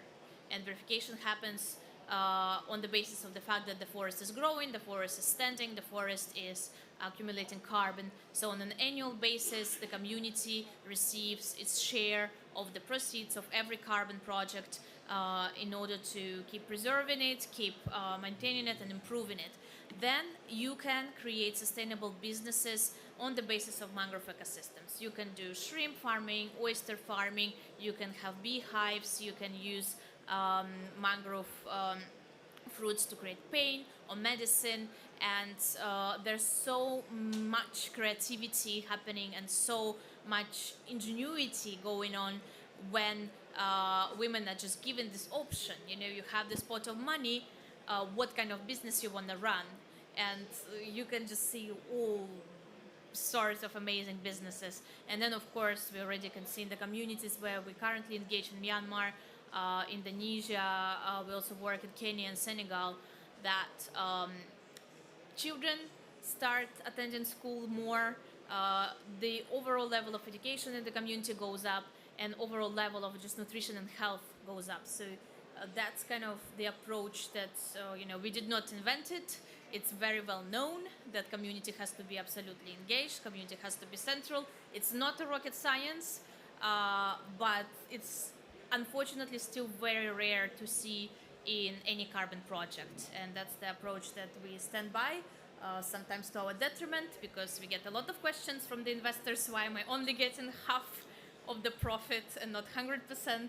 And not everyone is happy with this revenue sharing model, but we firmly believe it's the only way, and that's the only way to actually not only rebuild the ecosystem, but uplift community and uplift local women and their families. So,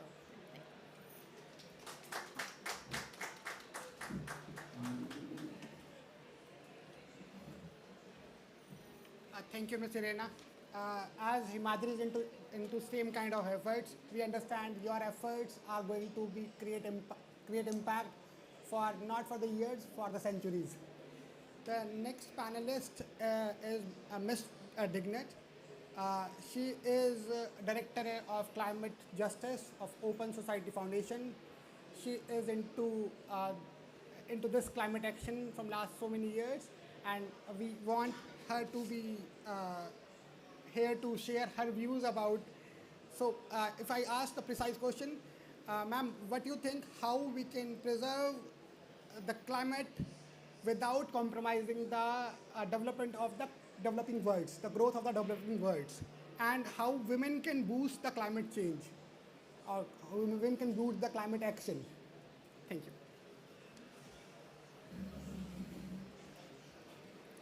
Hi, everyone.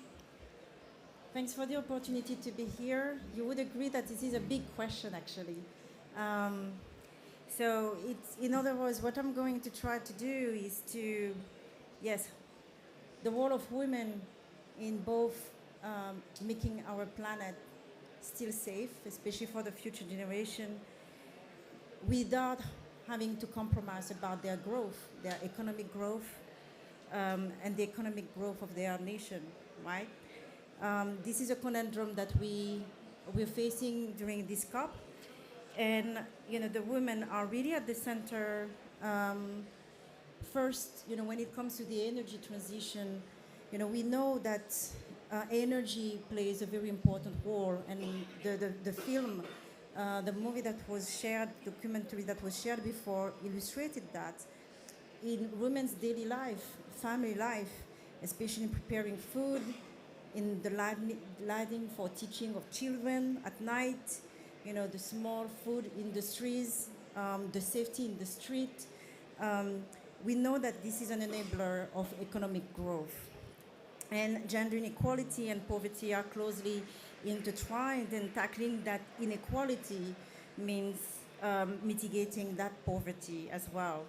So energy access programs coupled with meaningful income generating activity, as we've seen, can play that critical role. And what we also seen is that integrating women, not just in those aspects of the energy sector, but throughout the whole value chain, can really lead to more effective, efficient, clean initiative. And I think it's not just for, not looking just into the energy access. We need to include women also into the energy sourcing, from the critical minerals that we will need, to actually source, to power the renewable energy revolution that we're talking about, to the distribution systems. So the scaling out, up, deep, as in the previous panel, with the women is going to be important to make them the troubleshooter, the innovators, and to bring that both, management of the daily life without losing perspective of the long-term thinking. I think, however, as my previous panelists mentioned, that needs to be coupled with resilience. You cannot look at energy without looking at, if a hurricane, drought, happens, you lose a lot of what you would have harvested, right, in 24 hours or less. So it's very important, to couple this with the resilience of infrastructure, of the governance, the organization that has been put in place, by empowering women to be able to respond, to get them the tools, for warning, to be involved in thinking about risk analysis, risk management, and to be provided with the legal empowerment also that they need. Some of those climate measures, including on energy, could have unintended effects on our society too. And I think, putting women to reflect on how to minimize those effects would be important, as we are rushing, for example, to renewable energies, critical minerals. We need to make sure that it does not result in land grabbing.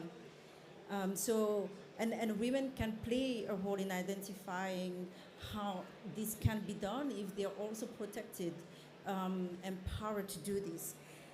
The other area for resilience in the insurance, how they can be involved in this social protection, safety nets, and insurance mechanisms to really be protected and protect their investment. But if they don't have the boost, they can be the booster of that energy transition, but they need that boost themselves. And I think, we talked a lot about the investment and the de-risking on some of those projects that needs to be tested out or piloting. And I think at the time when we are moving into implementation, this is what, organization like ours needs to do more. In OSF, we are going to look into exploring, we are new into the climate space, by looking into bringing people at the center, to see how to use different, tools, including impact investments, but also, as much as the grant making to create those innovative, to seed those opportunities, and bringing women hopefully at the center. Thank you.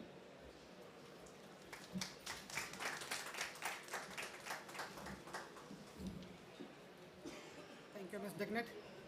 So my next question is into series of this last question. As we are having Mr. Ankan Mitra from Tata Steel. Sir, as we discussed about the growth of the developing nations with the nature conservation, so in the same series we are asking to you how nature conservation and development can go hand in hand, and is it the way for the sustainable future, sustainable society? So your viewpoint, sir.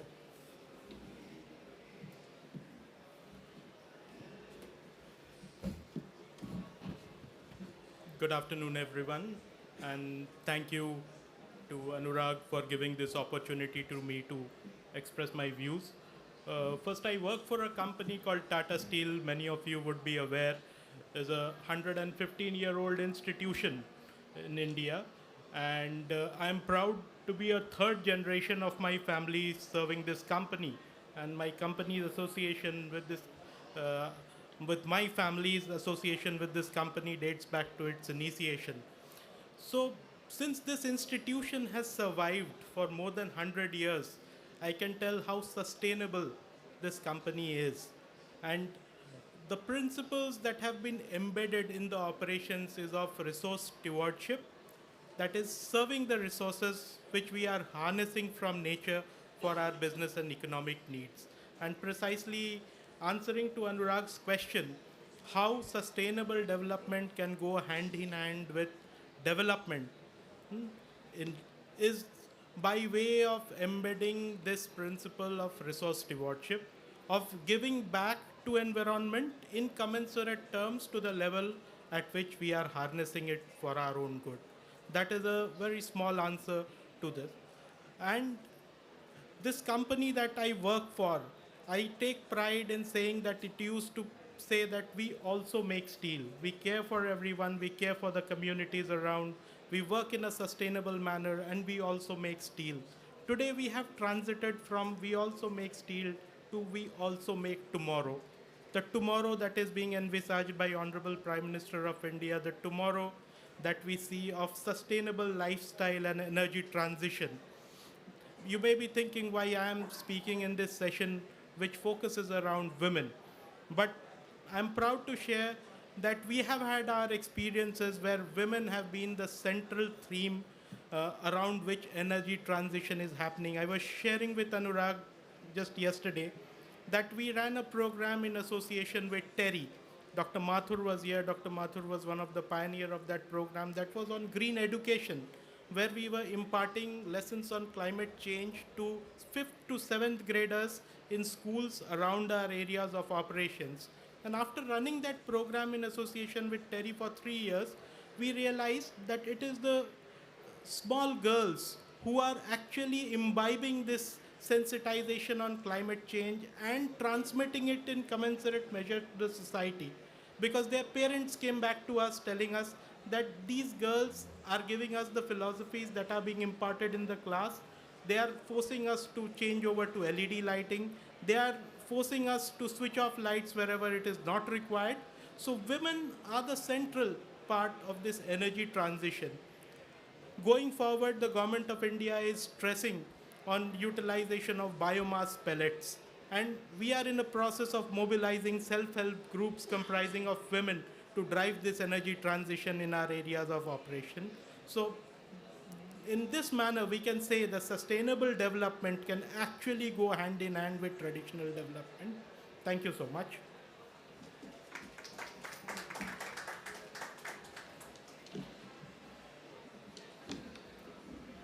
Thank you, Mr. Mitra, for sharing your views.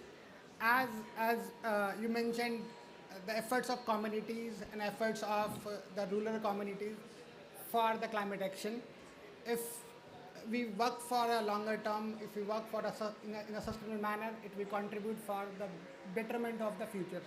So as I mentioned, in Himadri, we are distributing 2 lakh, or means you can say 200,000 cook stoves, improved cook stoves in rural India. It is going to be used by Indian rural women. If these 200,000 women will use these improved cook stoves, they are actually going to contribute in a climate action. How? So basically, they are using a improved or efficiency cook stoves, which actually going to reduce the carbon emission of around 5.4 million tons of carbon emissions in next 7 years. So if a small instrument, if it is using by a lady in a rural community, and if she is using it, she is going to contribute for the better lifestyle of rural community, for the emission reduction, for the women empowerment. She can help her kids to go school, or to not involve more time into cooking and all. So involvement of community is going to be a key way to contribute on a bigger manner. So impact is important, but the impact should be on a larger scale. So as we are having Ms. Daljit Kaur here, she is running, as ma'am, we know you are running a ICRG program in India. We want to know about your learning, how rural women can be better engaged for building climate resilience. Your point, ma'am.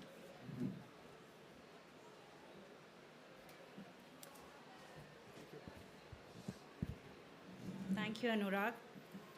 Before I respond to your question, let me just set a bit of a context here. I mean, I know everybody's heard about climate change and how it's impacting all of us, but I thought I'll start with that. Climate change is definitely manifesting itself in many ways, especially in India. It's one of the 10 most vulnerable countries in the world. But its consequences are severely towards the poor, the most marginalized and socially excluded. And when I say socially excluded, women comprise of that portion a lot. Also, climate change act as a threat multiplier. It pushes people more and more into vulnerabilities, into situation where they are already poor. They're already in a situation where there is high hunger status. The hygiene is poor as well. But when they're in this situation, climate change act as a stress multiplier in the existing situation as well. So it creates a lot of food insecurity. It leads to distress migration as well. And that distress migration further leads to vulnerability towards human trafficking, modern slavery, further exploitation of their rights, their being. And we've seen, in India specifically, we've seen that distress migration, when distress migration happens, in a household, men folk usually migrate to cities, leaving women behind.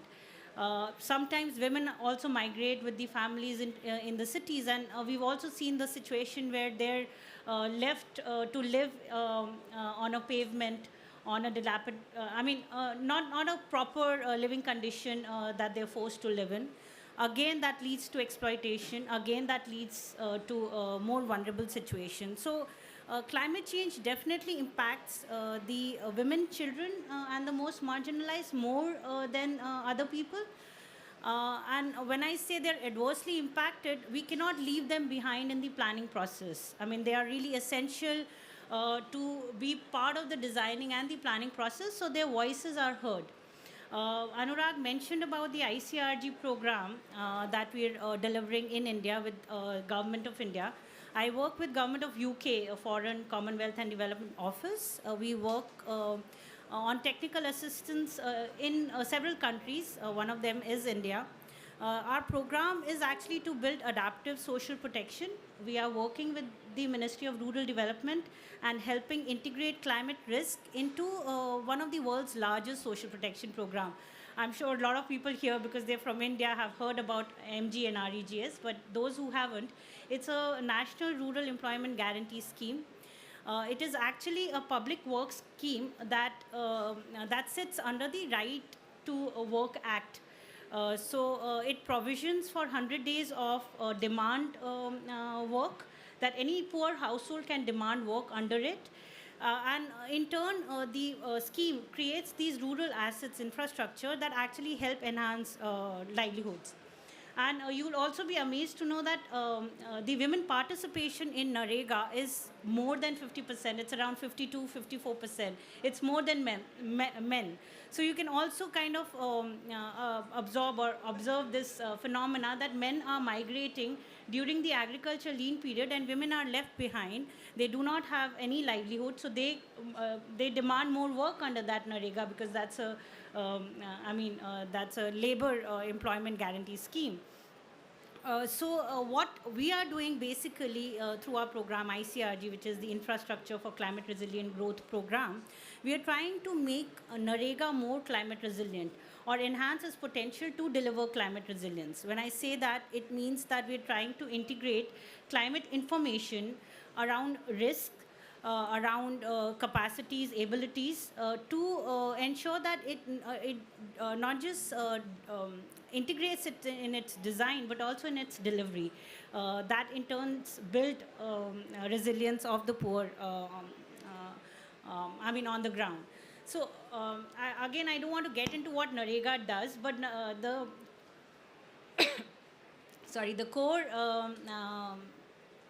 component of Narega is planning. So they are planning these rural infrastructure that are water conservation structures, and these water conservation structure again help in livelihood. So it recharges groundwater, it helps increase availability of water for irrigation that is used for agriculture, and it also kind of provides additional livelihood possibilities to them. And in this planning process, these assets are decided by the communities and the villagers. And through the work that we do, we kind of build a cadre of women. We call them climate sathis. They comprise of women as well as men. These cadre of climate sathis actually help the community design these assets better. And women equally participate in this decision and this planning process of these assets. In the last 5-6 years, what we've seen that more and more we're hearing women come to front. Their voices are heard in that community process of designing. They are kind of able to understand not just the climate change, they're able to understand the risks that they're going to foresee or face in the near future. But the most important aspect is building awareness. We've all heard the phrase, and I am not against men, but women, if you educate one woman, you actually educate the entire family, a nation, a community. That's a well-known phrase that we've all heard. So if you empower a woman, if you give voice to a woman, you are ensured that the entire community is empowered. The decisions that the community makes is futuristic, and it's for the benefit of everybody, not just one family or one household.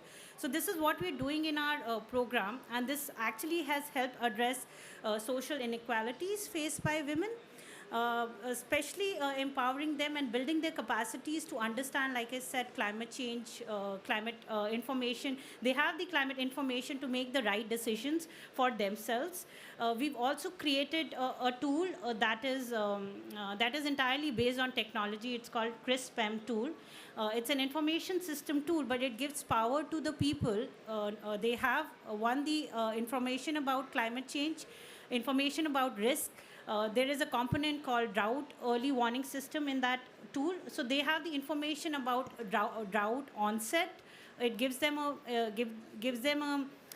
preparatory time, if you want to call it, to kind of ensure how they adjust to that their own coping mechanism, or how do they bring in a strategy that helps them cope better with this kind of a situation. So that tool gives power to people. And in the last 1 year, when we've implemented the tool, we've got some case studies. We were, in fact, showcasing it a day before in our session, where women are talking about the fact that they now have the information on their palms because they have mobiles. And with that information, they're able to kind of build awareness within the community. They're also able to demand some I mean, they have rights, they know that. They are able to demand that when these community assets are designed at the Gram Sabha or at the community level. So these are the changes these are early changes that we are seeing through our work in India. And we're hopeful that we'll be able to kind of create a larger impact on building climate resilience at locally, at the rural level, within the community. So thank you. But I can share more information, and I can pass, if people are interested, I can pass on more information about the tool. Thank you.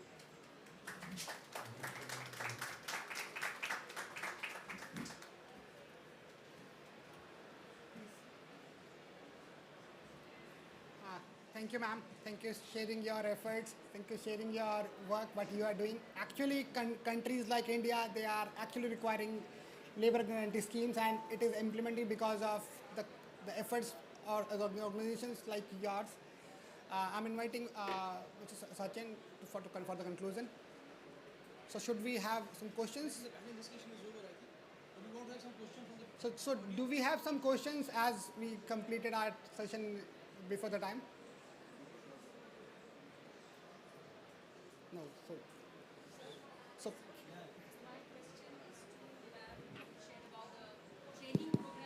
ma'am, please. Share again. My question is regarding the project with the women who are doing the work at salt pan areas. So I'm sorry if I'm mistaking, and you said that, right? Come again, ma'am. Salt pan project. Renew. Okay.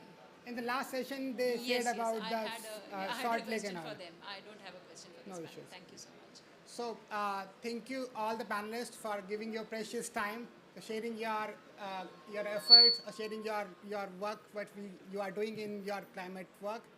So we can conclude our session with this. Thank you. Thank you.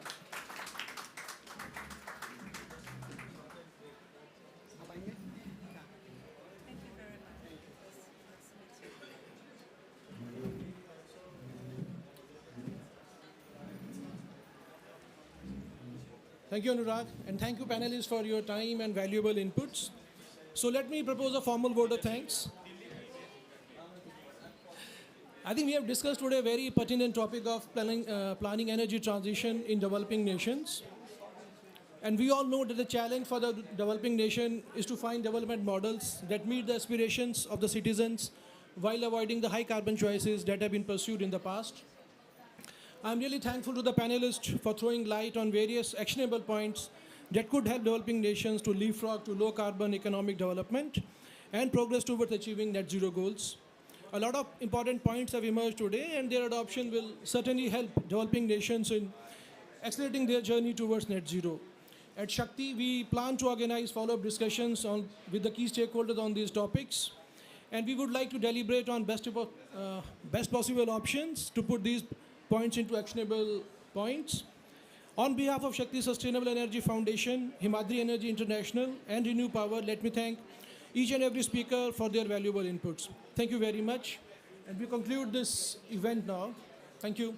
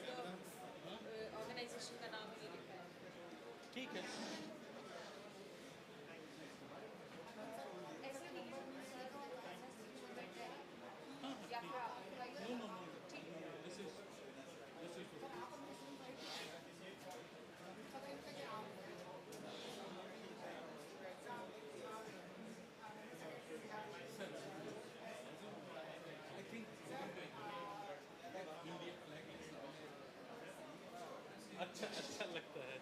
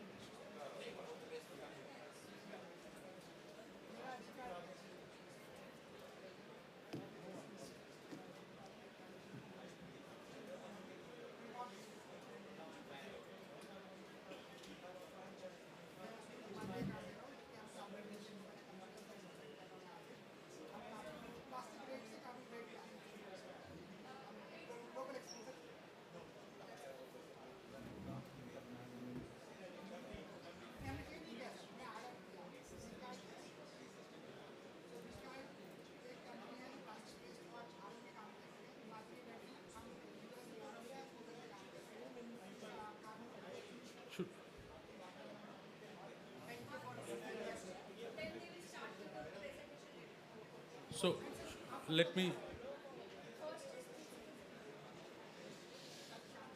Uh, good, good afternoon, everybody. Can I please have seated? We should start the next session. Before I start the next session, can I please invite the dignitaries at the stage? Shri Arvind Kumar Chaudhary, IAS, Principal Secretary, Department of Environment and Forest, Government of Bihar. Shri Koel Kumar Mandal, Chief of Program, please take your seat. Shri Parth Joshi, UNDP, can you please be on the seated on the dais? And Mr. S. Chandrasekhar, Member Secretary, State Pollution Control Board. Bihar State Pollution Control Board, sir, can you please? So, what we will be showcasing in this event is, it's interesting to follow, for everybody to follow. It is the initiatives that has been taken up by the government of Bihar in the brick sector. So what we are doing in in the Bihar government is, along with the Bihar government, is mapping the brick sector and then finding out ways of how to reduce the environmental pollution by doing a GHG inventorization study and devising strategies on how to transform the brick sector into a carbon neutral sector. So the time frame that has been given to us is by 2070. So by 2070, we are finding out ways on how to turn it into a carbon neutral sector. These initiatives and actions are not only in the form of baseline studies, but is also going to showcase the innovations that we have done in the form of a GeoAI tool that UNDP is going to present. And how are we, from that GeoAI tool, how are we mapping the brick sector and how are we reducing, what are the strategies of reducing it? So we are also contemplating that the forging partnerships with the private sector will be a significant milestone in achieving the same. So there will be presentations on public-private partnerships.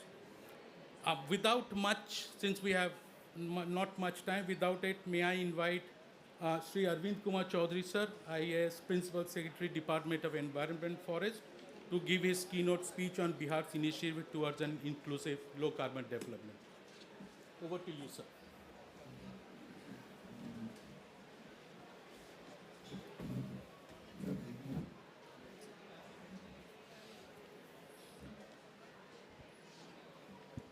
Thank you very much, Saumenji.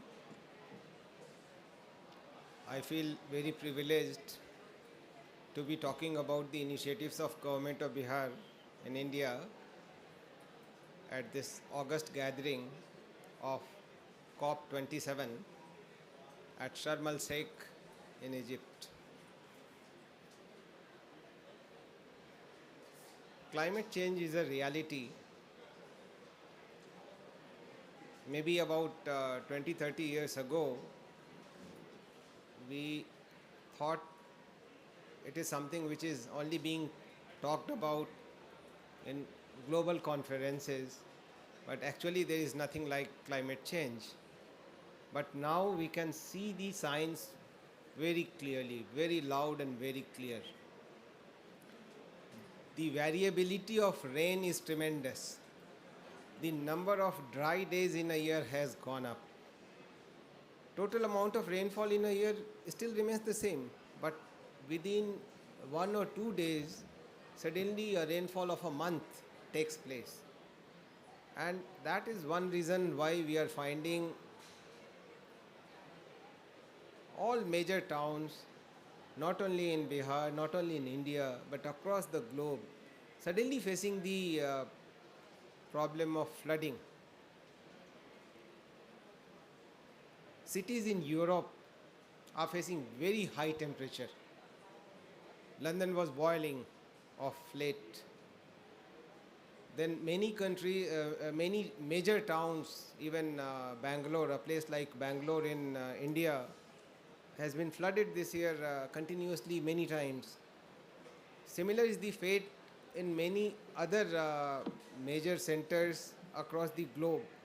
So all these are very clear signs that it is a reality, it is actually taking place, and if we don't act swiftly and quickly, it's going to impact all of us, particularly the coming generation.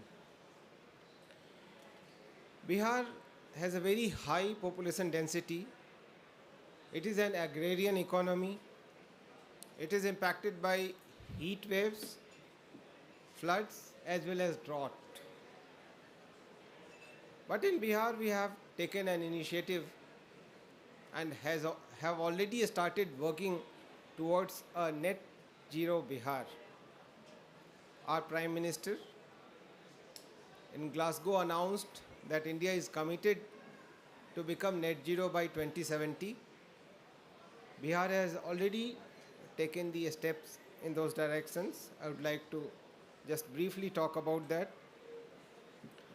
One important area, we found that there are broadly the major contributors to the carbon emission in the state. It is very, very important that you inventorize all of them and you actually know as to what is the status. Once we know the current status, then only it will be possible to plan for future, and many a times what happens that what is our popular perception that may not be true. So only when you do the inventorization and look at the actual realities, the actual data, that you come to realize of. So 3 major sectors that are there are thermal power plants, that's one, transportation, that is second, and brick kilns are the third.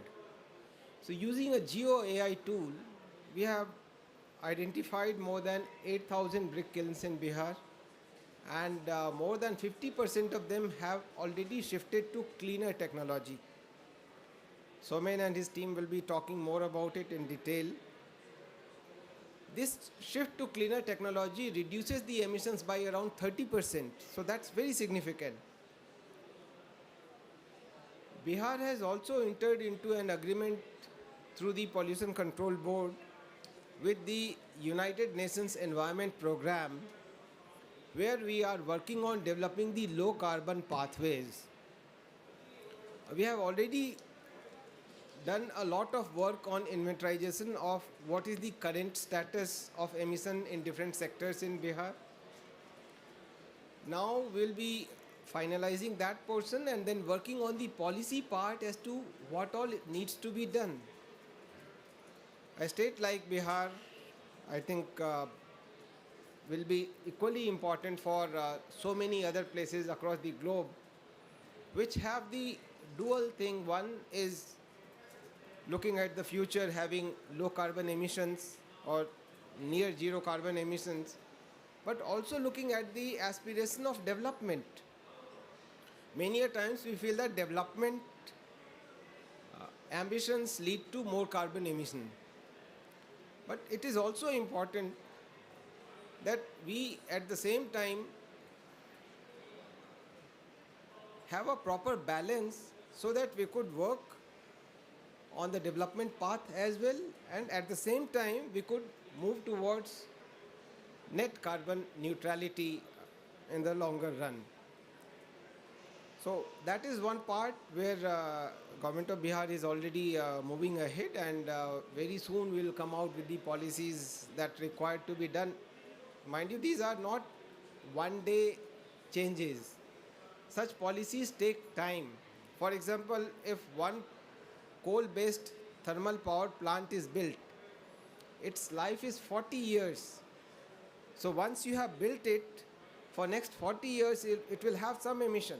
So if you say that we are going to be net zero emitter, that would mean that from that day prior to 40 years before that, you should not build any more coal-based thermal power plants. So these are the policy implications which are there, and similar is the case in transport sector and in other sectors. Another aspect that Bihar is working on is a very ambitious Jal Jeevan Haryali Abhiyan. This is about water, life and greenery. So water and greenery are so very important that only when the two are there that the life in any form, be it human or any other body, animal or birds, etc., they can survive only when there is water and there is greenery. So on that aspect also, government of Bihar is working in a significant way to ensure that all the water bodies are sustained, maintained, the pollution levels are reduced. We go on planting as many trees as possible. There are some restrictions, some limitations to the forest area plantation, because that is limited by the geographical area that you have. And a state like Bihar in India has only about a little more than 8% of its area as declared as forest. So remaining plantation we have to do outside forest, and we are focusing on increasing the tree cover. And I think that's what in the longer run matters. One more part that I would like to say, particularly I find that there are so many players, so many countries and so many organizations assembled together at this August gathering, is once we have decided on a policy, how to ensure that it is execution, it is executed properly. Execution is a very big gap. There is a famous book by Ram Charan and Larry Bossidy on execution that talks about the corporate sectors and how execution is the biggest gap that is there. So once we have decided on a policy, execution will remain a big gap. And one of my hopes is that the technology which has created much of the problems of today will also be the provider of the solutions. So suppose if we are able to harness the solar energy to its full potential, probably the requirement for other fossil fuel will outrightly go away. So I'm very hopeful that we won't have a very bleak future. We will have a good, greener and very nice future. Thank you very much. I do hope that today's discussion will be fruitful. Thank you. Thank you, sir. for those inspiring words. May I now invite Sri Koel Kumar Mandal for talking on lights, for shedding some lights on the public-private partnerships towards low-carbon initiatives in Bihar. Apart from Thank you, Showman. So I think Sir has said the context pretty well in terms of what Bihar is trying to do to achieve its net zero commitment. I think I'll put some more context. I think Sir was quite humble in stating some of the sort of initiatives and putting it in the larger context of Bihar. So for people who know already, I think Bihar is a state with one of the lowest per capita incomes within India. It's also, in terms of its contribution to GHG emissions, if you look at the overall picture, I think it contributes somewhere around 2.5% of India's overall GDP, overall carbon emissions. Even if you look at per capita emissions, I think Bihar's per capita emission is around 0.75 tons CO2 equivalent per capita, whereas India's national average is around 2.25. So if you look at all these parameters, I think Bihar is yet to catch up with the national average in various socioeconomic, in various emission parameters. So for a state like Bihar to make a commitment that they will become carbon neutral and to commit to this energy transition, I think that in itself is a big deal. And sometimes we don't recognize that because it's one of the earliest and one of the few states so far within the 29 states we have in India to make such a commitment. So I think it's something to be proud of, and something that we are all trying to support the government to reach that ambition. Now coming to the whole idea of public-private partnership, of course it's not going to be easy. PPP is something that overall in India I think we have struggled with, especially in the infrastructure sector. It's very difficult to structure PPPs. We have had a few successes in some sectors, but overall it's quite challenging, and even more so for Bihar. But I think in order to attract private investment, a lot depends on Bihar's developmental trajectory and its aspirations.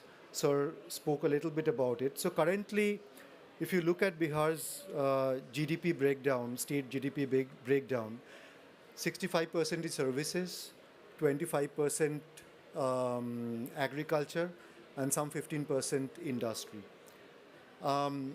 Agriculture so far all over India, forget let alone Bihar, has not been able to attract private investments at all because of various complexities within the sector.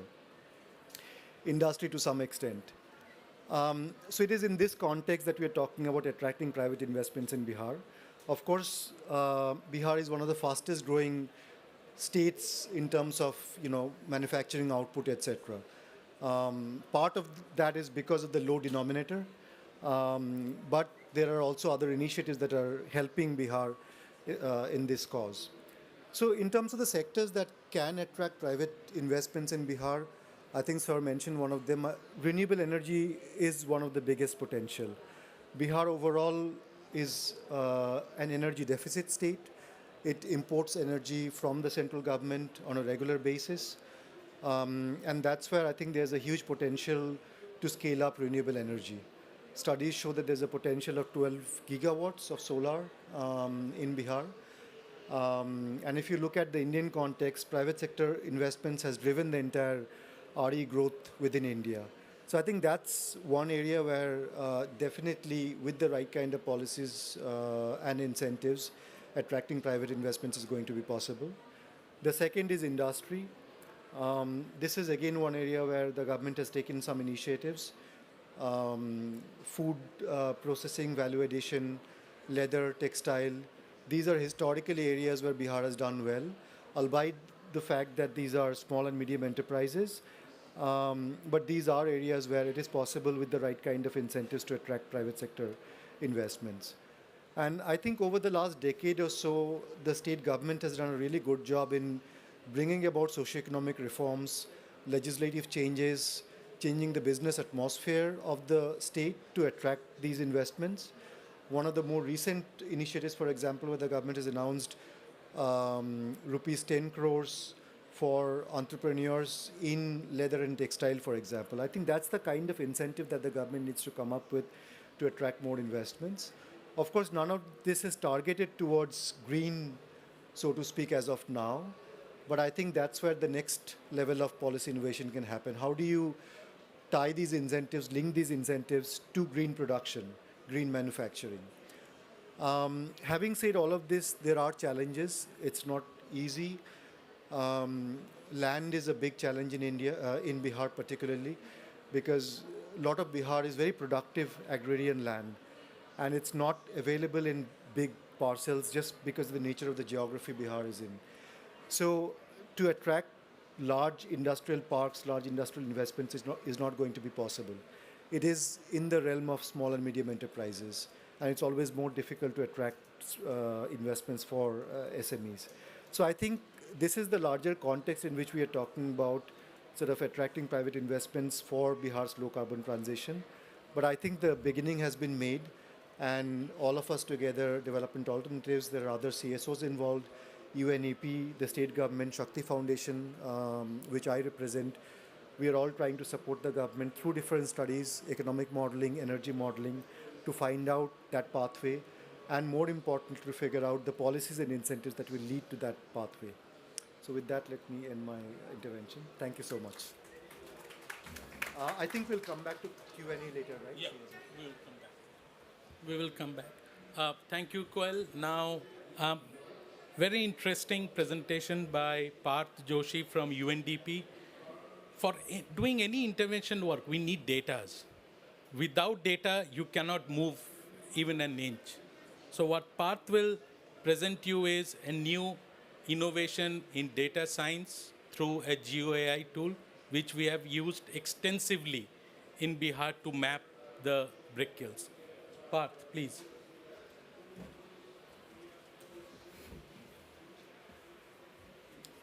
Thank you, Dr. Methi, and warm good afternoon to all. The Accelerator Labs network is a part of UNDP's new and evolving approach to development. Globally, we have 60 labs that are working across 78 countries to find radical solutions to today's complex and often interrelated development challenges. The Accelerator Lab at UNDP India explores, maps, and experiments with a portfolio of solutions for climate action, social protection, and gender equality. Every winter, more than 140 million Indians are exposed to severe air pollution when the AQI crosses the hazardous mark of 300. Air pollution today is not just an environmental issue. It's a health issue, it's a social issue, it's a human rights issue. And the GeoAI platform aims to find solutions to these problems through a strategic leverage at the intersection of AI and citizen science. Brick manufacturing units, or brick kilns, highlight how pollution, health, livelihoods, and human rights are deeply intertwined. They are not only a major source of air pollution, but also cause soil degradation and groundwater depletion around their locations. Some of them also employ bonded labor, child labor, and the poorest of the poor. Around 15 million laborers work in extreme conditions in brick kilns across India. They were also one of the segments of informal workers that were severely affected during the COVID-19 pandemic. These multiple problems encouraged us to identify brick kiln hotspots where these myriad social and environmental challenges intersect. Building upon a research paper by the University of Nottingham that proposed using geospatial technologies and artificial intelligence to detect the exact location of brick kilns using satellite imagery, we teamed up with researchers from the university and Rights Lab, an institution focused on creating environmental and social impact through research. After the research identified 47,000 precise locations of brick kilns across India, we had multiple stakeholder consultations with government agencies and civil society in Bihar, Haryana, Punjab, and Rajasthan. Through identification, through research, while it's an important step, regulatory challenges around brick kilns still need to be addressed. And the environmental and labor regulators in these states highlighted that they were severely understaffed and needed support. And this is where the Geo AI platform came in. Through data derived from satellite imagery, it demonstrated how environmental non-compliance can be detected from space using artificial intelligence. This significantly reduces the drudgery and the humongous tasks and investments required to regulate each and every industrial unit. It is, of course, an evolving approach to mainstream data for improving regulatory governments in India. The platform brings together coordinated action from a diverse set of stakeholders, regulators, government agencies and departments, civil society, and volunteer groups to tackle the complexity around monitoring and regulating operations of brick kilns. Here you can see how satellite imagery has mapped out brick kilns through AI, and they've been segregated into compliant and non-compliant units. For those units that we are uncertain on, we can do ground truthing by involving citizen volunteers. Through the mapping, we could pinpoint districts with a higher density of non-compliant brick kilns, and then the authorities could subsequently channelize more resources in these areas. In terms of impact, the challenges of monitoring over 8,000 brick kilns in Bihar was brought down to less than 1,000. Through a mobile application, government officials and citizen volunteers can go on the ground and upload data like GPS coordinates and images, which when uploaded on an MIS can give us exact numbers to work with. The digital platforms, both on mobile as well as on the computer, promote multi-stakeholder collaboration, where government officials, development agencies, education and research institutions, as well as citizens can come together. These are some of the key functionalities of the mobile app that we would like to showcase to you, which when combined with the web platform create an end-to-end digital interface from the ground up that can inform policy.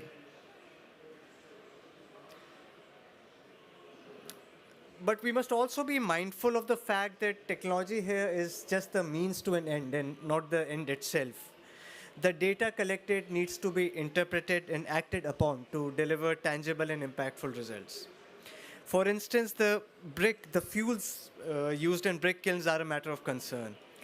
Poor quality coal, pet coke, plastic waste, and even refused tires are used as input fuel to reduce the cost of production, which then results in dire public health consequences. So can we explore the use of biofuels here? Many laborers working at brick kilns neither have access to government social protection schemes nor receive minimum wages or have decent worksite conditions. In some cases, they don't even have access to government identity cards.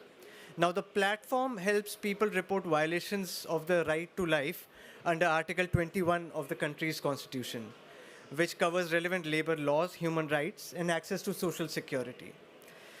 We are now exploring partnerships with the Ministry of Social Justice and Empowerment, Labor Welfare, and the civil society to enhance livelihoods of labor and facilitate evidence-based policy dialogues on this topic. I'm sorry. Going ahead, we now want to move ahead on two fronts. In terms of technology and platform, we are looking to expand it vertically in terms of enriching the depth of data and the insights it can provide, and also horizontally to cover more geographies and possibly sectors. We are exploring how we can plug this approach into larger policy frameworks revolving around circular economy and just transition. The brick manufacturing industry as we know it may probably die out in India within the next couple of decades as modern construction moves out towards monolithic concrete and prefabricated structures. Environmental agencies are also in the meanwhile promoting replacement of clay bricks with non-fly ash bricks produced from fly ash, sand, lime, gypsum and cement, which might also spell doom for these brick kilns. But while this demand will decrease at a relatively gradual pace, we still need to accelerate finding solutions for the social and environmental challenges around brick kilns. And that's what we at UNDP continue to do. Thank you.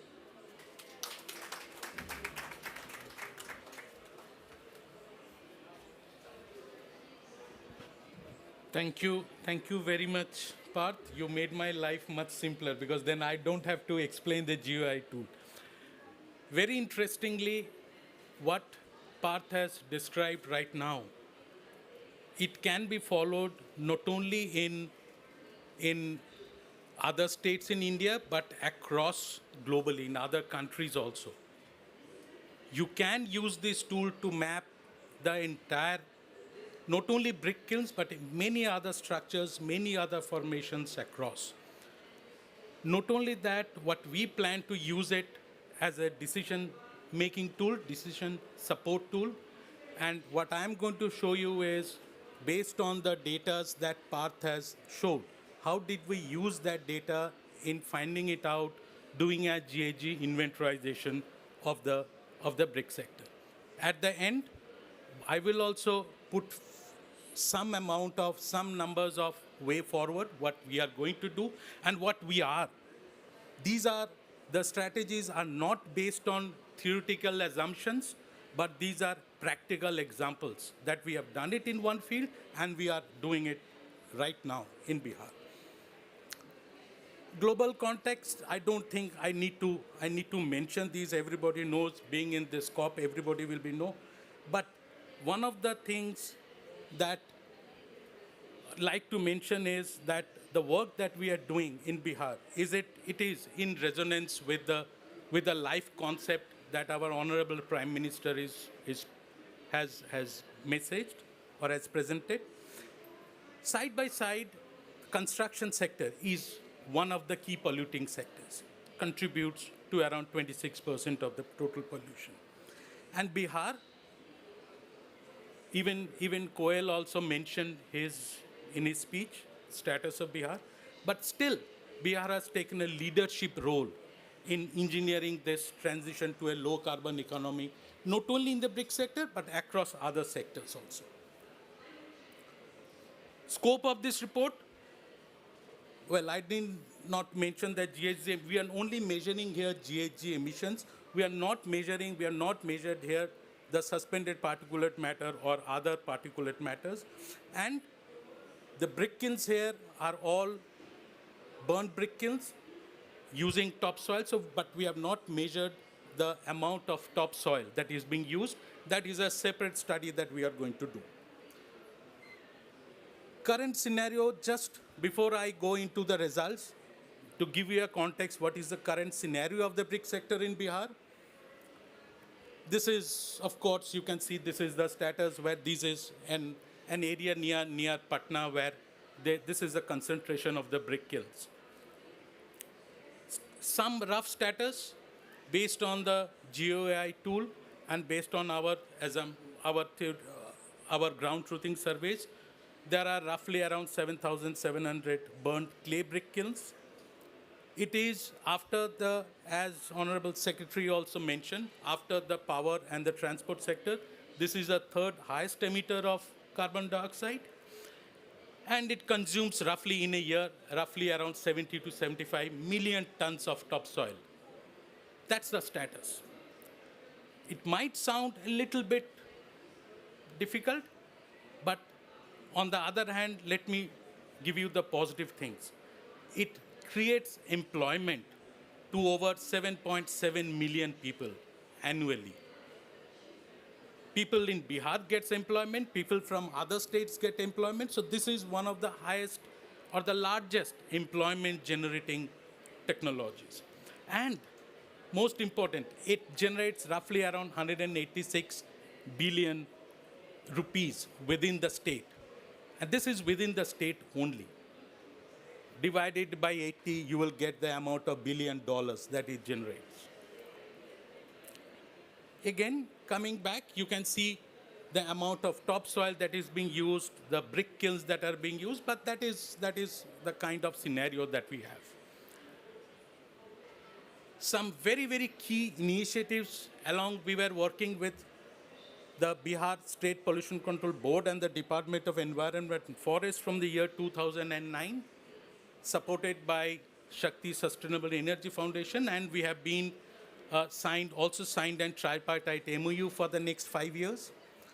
And these are some of the initiatives that we had worked out with the government of Bihar in streamlining or introducing new technologies or in Bihar. one of the most important thing is that is 100% procurement of fly ash bricks.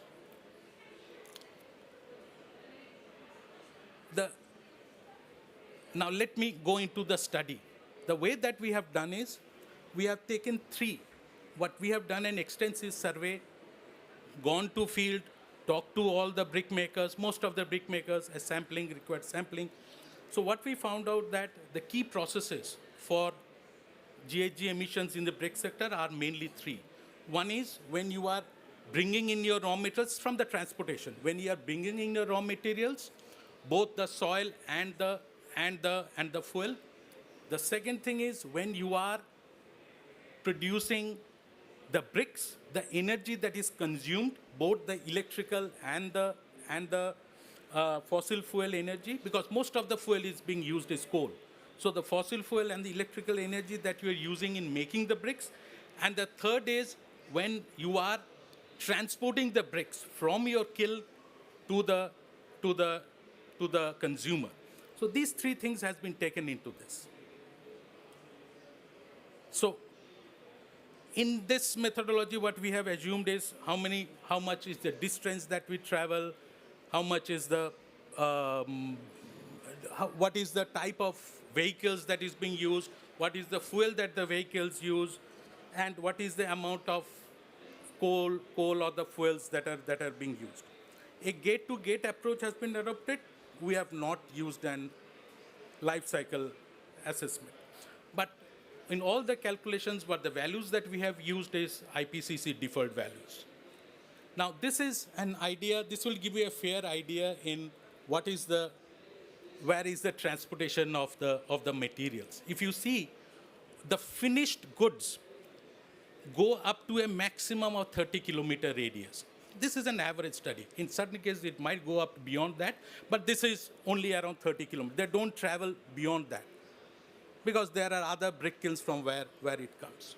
But the fuel or the fossil fuel or the coal, that even comes from distances of around 1,000 kilometers from other states also. In certain cases, people are importing coal from other countries. It all comes from South Africa, the coal comes to Gujarat coast, and from Gujarat, it comes by road or by truck or by trains to Bihar for use in brick kilns. So that's an overall status. Give you some idea of the results. We have taken 3 technologies there. This is the predominant technology. One is the fixed chimney bull strange kiln that we have, the traditional one, sorry, I didn't show you the figure, but that I should have. The second thing is the improved technology, what we call it as the zigzag kilns. There are 2 types. One is natural draft and another is through an induced fan, which is called the induced draft. And the third or the fourth technology is the fly ash bricks, where you don't use any topsoil, you don't use any energy, except some amount of electrical energy. So out of these, stage 1, which is emission from transportation of soil which comes into the plant, of course, this is the status where FCBTK or the other zigzag kilns is more or less okay, but the fly ash brick scores quite heavy, quite low. In the emission, this is where the maximum emission happens in the brick sector. If you see in the FCBTK, since they use coal, it is roughly around 0.935 kg. The emission is 9.9 kg of CO2 emitted per brick. And one brick that we have assumed is around 2.8 kg, the standard ones. And the fly ash bricks, incidentally, is only 0.02. It is more or less negligible, I can say. In the transportation, well, there is not much difference because it goes into into more or less similar kind of distances. Overall, the cumulative, it is that if the FCBTK, this is around 8 million tons, I would say. 8.7 million tons of CO2 is released per year. Zigzag kiln, it is much lesser. These are improved technologies. It is around 2.7 for the natural drought. For the induced one, it is bigger. But the most lowest is the fly ash brick. It is roughly around only 40. This also relates to the number of brick kilns that is there, because almost 50%, more than 50% are the zigzag kilns, and very less amount of fly ash brick kilns are there. But still, if you see the overall, only from the brick sector, it produced roughly around 12.6 million tons of CO2, only from the brick sector. People might think that this is, but next I'm coming to what is the solution for that. Because we have, as Honorable Secretary has already mentioned, that we have a plan to go carbon neutral by 2070. We previously had a plan of 2040, but we thought that, well, it is not difficult to implement, but as per the Government of India's Honorable Prime Minister's directive, that we are going to go carbon neutral by 2070. Keeping that target in mind, this is the areas of work that we are doing right now in Bihar. What we have decided that all the responses that we do to go to carbon neutral, it has to be a graded response. It cannot be a knee-jerk reaction where you say that close down all the kilns. And when we are doing this response, implementing this, we need to take care of the people. It should be socially relevant also. And it must be equitable. It must benefit everybody. We need to change our lifestyle also. Instead of clay bricks, if we can also look at any other alternative, going in line with the directives of the Honorable Prime Minister towards life, what we see here. But coming from that, there are 5 main key levers that we will be working in the next couple of years. And these 5 levers that I'm talking about, these are not simple off-the-cuff remarks. These are actually has been implemented in other areas. This we have done it, and these are results that we need to implement it in Bihar. Number 1, and we are working with the Bihar State Pollution Control Board and the government of Bihar in implementing these. Number 1 is maximize the utilization of fly ash. Still, there are huge amount of fly ash that is lying unutilized. If we can use them, then we will be reduce that 12.6 to around 6. We can reduce it by 50%. Because more than 50% it will not be possible, because there is not enough fly ash. So there will always be some red brick kilns. But at least we can reduce it from a 12 million tons to around 16 million tons. Number 1. Number 2 is, still there are about substantial amount of fixed chimney bull strength kiln. So we are working through the GOI tool is giving us the information where there are fixed chimney bull strength kiln, and we are doing a ground truthing surveys also, working there to convert 100% from fixed chimney bull strength kiln to zigzag kilns. That is going to reduce my CO2 emissions by a further 30%. So from 6 million tons, if you take out 30%, roughly around 4 million tons, it comes down. This is what I call it as a graded response. The next thing is utilization of there's a lot of industrial waste that is available across the other states. So we are going to use this industrial waste in the green brick making, which is further going to reduce it by another 25%. So from 4 million tons to 3 million tons. The third and the fourth one is, of course, going from entirely shifting from fossil fuels to biomass-based briquettes. This has been done in other states like Punjab and in Haryana. Now here what we want to do is implement this. So if I'm using biomass briquettes, then 100% renewable fuel, then I'm sure that this industry is going to go to carbon neutral. Thank you very much. May I now kindly invite Member Secretary Mr. Chandrasekhar, Member Secretary, Bihar State Pollution Control Board, to give his remarks.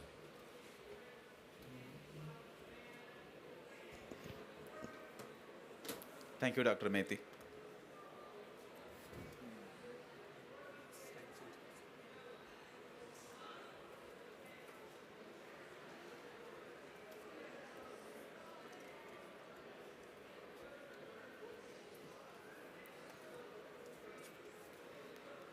Dr. Methi, thank you so much. Good afternoon, all of you.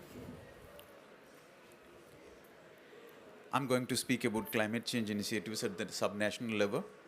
It's under the topic of today's panel discussion of towards a carbon neutral Bihar and BRIC sector, showcasing a public-private partnership. In the outset, I would like to thank the UNFCCC, Ministry of Environment, Forest and Climate Change, Government of India, for providing us this opportunity to showcase our initiative, climate initiatives at the subnational level in Bihar. This is the flow of the presentation. Bihar is an East Indian state located in the Himalayan Tarai region, which is characterized by alluvial soil, mostly of new alluvium. So by nature, the soil is of low bulk density, so it gets easily suspended in the air. So this is one of the major reasons for the air pollution in our area. Initially, we looked at the brickland sector as a source of particulate matter pollution, but later on, we started looking at a holistic level under the climate change perspective, its contributions. So Bihar is one of the, as explained by our previous panelists, that it's one of the state which is having the low GDP. Per capita income is also very low. But when we see the population as such, it is one of the most populated states in the country, with the population density of 1106 persons per square kilometer, which is very huge. And the total area of the state is only 95,000 square kilometer.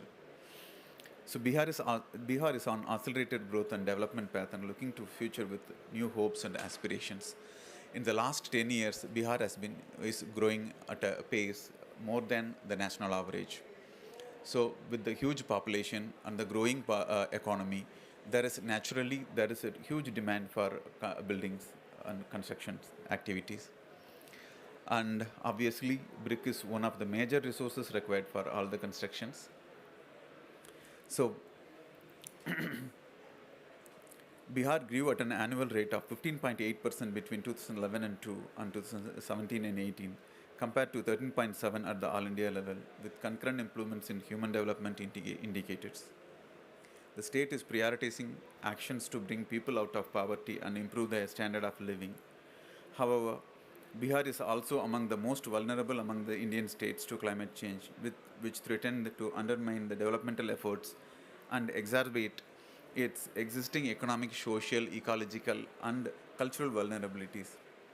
Bihar State Action Plan on Climate Change, which has been prepared in tune with the national guidelines for climate change, focuses mostly on adaptation as predominant philosophy, and while at the same time leveraging the opportunities of mitigation benefits and co-benefits.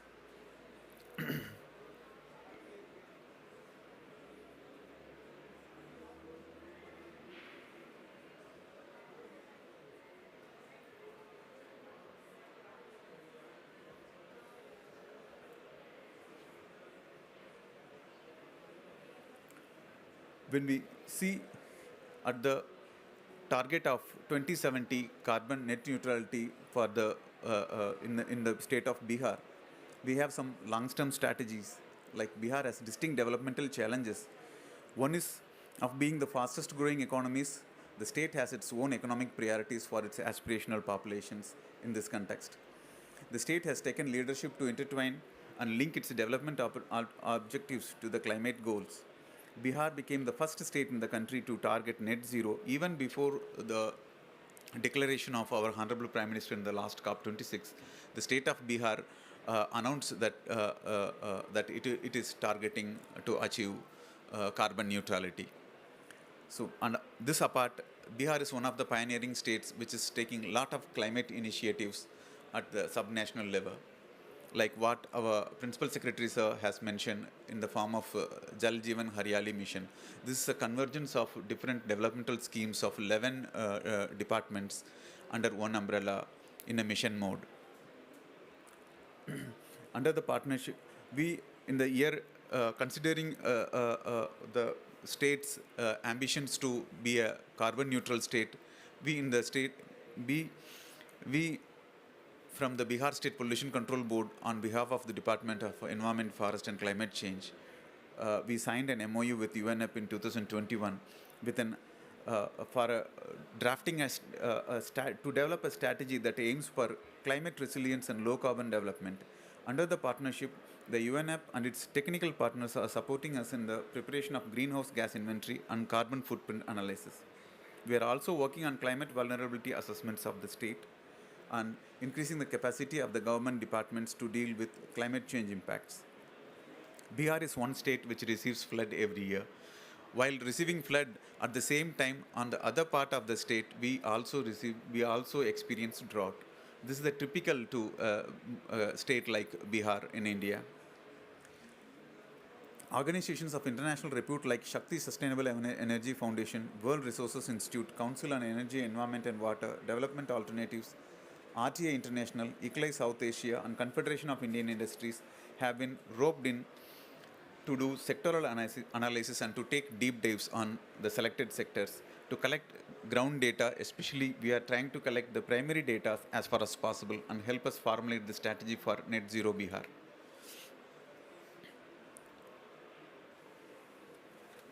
When we see at the different sectors which have been covered under the strategy preparation, we are overseeing and developing climate impact scenarios and future risk assessments and vulnerabilities, as well as preparing the adaptation strategies for Net Zero Bihar. On the mitigation front, we are building GHG emission inventory and conducting the carbon footprint analysis of relevant sectors.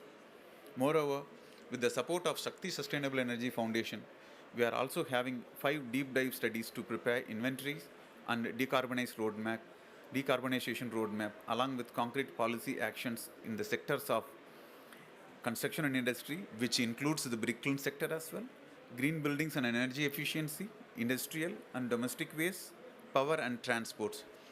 We all know that these are all the major 5 sectors which contribute to the GHG emission in the state. And we are thankful to Shakti Sustainable Energy Foundation and Development Alternatives for doing this noble work on behalf of us. And also here I would like to mention that Bihar State Pollution Control Board under the Department of Environment, Forest and Climate Change is collaborating with Shakti Foundation and Development Alternatives since last 1 decade. And we are working in the brick kiln sector. We have organized a lot of training sessions, lot of meetings, hands-on trainings, exposure trips to the conventional clay brick owners and their association members, to convert it into the conventional brick kiln method, into the zigzag cleaner method, which emits 30% less greenhouse gases.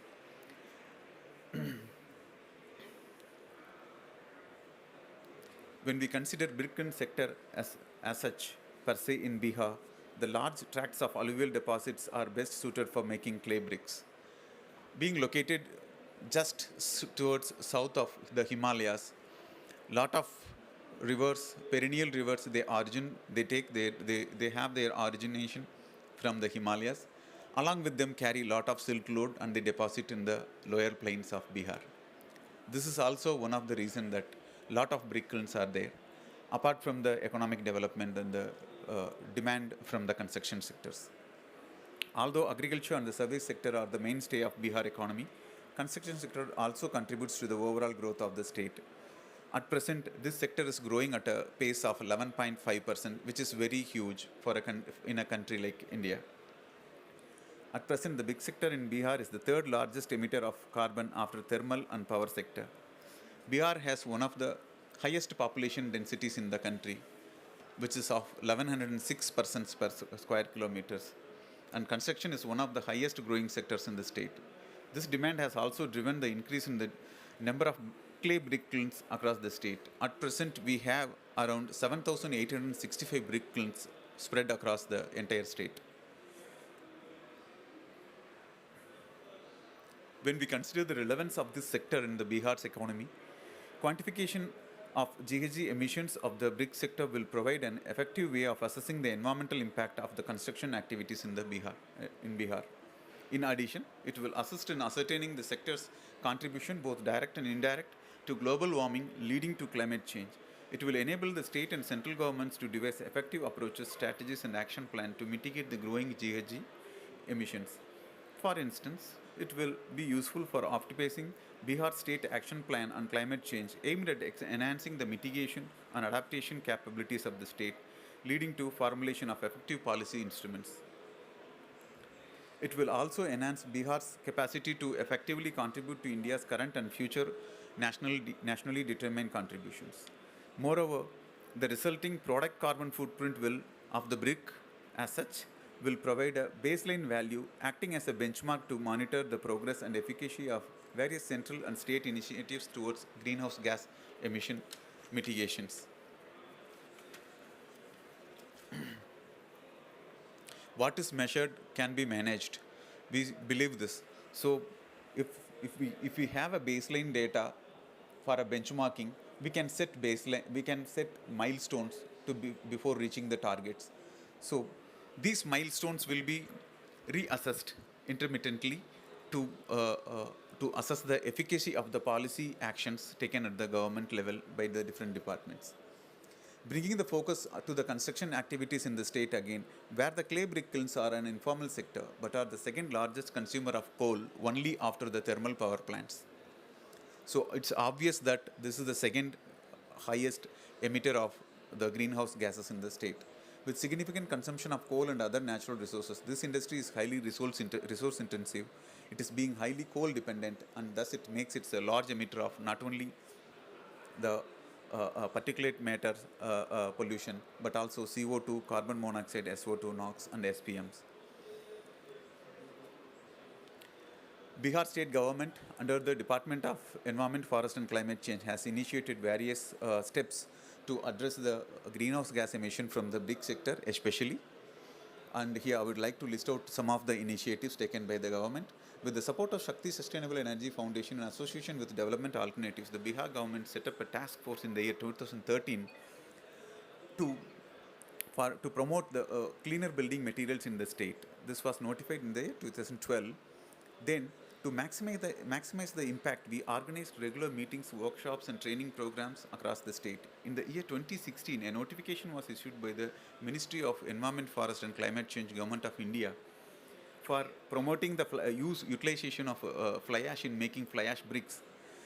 And it has notified that those public sector those thermal power plants around within the radius of 300 kilometers, the fly ash should be provided to the public sector constructions and has been made mandatory.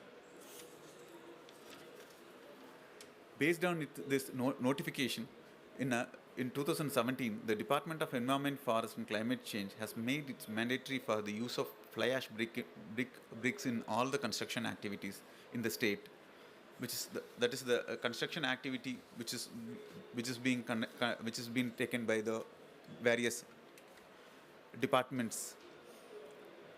In the year 2018, it became mandatory for all these existing kilns to convert to cleaner technology, regarding which the Bihar State Pollution Control Board issued notifications.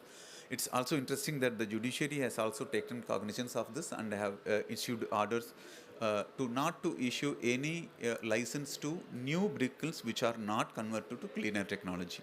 So in turn, these are all some of the regulatory mechanisms we adopted to encourage the brick kilns to switch over to the cleaner technology. So this is the first.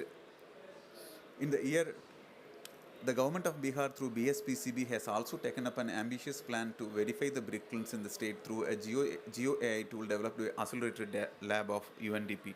As spoken by Mr. Parth from UNDP, we signed a MOU with UNDP in the year 2020 to inventorize the brick kilns located in the entire state, to come out with the number of brick kilns located in the state. The state is so spread across such a huge area, 95,000 square kilometers.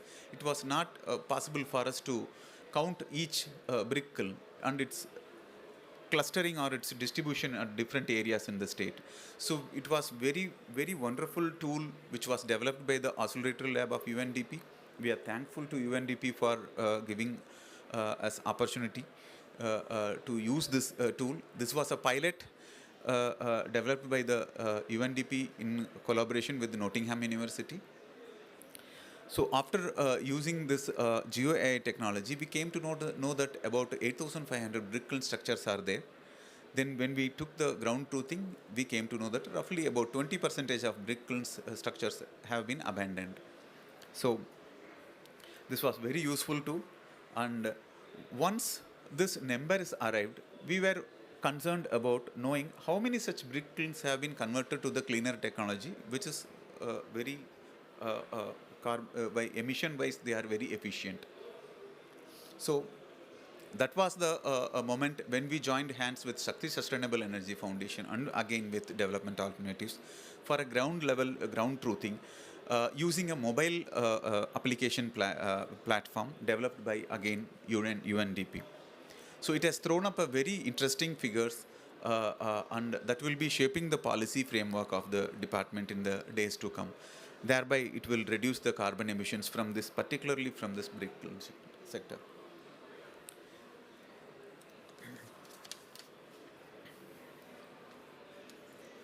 So after undertaking these interventions by the government of Bihar, the net outputs were that now we have evidence for better policy making and efficient regulation. Quantification of total brick kilns in the state and GHG inventorization along the creating a baseline has helped us in taking informed decisions. This has further contributed to accelerating the transition of these kilns into cleaner technologies. Dissemination of best practices and also capacity building of brick kiln units has put the thrust on collaborative efforts to achieve climate goals. So not only involving the brick kiln owners associations, that is the conventional brick kiln owner associations, but also we involved at the same time fly ash brick kiln owner association, and joined our hands with a lot of international reputed organizations like Shakti Foundation, Development Alternatives, and international organizations like UNDP. So some of the insights and way forwards are that when we started this project, not only this, we have as part of the climate resilient and low carbon development pathway strategy, which is being prepared with the support of UNEP, under the guidance of various reputed organizations, as I mentioned in my presentation. This is throwing up a lot of new challenges, not only for UNEP and its partner organizations, but also for the Bihar state government. Lot of data are missing. So in order to come out with a prescription for a better climate change impact adaptation and mitigation, data is very essential, which we felt during our course of. So we tried to collect as much as possible the primary data. Then we are in the process of coming out with a scenario modeling, which will prescribe the policy frameworks required for adaptation and mitigation. So what gets measured can be managed. If it is not measured, it cannot be managed. So somewhere we are speaking of about the emissions from different sectors or the emissions from different countries or the regions. But once if we have a measure how much I am emitting, then only I can set milestone, then only I can know how much time it will take for each sector to reach the target. So this was all the aim behind having this adaptation, having this understanding with the UNEP to have a strategy. So with this, I also would like to mention here that our lifestyle determines the built-up environment. So brick forms one of the building blocks as also the important resource for any construction activity.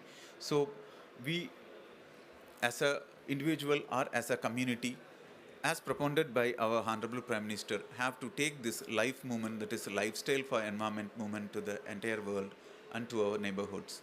With this message, I thank you all once again. Good day.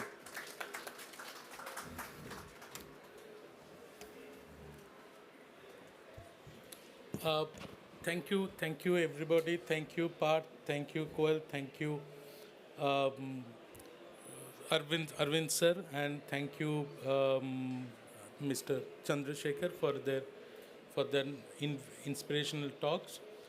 We don't have time for any question and answers because we are slight delayed for the next session, but we are all here.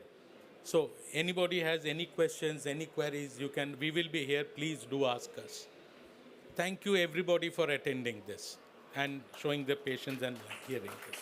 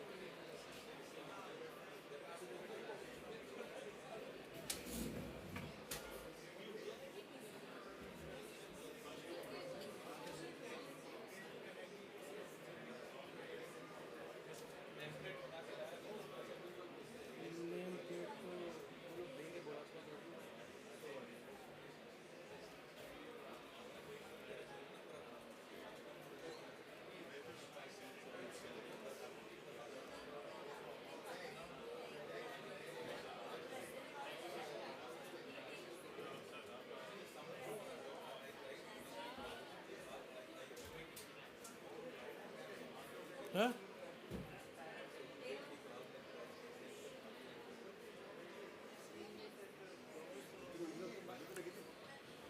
Good evening, everyone. Good evening to all the climate change champions here. I think all of you are champions. First of all, a great round of applause for all of you because you're the guys who are actually spreading and spearheading the word about climate consciousness, right? Thank you so much for being here. I know it can be boring sometimes to talk about climate change. It can also be exciting because people run behind you if you say the wrong things, right? Or if your views are controversial. Let me just check if the presentation's ready. So,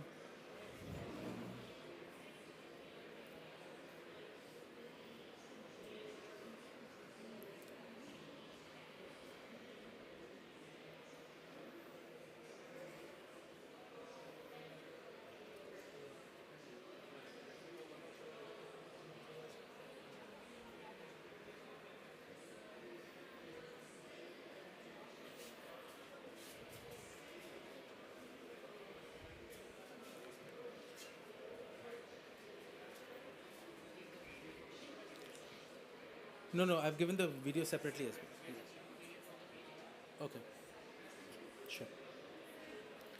Technology and its glitches.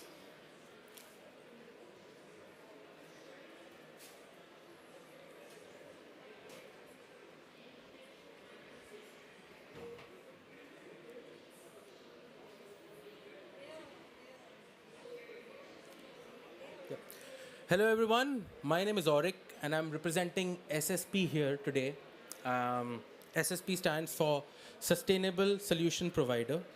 This is a company which was formed 45 years ago, working in the line of milk production. They actually manufactured plants that were in evaporation and drying technology. But they've now used that and reused that technology for other, applications which are, far-reaching and have climate actually as a agenda. So we've been able to use one of our evaporation techniques where we were making the use of the plant to make salt. We've been able to now capture the brine that flows away from the desalination rejects, and we're now able to capture the salt and the water, and the entire plant can run on solar. So let's begin today's session. Before that, I have to tell you that it gives me immense pleasure to be here. And I think, I believe that it is your, mine, and everybody's responsibility to actually, work towards the environment and climate, right? This is the Mother Earth, Dharti Ma, that we all love and reside on, we live on and we thrive on. And we really have to be conscious about what we put out there into the world, because not only we have to survive, but all the future generations as well. Now, joining me today on the panel is Dr. Vinod Agarwal. He is ex-secretary to Government of India. He's also a doctor from AIMS. So he is an IAS and a doctor. I have with me Ashish Banerjee. He is the director of SSP and he's the head of Sustainable Solutions and New Technologies at SSP. And he might look old, but he's 25-year-old at heart. Right, perfect. So I am Auric Singupta. I'm a sustainability strategist and a planner. I work with companies to actually help them with growth and diversification strategies in the global sector as well as sustainability sector. I think joining me online are Saibal Ghosh, CB Mojumdar, Professor CB Mojumdar from IIT Roorkee, Mr. A. Sarkar from World Bank, and Shri Manoj Kumar Sahu, Joint Secretary of National Jal Jeevan Mission, Department of Drinking Water and Sanitation. So let's start and look at the desalination technology and how it is affecting the weather systems of the world and how it is affecting all of us. So the first session is keeping the blue intact, extracting water and salt from desalination plants, RO reject, to a true zero liquid discharge system. This technology actually helps save the marine life, but also because of the rising salinity, the currents of the water, oceans actually change, which affect the larger climate system, the weather system of the planet. So, yeah.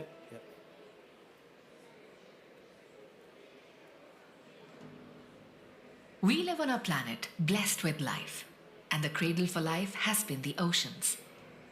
The oceans not only support life, but also affect the weather system of the planet. We depend on the ocean, and the ocean also depends on us.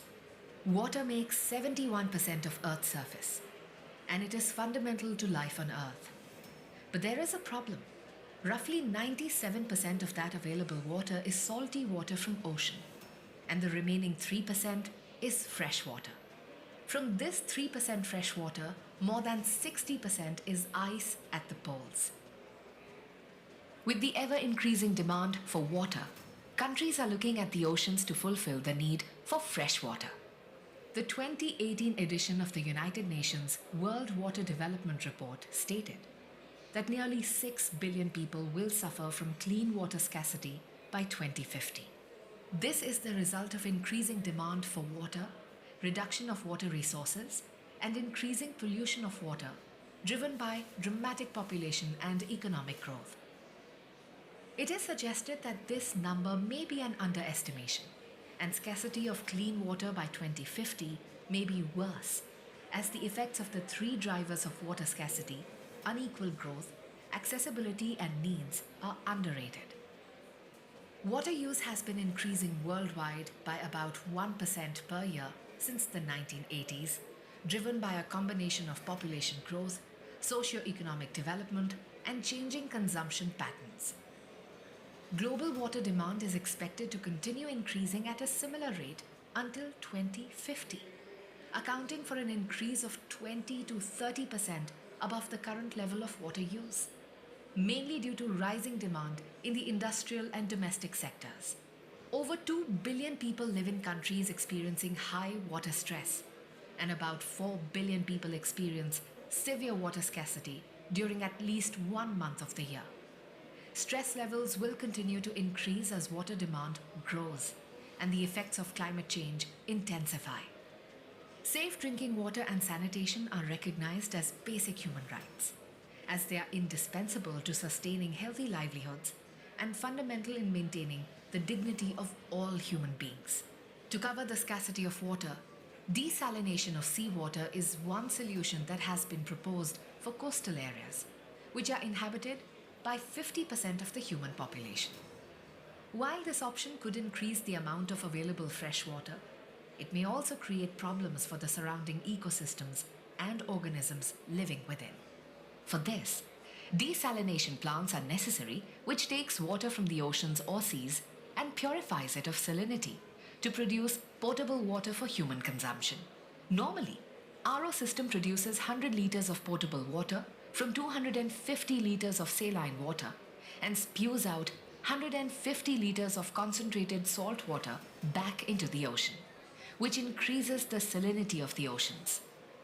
This is the effect of rising salinity of the oceans in the vicinity of desalination plant, which is diversely affecting ocean life and helping in accelerating climate change.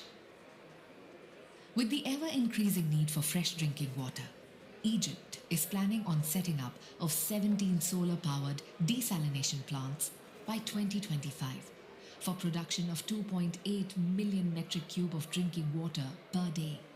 However, the additional water requirement by 2050 in Egypt is estimated to grow by another 6.4 million metric cube per day. We at SSP have developed a technology where the RO rejects from the desalination plants are further processed to produce 100% potable water with high-grade vacuum salt, more than 99.6% purity. Production of 100% additional water and salt makes it a lucrative project. It becomes a ZLD system when the 2 to 3% purge is also converted to other salts. This is one of those rare cases where the waste from a process can be transformed into wealth. At present, about 51 desalination plants are working in Egypt as per available data. All these plants are producing about 9.24 million metric cube per day of RO rejects, which is being pumped back to the sea. With SSP's technology, about 8.3 to 9 million metric cube per day of drinking water can be recovered from 9.24 million metric cube per day of RO rejects. This system also recovers about 462,380 ton per day of sodium chloride, also known as NaCl, with more than 99.6% purity. Other salts like potassium chloride, KCl, magnesium chloride, MgCl2, and magnesium sulfate, MgSO4, can also be recovered to make the system a true zero liquid discharge system. Globally, more than 300 million people now get their water from 16,000 desalination plants from America, Europe, Middle East to China and Australia. Our technology presents a solution to this problem when nearly 100% water is recovered from the brine discharge, while valuable salts are produced that offset the operation and maintenance cost and the energy required in processing. This is an innovative technology that provides solution to water and pollution problems all over the world. No similar technology has been used till now. Sooner than later, stricter environment laws will prevail to stop discharge of concentrated brine back to the seas. Adopting SSP's system saves the environment, but also equivalent quantity of potable water is recovered. Extracting salt and other valuable chemicals will make the system profitable. Moreover, for a new desalination plant with SSP's system needs only 110 liters of seawater to produce 100 liters of potable water, compared to traditional system that takes in 250 liters to produce the same amount of fresh water. So, It is better to adopt SSP technologies for a better future. SSP, a sustainable solution provider.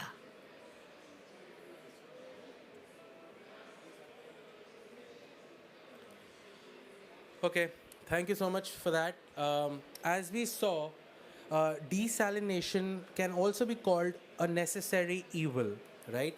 On the one hand, you absolutely need desalination technology, but on the other hand, you actually, are producing a lot of brine, which is adversely affecting climate change through increase in salinity of the oceans, which is not only killing marine life, but it is also directly affecting the weather systems of the planet around the world, right? So that's why I call it necessary evil, right? You need it, but you can't do anything about it. But as you saw with SSP's technology, just like the RO systems of your home, right? What happens with a desalination plant is that to produce 100 liters of water, you waste away 150 liters of water that has high concentration of salt and other minerals, right? Now, with our technology, what we can do with that 150 liters that is being thrown away into the oceans, we can actually recover 149 liters of water along with all the different kinds of salts. Now, retrieving the salts make this system a circular economy product, right? What happens is that earlier cleaning the environment is looked down because it is very expensive, but if you can generate some revenue out of it, right? If you can sell salt or other byproducts, your project becomes much more feasible. Now, along with the solar technology, although a lot of people do not adopt solar technology to traditional techniques or technologies because solar has an added capital cost, but because our system can actually recover money through outsourcing the salt, we can actually mitigate the cost of production by a lot, right? That is the beauty of it. So, are the mics on? So, right. Can you? Yeah. My question to Dr. Vinod Agarwal, sir, is do you think, so desalination, as we spoke about, is an essential technology, but do you think we need to focus on countries that have a dire need for water? Or do we need to adopt this as a mainstream way to capture potable water? Because, why waste the streams and other natural resources of a country if you can actually get abundance of water from desalination? Thank you, Arak. My viewpoint on this is that when we are able to use only 1% of the total water available,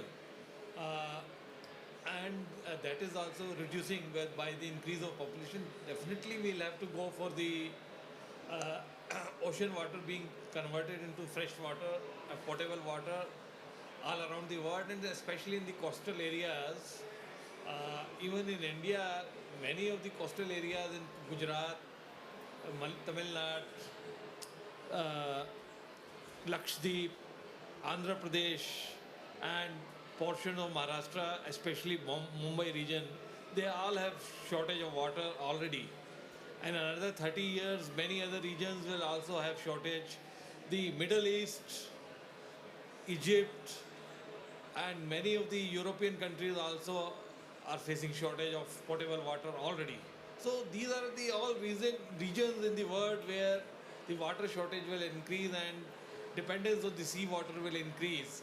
I think we need to really work on this sector much more than what we have done in last 20, 30 years or 50 years. We need to really know what are the better techniques which can evolve to reduce the costs, and RO water rejects are not thrown back into the sea. That becomes a very important part for the ecosystems of the sea and the marine life. What you like to say something about the marine life, how it is affecting the marine life? Ashish ji, do you want to take that question? How desalination is affecting marine life?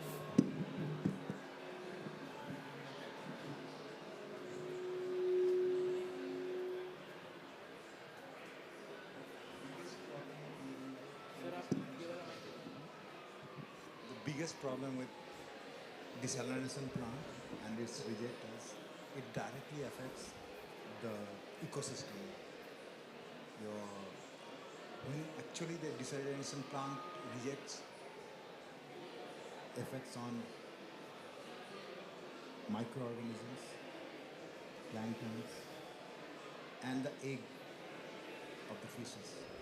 All these things get affected, and the coral reef in particular. So it has a profound effect. It has a profound effect on the life, marine life, and we should protect that. We should stop discharging the reject to the sea. It will destroy everything one day.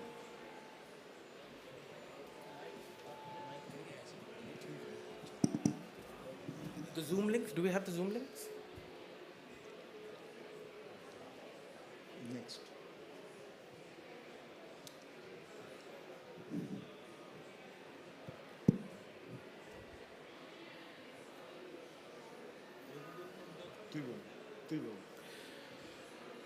Okay, so as we saw in the video, there's this debate that can a traditional RO system be viable for the future needs, or do we need to adopt a new evaporative based technology like SSPs?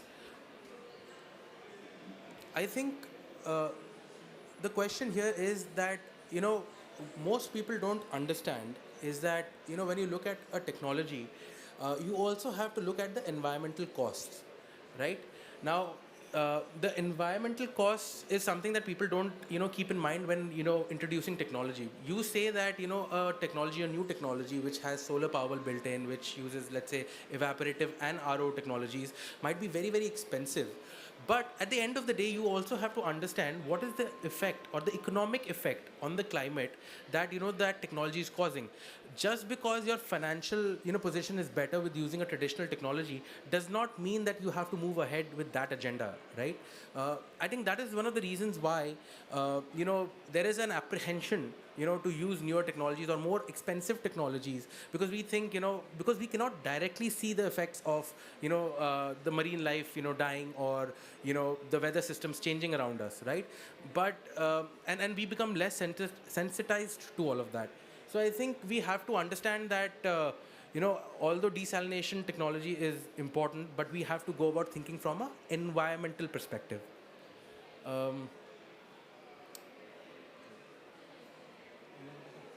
We have here with us Saibal Ghosh, CB Mujumdar, and Mr. Sahu online.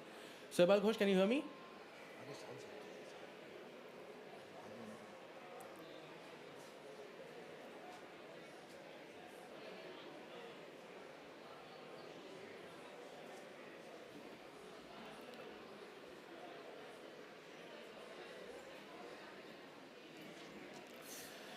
Technology glitches sometimes.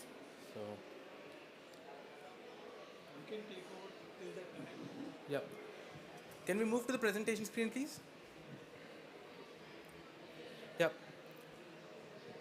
Now, like we mentioned, the environmental impacts of the rising salinity, of course, are the weather systems changing. The water currents have higher salinity, so the current pattern changes in the oceans. That affects how the clouds are formed around a different part of the world, how you get lesser rain or more rain. So that is the environmental impact. And as we've been seeing through the video and as I've been talking about it, I think we really need to take control of what is happening in the world and, be more conscious about how these, challenges actually affect us personally, right? And a platform like COP actually, gives us an opportunity to talk about these issues and talk about, what is happening so that more and more people can be aware about it. Younger people can be aware about it, right? And like I said, the sustainability and circular economy, right? That is one important bit when it comes to adopting any new technology. But we just should not primarily look at things from a circular economy perspective, because not everything can be profitable, right? Some needs are basic, right? Cleanliness, like cleaning your environment, cleaning the sludge that comes out of sewage treatment plants or any other kind of environmental disaster. You have to put in money into that, right? You can't expect people to look away from that. So even though our technology has potential to generate revenue, I don't think everything under the climate should be looked at the lens from economic perspective. Zoom, yeah.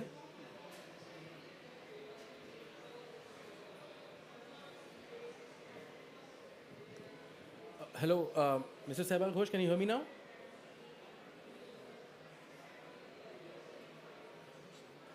I think your mic is. Yeah. Okay. Mr. Sahu, can you hear me?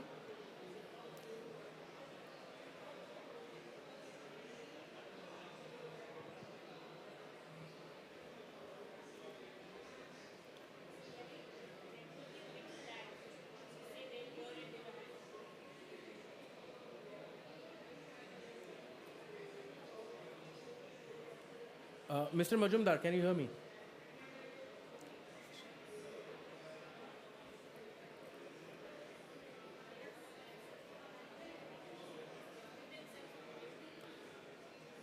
Panelists, I hope you are not on mute. Can you unmute yourselves? Dr. Majumdar?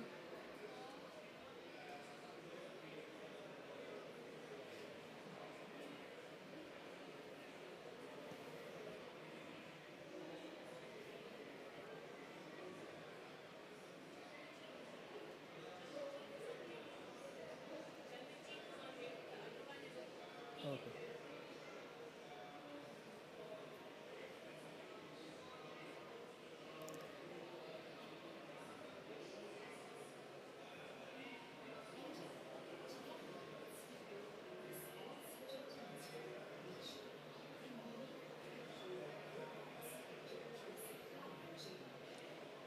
I think we have to finish off this session in time. Can we please go back to the presentation then, please?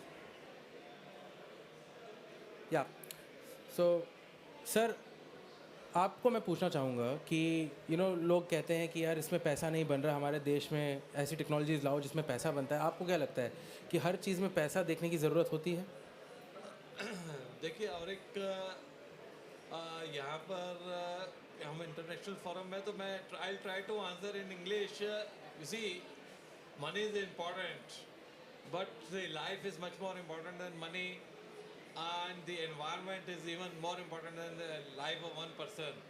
So where the environmental protection issues are there, the sustainability of a project has to be calculated based on the overall benefit to the society. Cost benefit analysis has to be done, and what cost benefit analysis is to the society.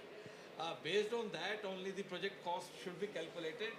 Although you are defining that your project is even sustainable in 6-7 years of the cost can be recovered, whatever has been put in the money. But the environmental costs have to be, which has to be borne by the society, has to be calculated in each and every project. Yeah. Very well, very clear. Can we go back to them? Yeah, hi. Hello. Saibal sir, can you hear me? Chandradeep sir, can you hear me?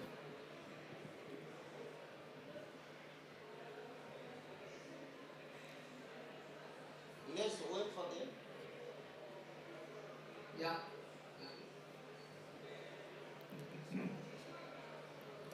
Saibal sir, my question to you is, you've been in the water sector for almost 30 years. You've been Chief Operating Officer of Suez, India. What is your perspective on clean drinking water and its need from desalination and the effects of rising salinity that the environment is being affected? What are your thoughts on that? Okay, it's a very good question, and if everyone can hear me, so I can speak now.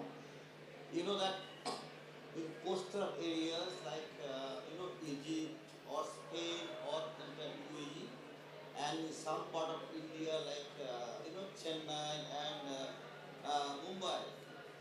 So the main potable water source is a desalination water.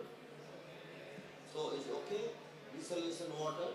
So from seawater we can recover, maximum 45% of potable water.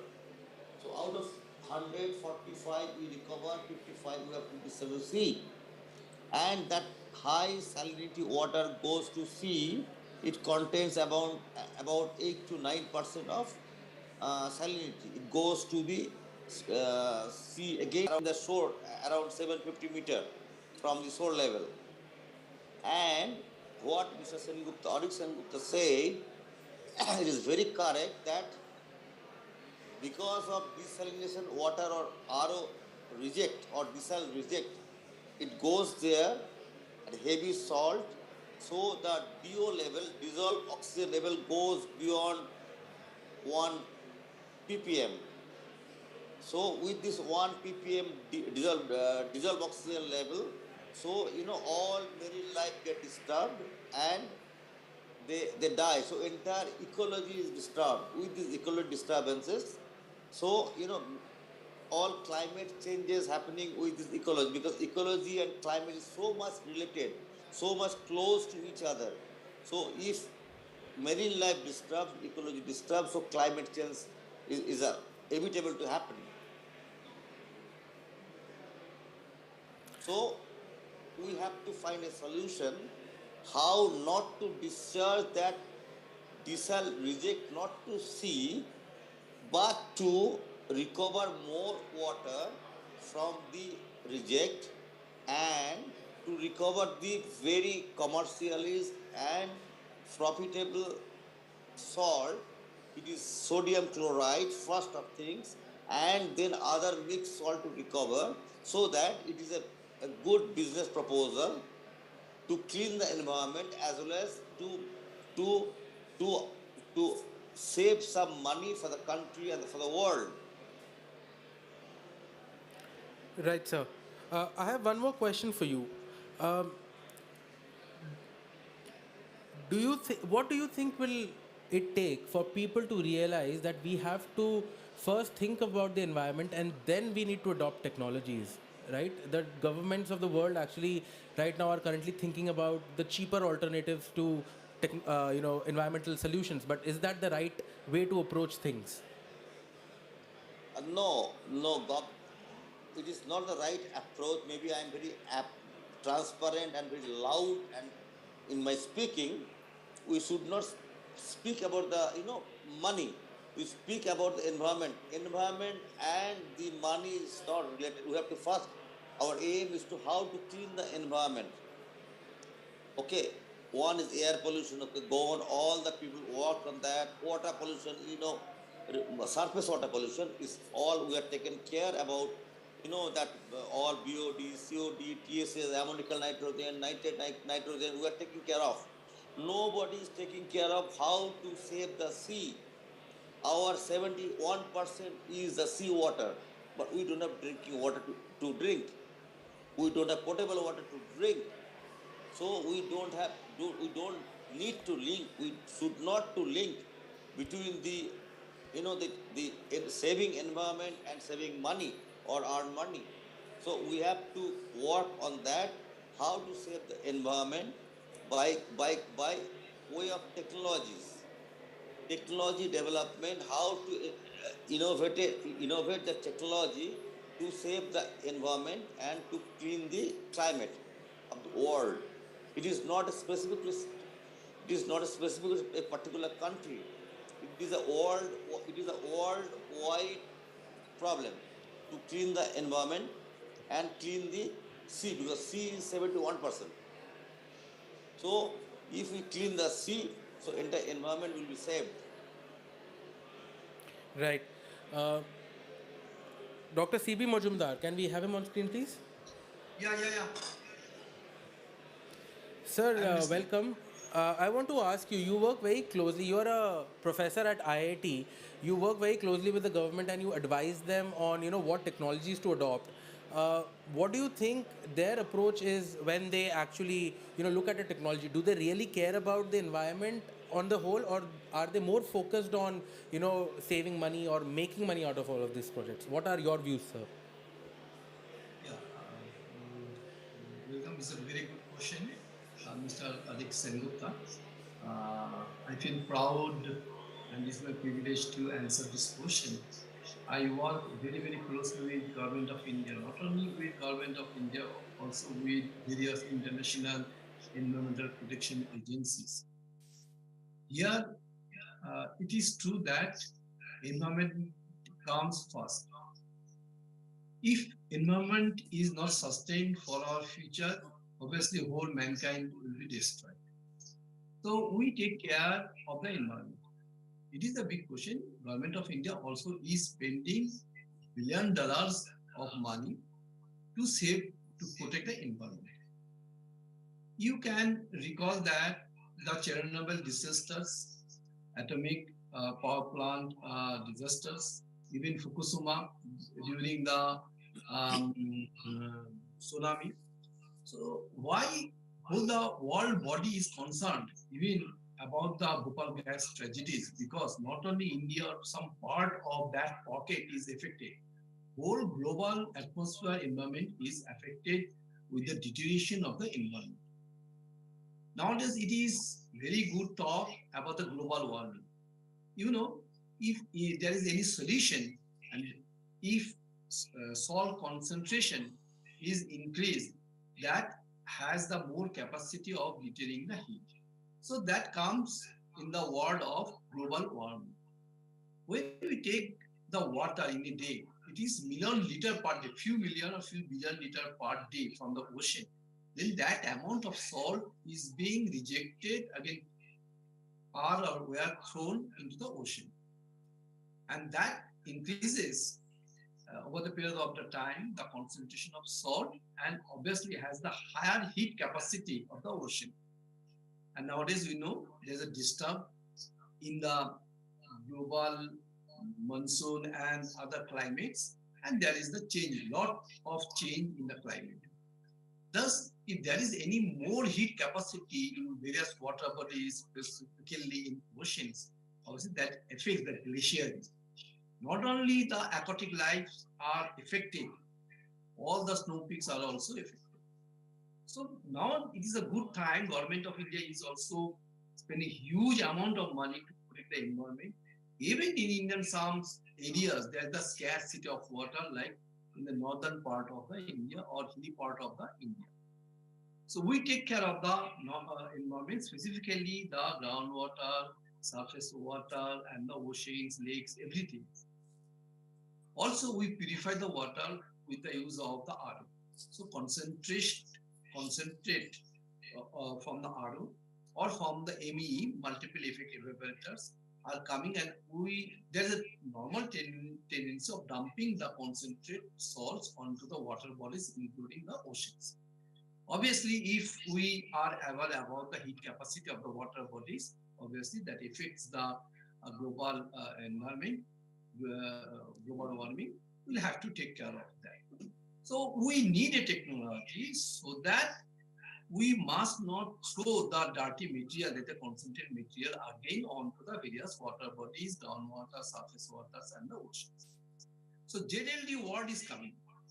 Zero liquid discharge. So whatever water we withdraw, even it is from ocean, must be taken care of, and that must be pure water, must be available for the human use and for the other creatures use. Then what will be of the constituent material available or separated from the ocean water? The salts, sodium chloride, magnesium chloride, potassium chloride, etc. These salts has the value not as the nutrient to the humankind or other lives, also for the various chemical purposes.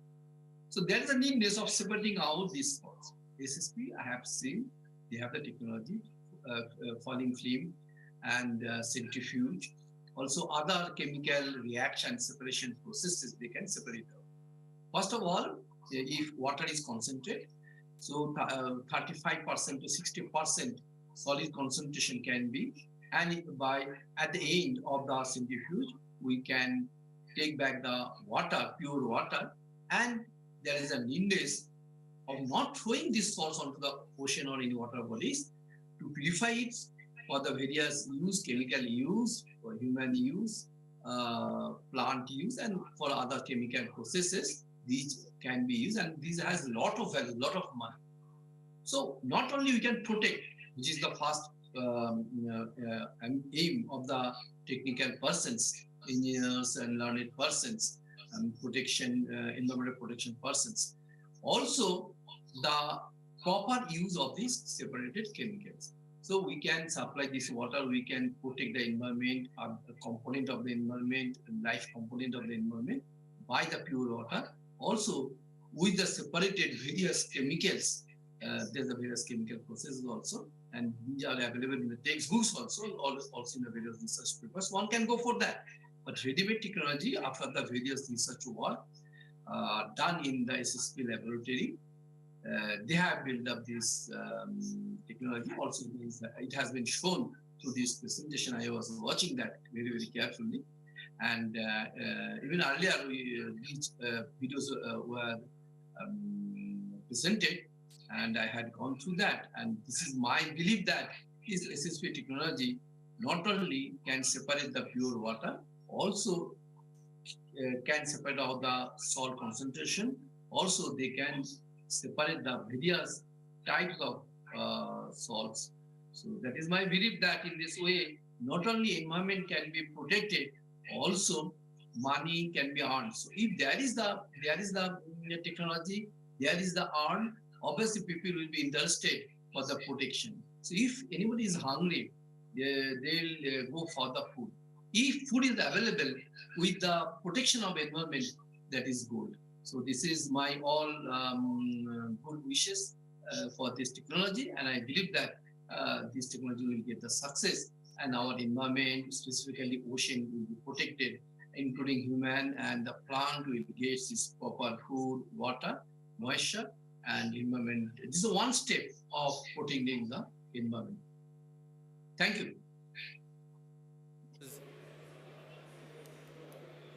Thank you so much, sir. That was greatly insightful. And coming from a professor who understands these technologies from a theoretical level, and we looking at it from a practical level, it makes a lot of sense that education institutes also come and promote a lot in terms of real-world technology use. Right? Not only that it's being taught to students, but being instrumental in telling and educating people, be it our lawmakers or be it our bureaucrats or anybody else, right? Or even the people who actually invest in these technologies, that all of this is actually affecting us directly. Thank you so much.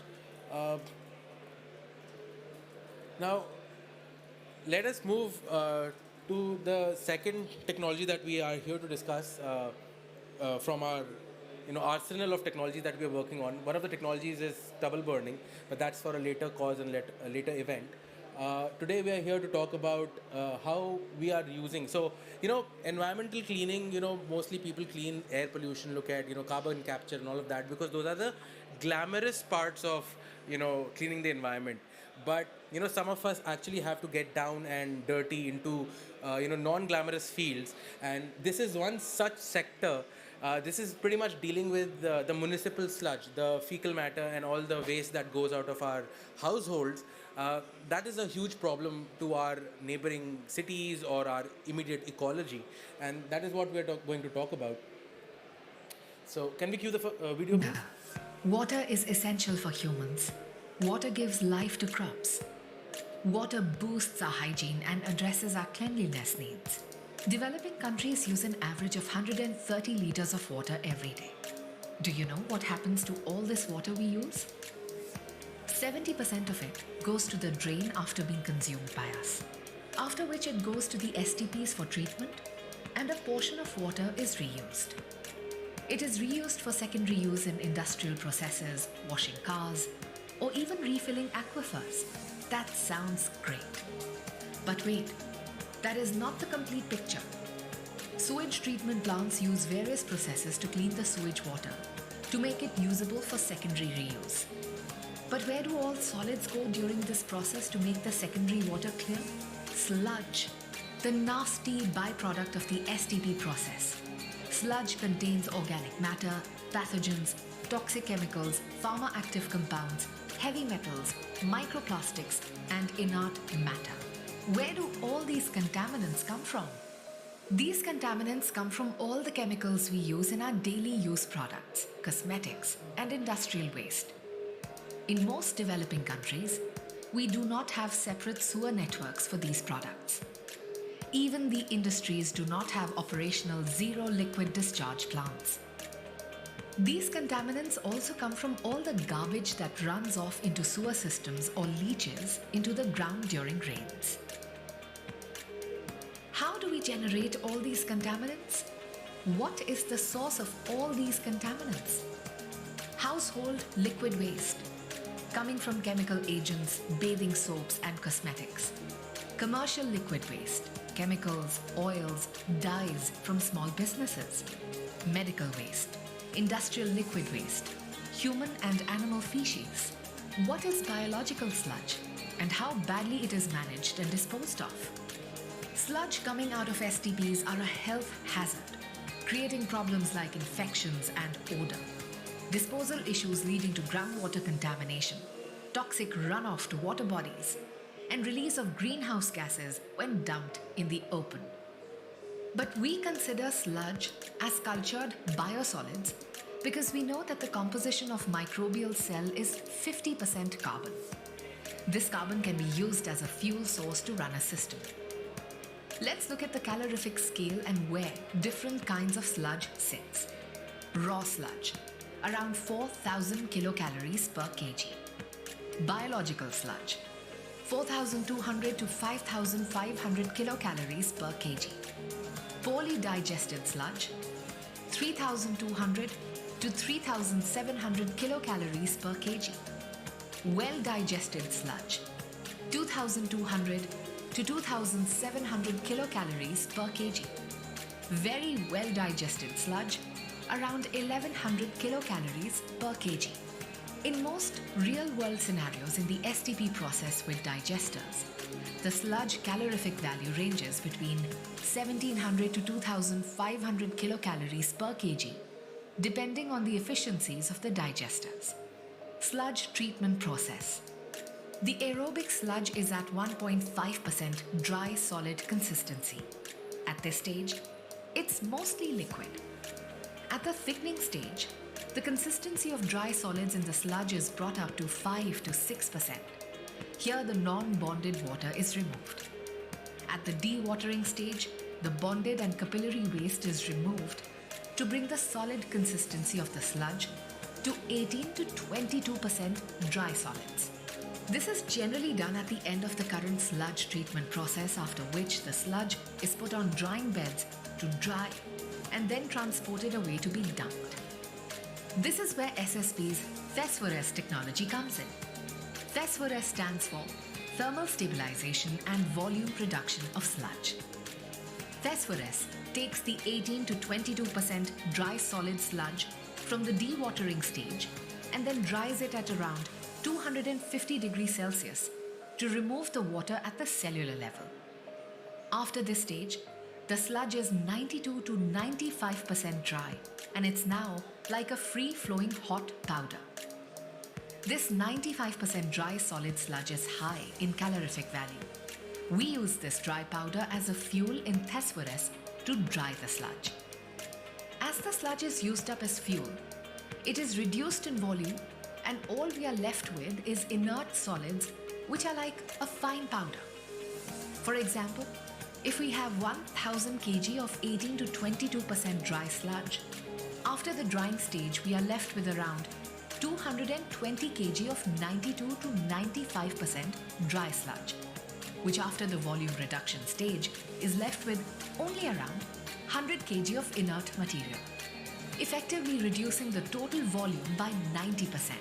What can the inert solids be used for? To make non-load bearing tiles, river embankment, concrete railings and poles, etc., getting a strength of M20 and more. SSP, a sustainable solution provider.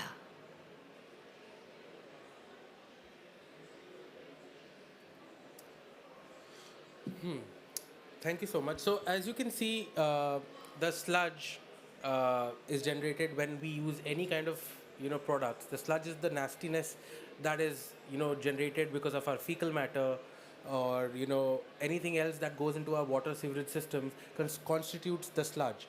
But most people don't understand, and in countries like India and other developing countries, it is looked upon as manure, and sometimes it is given to farmers so that it can be disposed of on farmlands.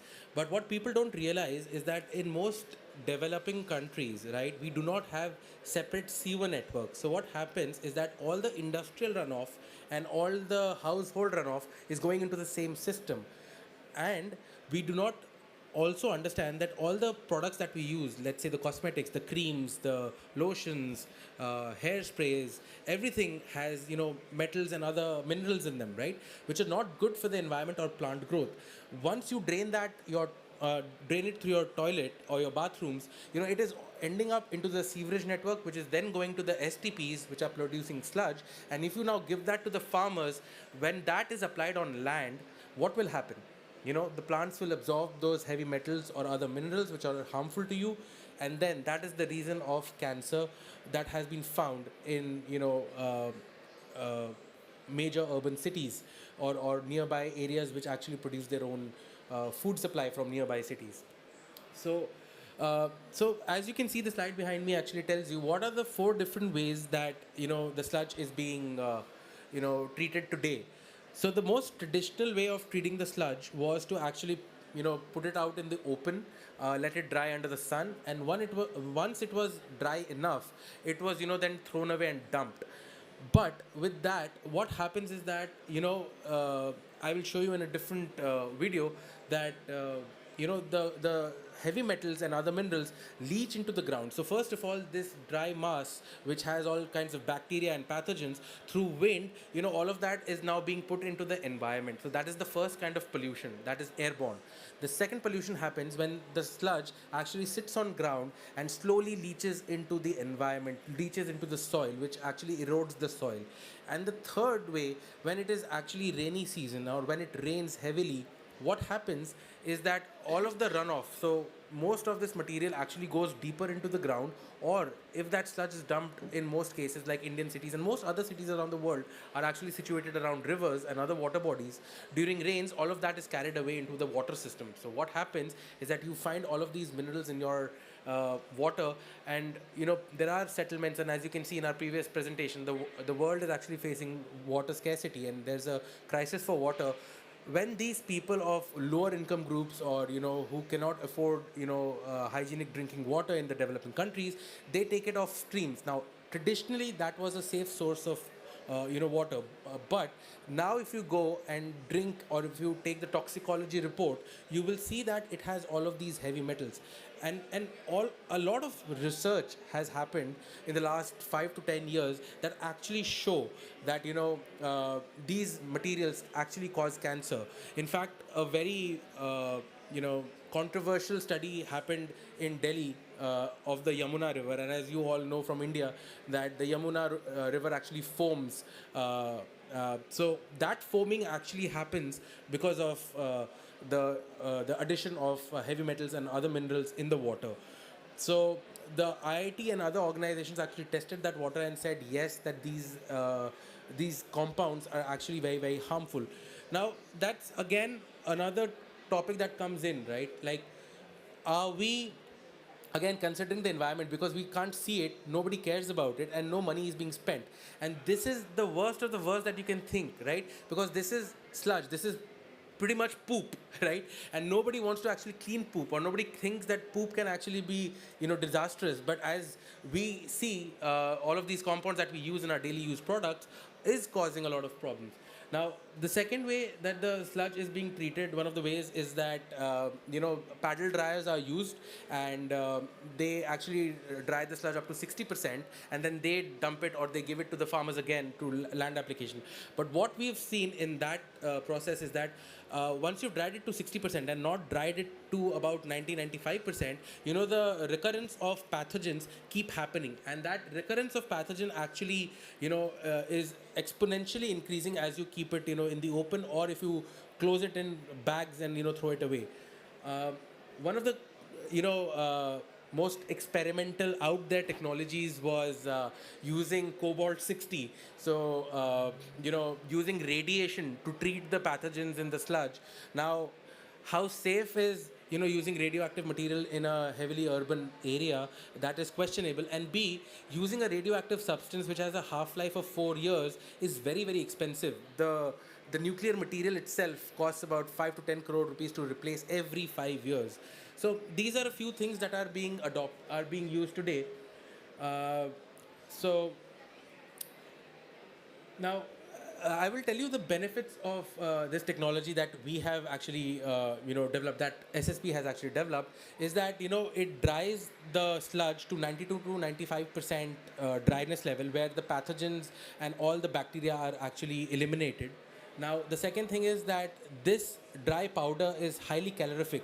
So we use that as a fuel in the system to run the entire system. So the system, what happens, you will see in a video further, is that the system needs some external gas to run, but eventually once the sludge is dried, that itself is actually is used up as fuel. So it again becomes a closed loop.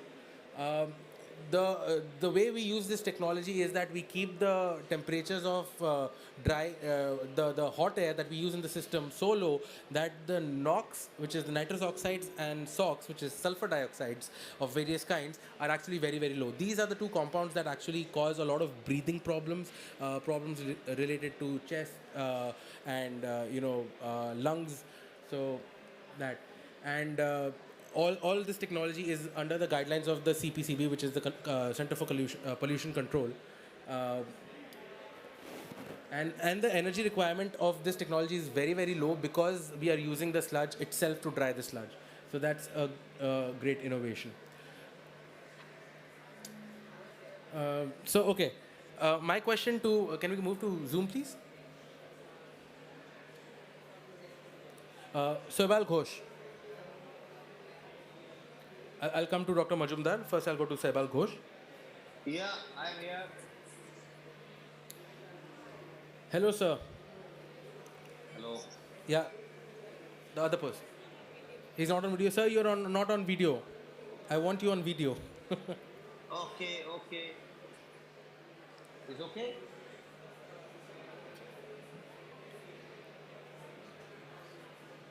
Yes, sir. So, thank you so much. You have been instrumental, as you were the one who came and you worked in the sewage industry for almost 30 years. And you said that, is there a solution for this? And we as a company took it on as a challenge that we can actually develop a technology which was very unorthodox. People never thought of drying the sludge, right? So, can you shed some light about how this was a big problem and how we are actually managing and tackling it? Yeah, Mr. Aurik Sengupta is a very good question, and it is a real problem for the developing countries about how to dispose the sludge, how to dispose the municipal sludge as well as industrial sludge from the either from effluent treatment plants or from municipal sludge treatment plants.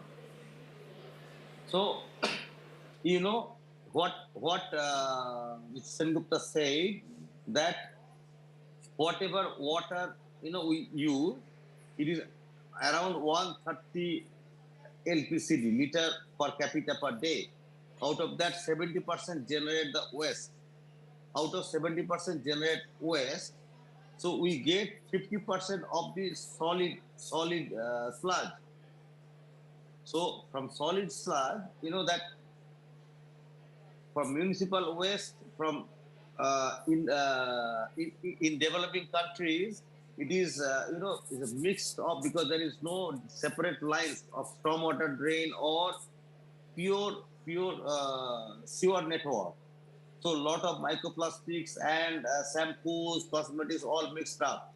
So the sludge cannot be used as a so-called manure, because in later stage and is slow poison and harmful for, it is a cancerous actually to be open. So how to handle the sludge? So SSP has developed a technology on how to dispose the sludge. In the developing countries, they normally dispose the sludge in any way. Otherwise, there is no land treatment. They don't take the leaching process, how it leads to the groundwater. So SSP has developed a technology that how to treat this sludge meaningfully. No, there is no, earning is a you can set apart meaningfully how to treat the sludge. So it developed, because sludge, municipal sludge, depending on the food habit, it has got calorific value. So it depends on the city. It is around 1,800 to goes up to 3,300.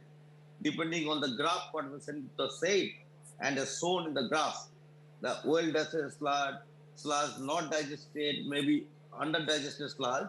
So if you can assume some calorific value of maybe 2000, so with this using this calorific value as an energy source, so we can use the energy source with the SSP Strasbourg technology to dry the sludge and to make the inert material. With the inert material can be used as a paver tiles or concrete, all this. So it is a zero solid discharge plant. So this is the technology that SSP has developed, and it is really acceptable by government of India and government of Delhi all, and also we are working on that to make it further so that everywhere this technology applied to save the environment and to save the climate. Dr. C.B. Majumdar, I have a question for you. Yes, please. Sir, you are one authority who goes to these different industries and see that if they are discharging chemical compounds into the water bodies and all of that. Like I said, that in our country or in developing countries we do not majorly have separate sewerage networks. Sir, can you tell us how dangerous it gets when industries dump chemicals or toxins into our water bodies? It's a good question, Mr. Sengoka. It is also quite relevant to the present scenario, Indian scenario. 50 million people are there, and in some small cities even, there are the 3 to 4 million people are there. Obviously, demand of the products, materials are quite huge, and industries are there. They are using chemicals. After finishing the products, they really huge quantity of chemicals, unfinished products to the environment. These are coming out with the liquid effluents also. So they are required to be collected out. So nowadays, with the environmental protection laws of India, these are treated in ETPs, and huge quantity of solid materials are coming out. Some are endocrine disruptors, obviously producing huge amount of diseases, including cancers, and other human problems are also there, and producing a lot of environmental problems. So these solid contents cannot be allowed on unwarranted release to the environment. So that's why we pay a lot of attention onto this solid material. So if you see that plant needs the minerals. So carbon dioxide, the water they are getting from the environment, but all the other minerals which are released are being accumulated not only in the aquatic lives, also onto the plants. And we, when we eat the vegetations, obviously these are coming into our bodies, including even the arsenic materials. And obviously we are poisoners. Our body is being poisoned with these materials that affects our livelihood. Right, sir.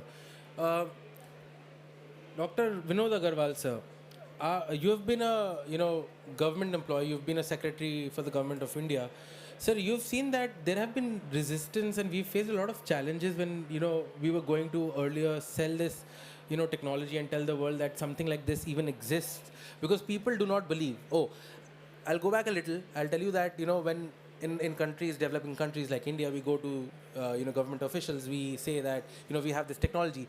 The first thing that they ask you is that, is this technology Japanese? Is this Korean? Is this from Israel? We say no. We have developed this. We have a lot of innovation in our country as well, right? It's just that we sometimes fail to promote them. So can you tell us about the experience that we faced in the government sector? Trying to push this plant. You have raised a very valid question. When any technology, newer technology is to be expected to be taken over by government sector or any other sector, the first resistance comes from the status quo people. Government is always status quo, and even the private sector, many times there's status quo. Everybody wants to continue the way they were living. They don't want to really take up anything new. That is a real life situation all around, at least in India, but I feel it may be all around the world, that newer technologies, it is very difficult to propagate them because people generally want to go by the status quo. So, first part of your question has been answered by that. But secondly, what I feel in India, uh, any technology which is developed in the country, the government sector doesn't look at it positively. They feel that it may be stolen, it may not be really a new technology, uh, and there are many ways they like to thwart it.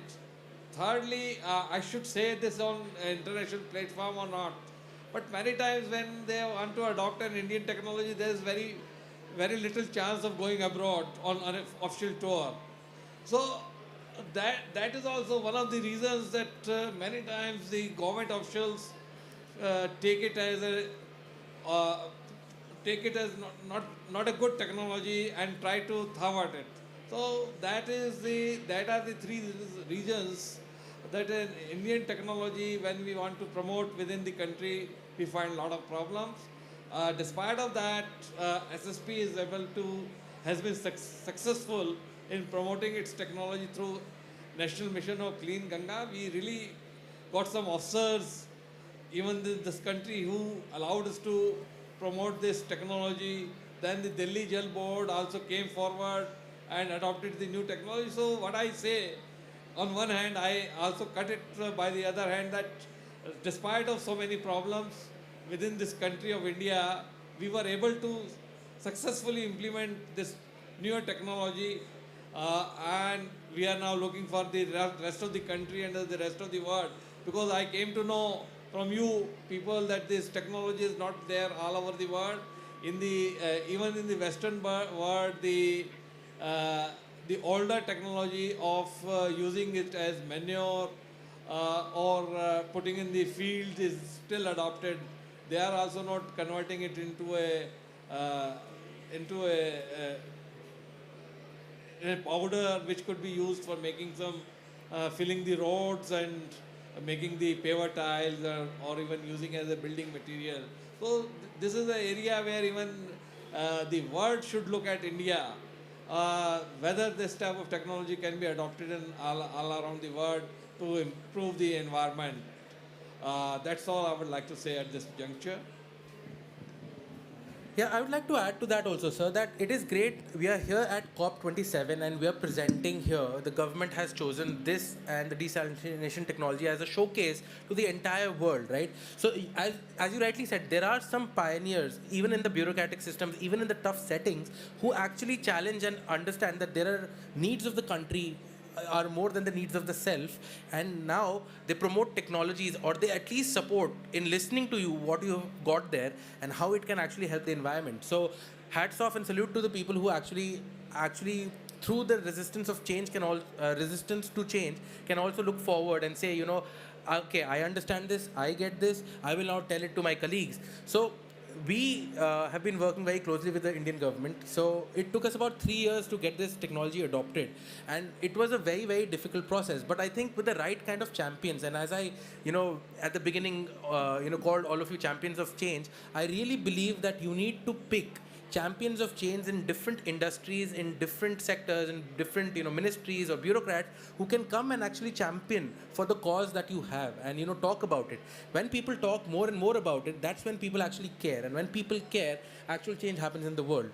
Now, sir, I want to come back again to the sludge problem and ask you the same question: the cost of environment saving. Like I said, the sludge management is the nastiest of the nastiest business. As on the opposing hand, we have something like stubble burning or the parali problem in North India, which through November till January actually pollutes all of North India. Now, because the world knows about it, because everybody covers it. People know that the environmental cost of the air pollution caused by stubble burning is roughly around $30 billion, right? Now that sounds glamorous, that sounds, oh wow, that's a big problem, $30 billion are being lost to this air pollution. But and that's an evident thing because most people are talking about it. So most people actually debate about it on national forums and politicians actually talk about it. But, these technologies that are up and coming, which are not visible to you, they ask you, how is it, beneficial? What are you recovering out of it? Find a model that actually makes money. Think of circular economy. And that is where, adopting technologies or giving chance to companies who have a solution just for the sake of the solution, have an actual solution, is not adopted because, it is not competitive in the market. So, we never ever think about, what is the cost of human medicine or the human lives that this sludge actually, produces, or what is the cost to water that, sludge is actually causing. So we need to understand. So what do you think should be done about, making people understand that environment is important and please pay money for solutions? This is again a very good question. I have to go back to my medicine days. Like what WHO describes, not only mortality rates, even the morbidity rates are described. So what happens with the water pollution and the air pollution? The morbidity increases tremendously. The loss to the economy is that number of days a person works gets reduced. A person has to take leave many days. He is not able to breathe properly. He is not able to work properly. His capacity to work gets reduced. So these are basically calculated based on Delhi. Delhi is the word DALY. That is the number of days, morbidity days of a person which need to be considered whenever environmental costs are calculated. The number of days a person loses while working, they need to be calculated, and number of years one loses in life. As they say in Delhi, if you are living in this Parali days, every day which you stay in Delhi may reduce about a few seconds of your life. Few seconds of total, the age of a man who generally would live about 77 years in India at present may live only 73 to 74 years. So second part is that the number of days a person will lose in these 3-4 months for illnesses, for the breathing illnesses or the waterborne diseases will be what could be around 5 to 10 days in 3 months out of 90 days. So this is a huge loss to the society when a person who is earning for the family will not work and will lose because of these breathing problem or the water to mouth disease. These are the diseases caused by the sludge. So these both are a major problem in Delhi or the many portions of northern India. Delhi and sludge is a problem all around India and many parts of the world where there are no solutions. Right, sir. So, what can we do? But we have to talk. See, champions of change, I call to you. Please read about problems, talk about them, tell it to your local, people, your politicians, your bureaucrats, your friends. I come back, Auric, again on this point is that you see the champions of change like this environment ministry called us, discussed us with what type of programs you could, what are you doing and what can you show in the COP27 for the climate change and all those things. So the people, there are the people in the government who are helping, who think that change is very important, who are champions of change, as you said. So you can tell more about how did we get an opportunity to come to COP27 and present this two technologies. You are all along with us in this endeavor. Please tell about it. Wow, that's a interesting question back at me. So yes, as he rightly said, I really believe in this concept of champions of change, right? We went to Environment Ministry and the secretary there was Miss Leena And we went to her and we told her that we want to participate in COP27.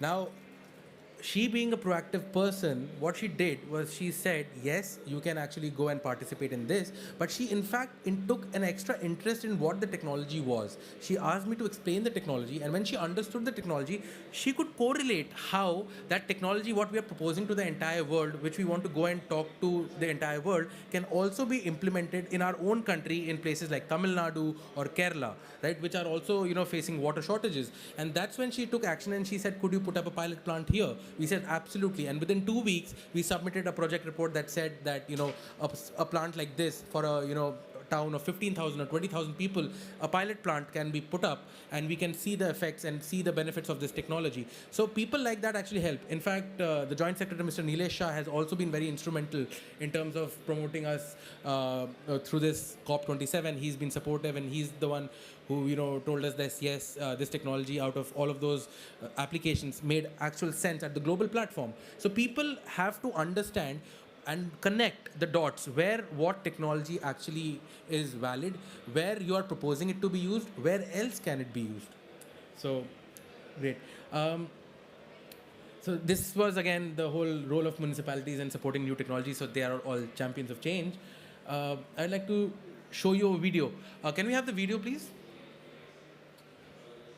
Our first of its kind sludge volume reduction plant, Thesphorus, has been put up at Chor Pani STP, Rishikesh, by National Mission for Clean Ganga and Uttarakhand Pio Jal Nigam, and it is operational now.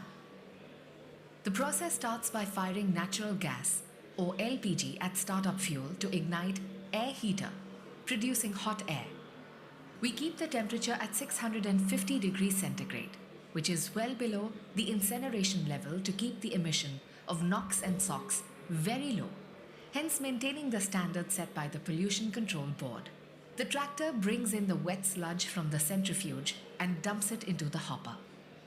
From here, the sludge is fed into the turbo dryer with a long conveying system.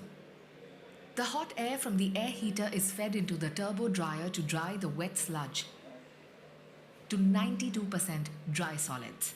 The dry sludge powder, having calorific value, moves into the air heater to be used as fuel. Once this fuel gets ignited, the auxiliary fuel consumption is reduced, and this system becomes a nearly self-sustaining closed loop. The exhaust or flue gases are passed through a scrubber to move harmful elements, and only clean air from the system exists. The used up fuel or inert material is now conveyed out of the air heater through a cyclone. This inert residue is being used as a cement and sand substitute for making non-load bearing tiles of M20 strength. Other uses can be river embankment, concrete railings, and poles, etc. Solar panels can be placed in the STP compound where otherwise large solar drying beds would have taken space. This makes the entire compound clutter-free, and it can be landscaped to make the STP aesthetically pleasing to the eyes. This space saving also allows the tile factory to be set up in the premises of the STP. This helps in generating a small revenue. Thus, a complete solution is provided for the sludge disposal issue in the most environment-friendly way.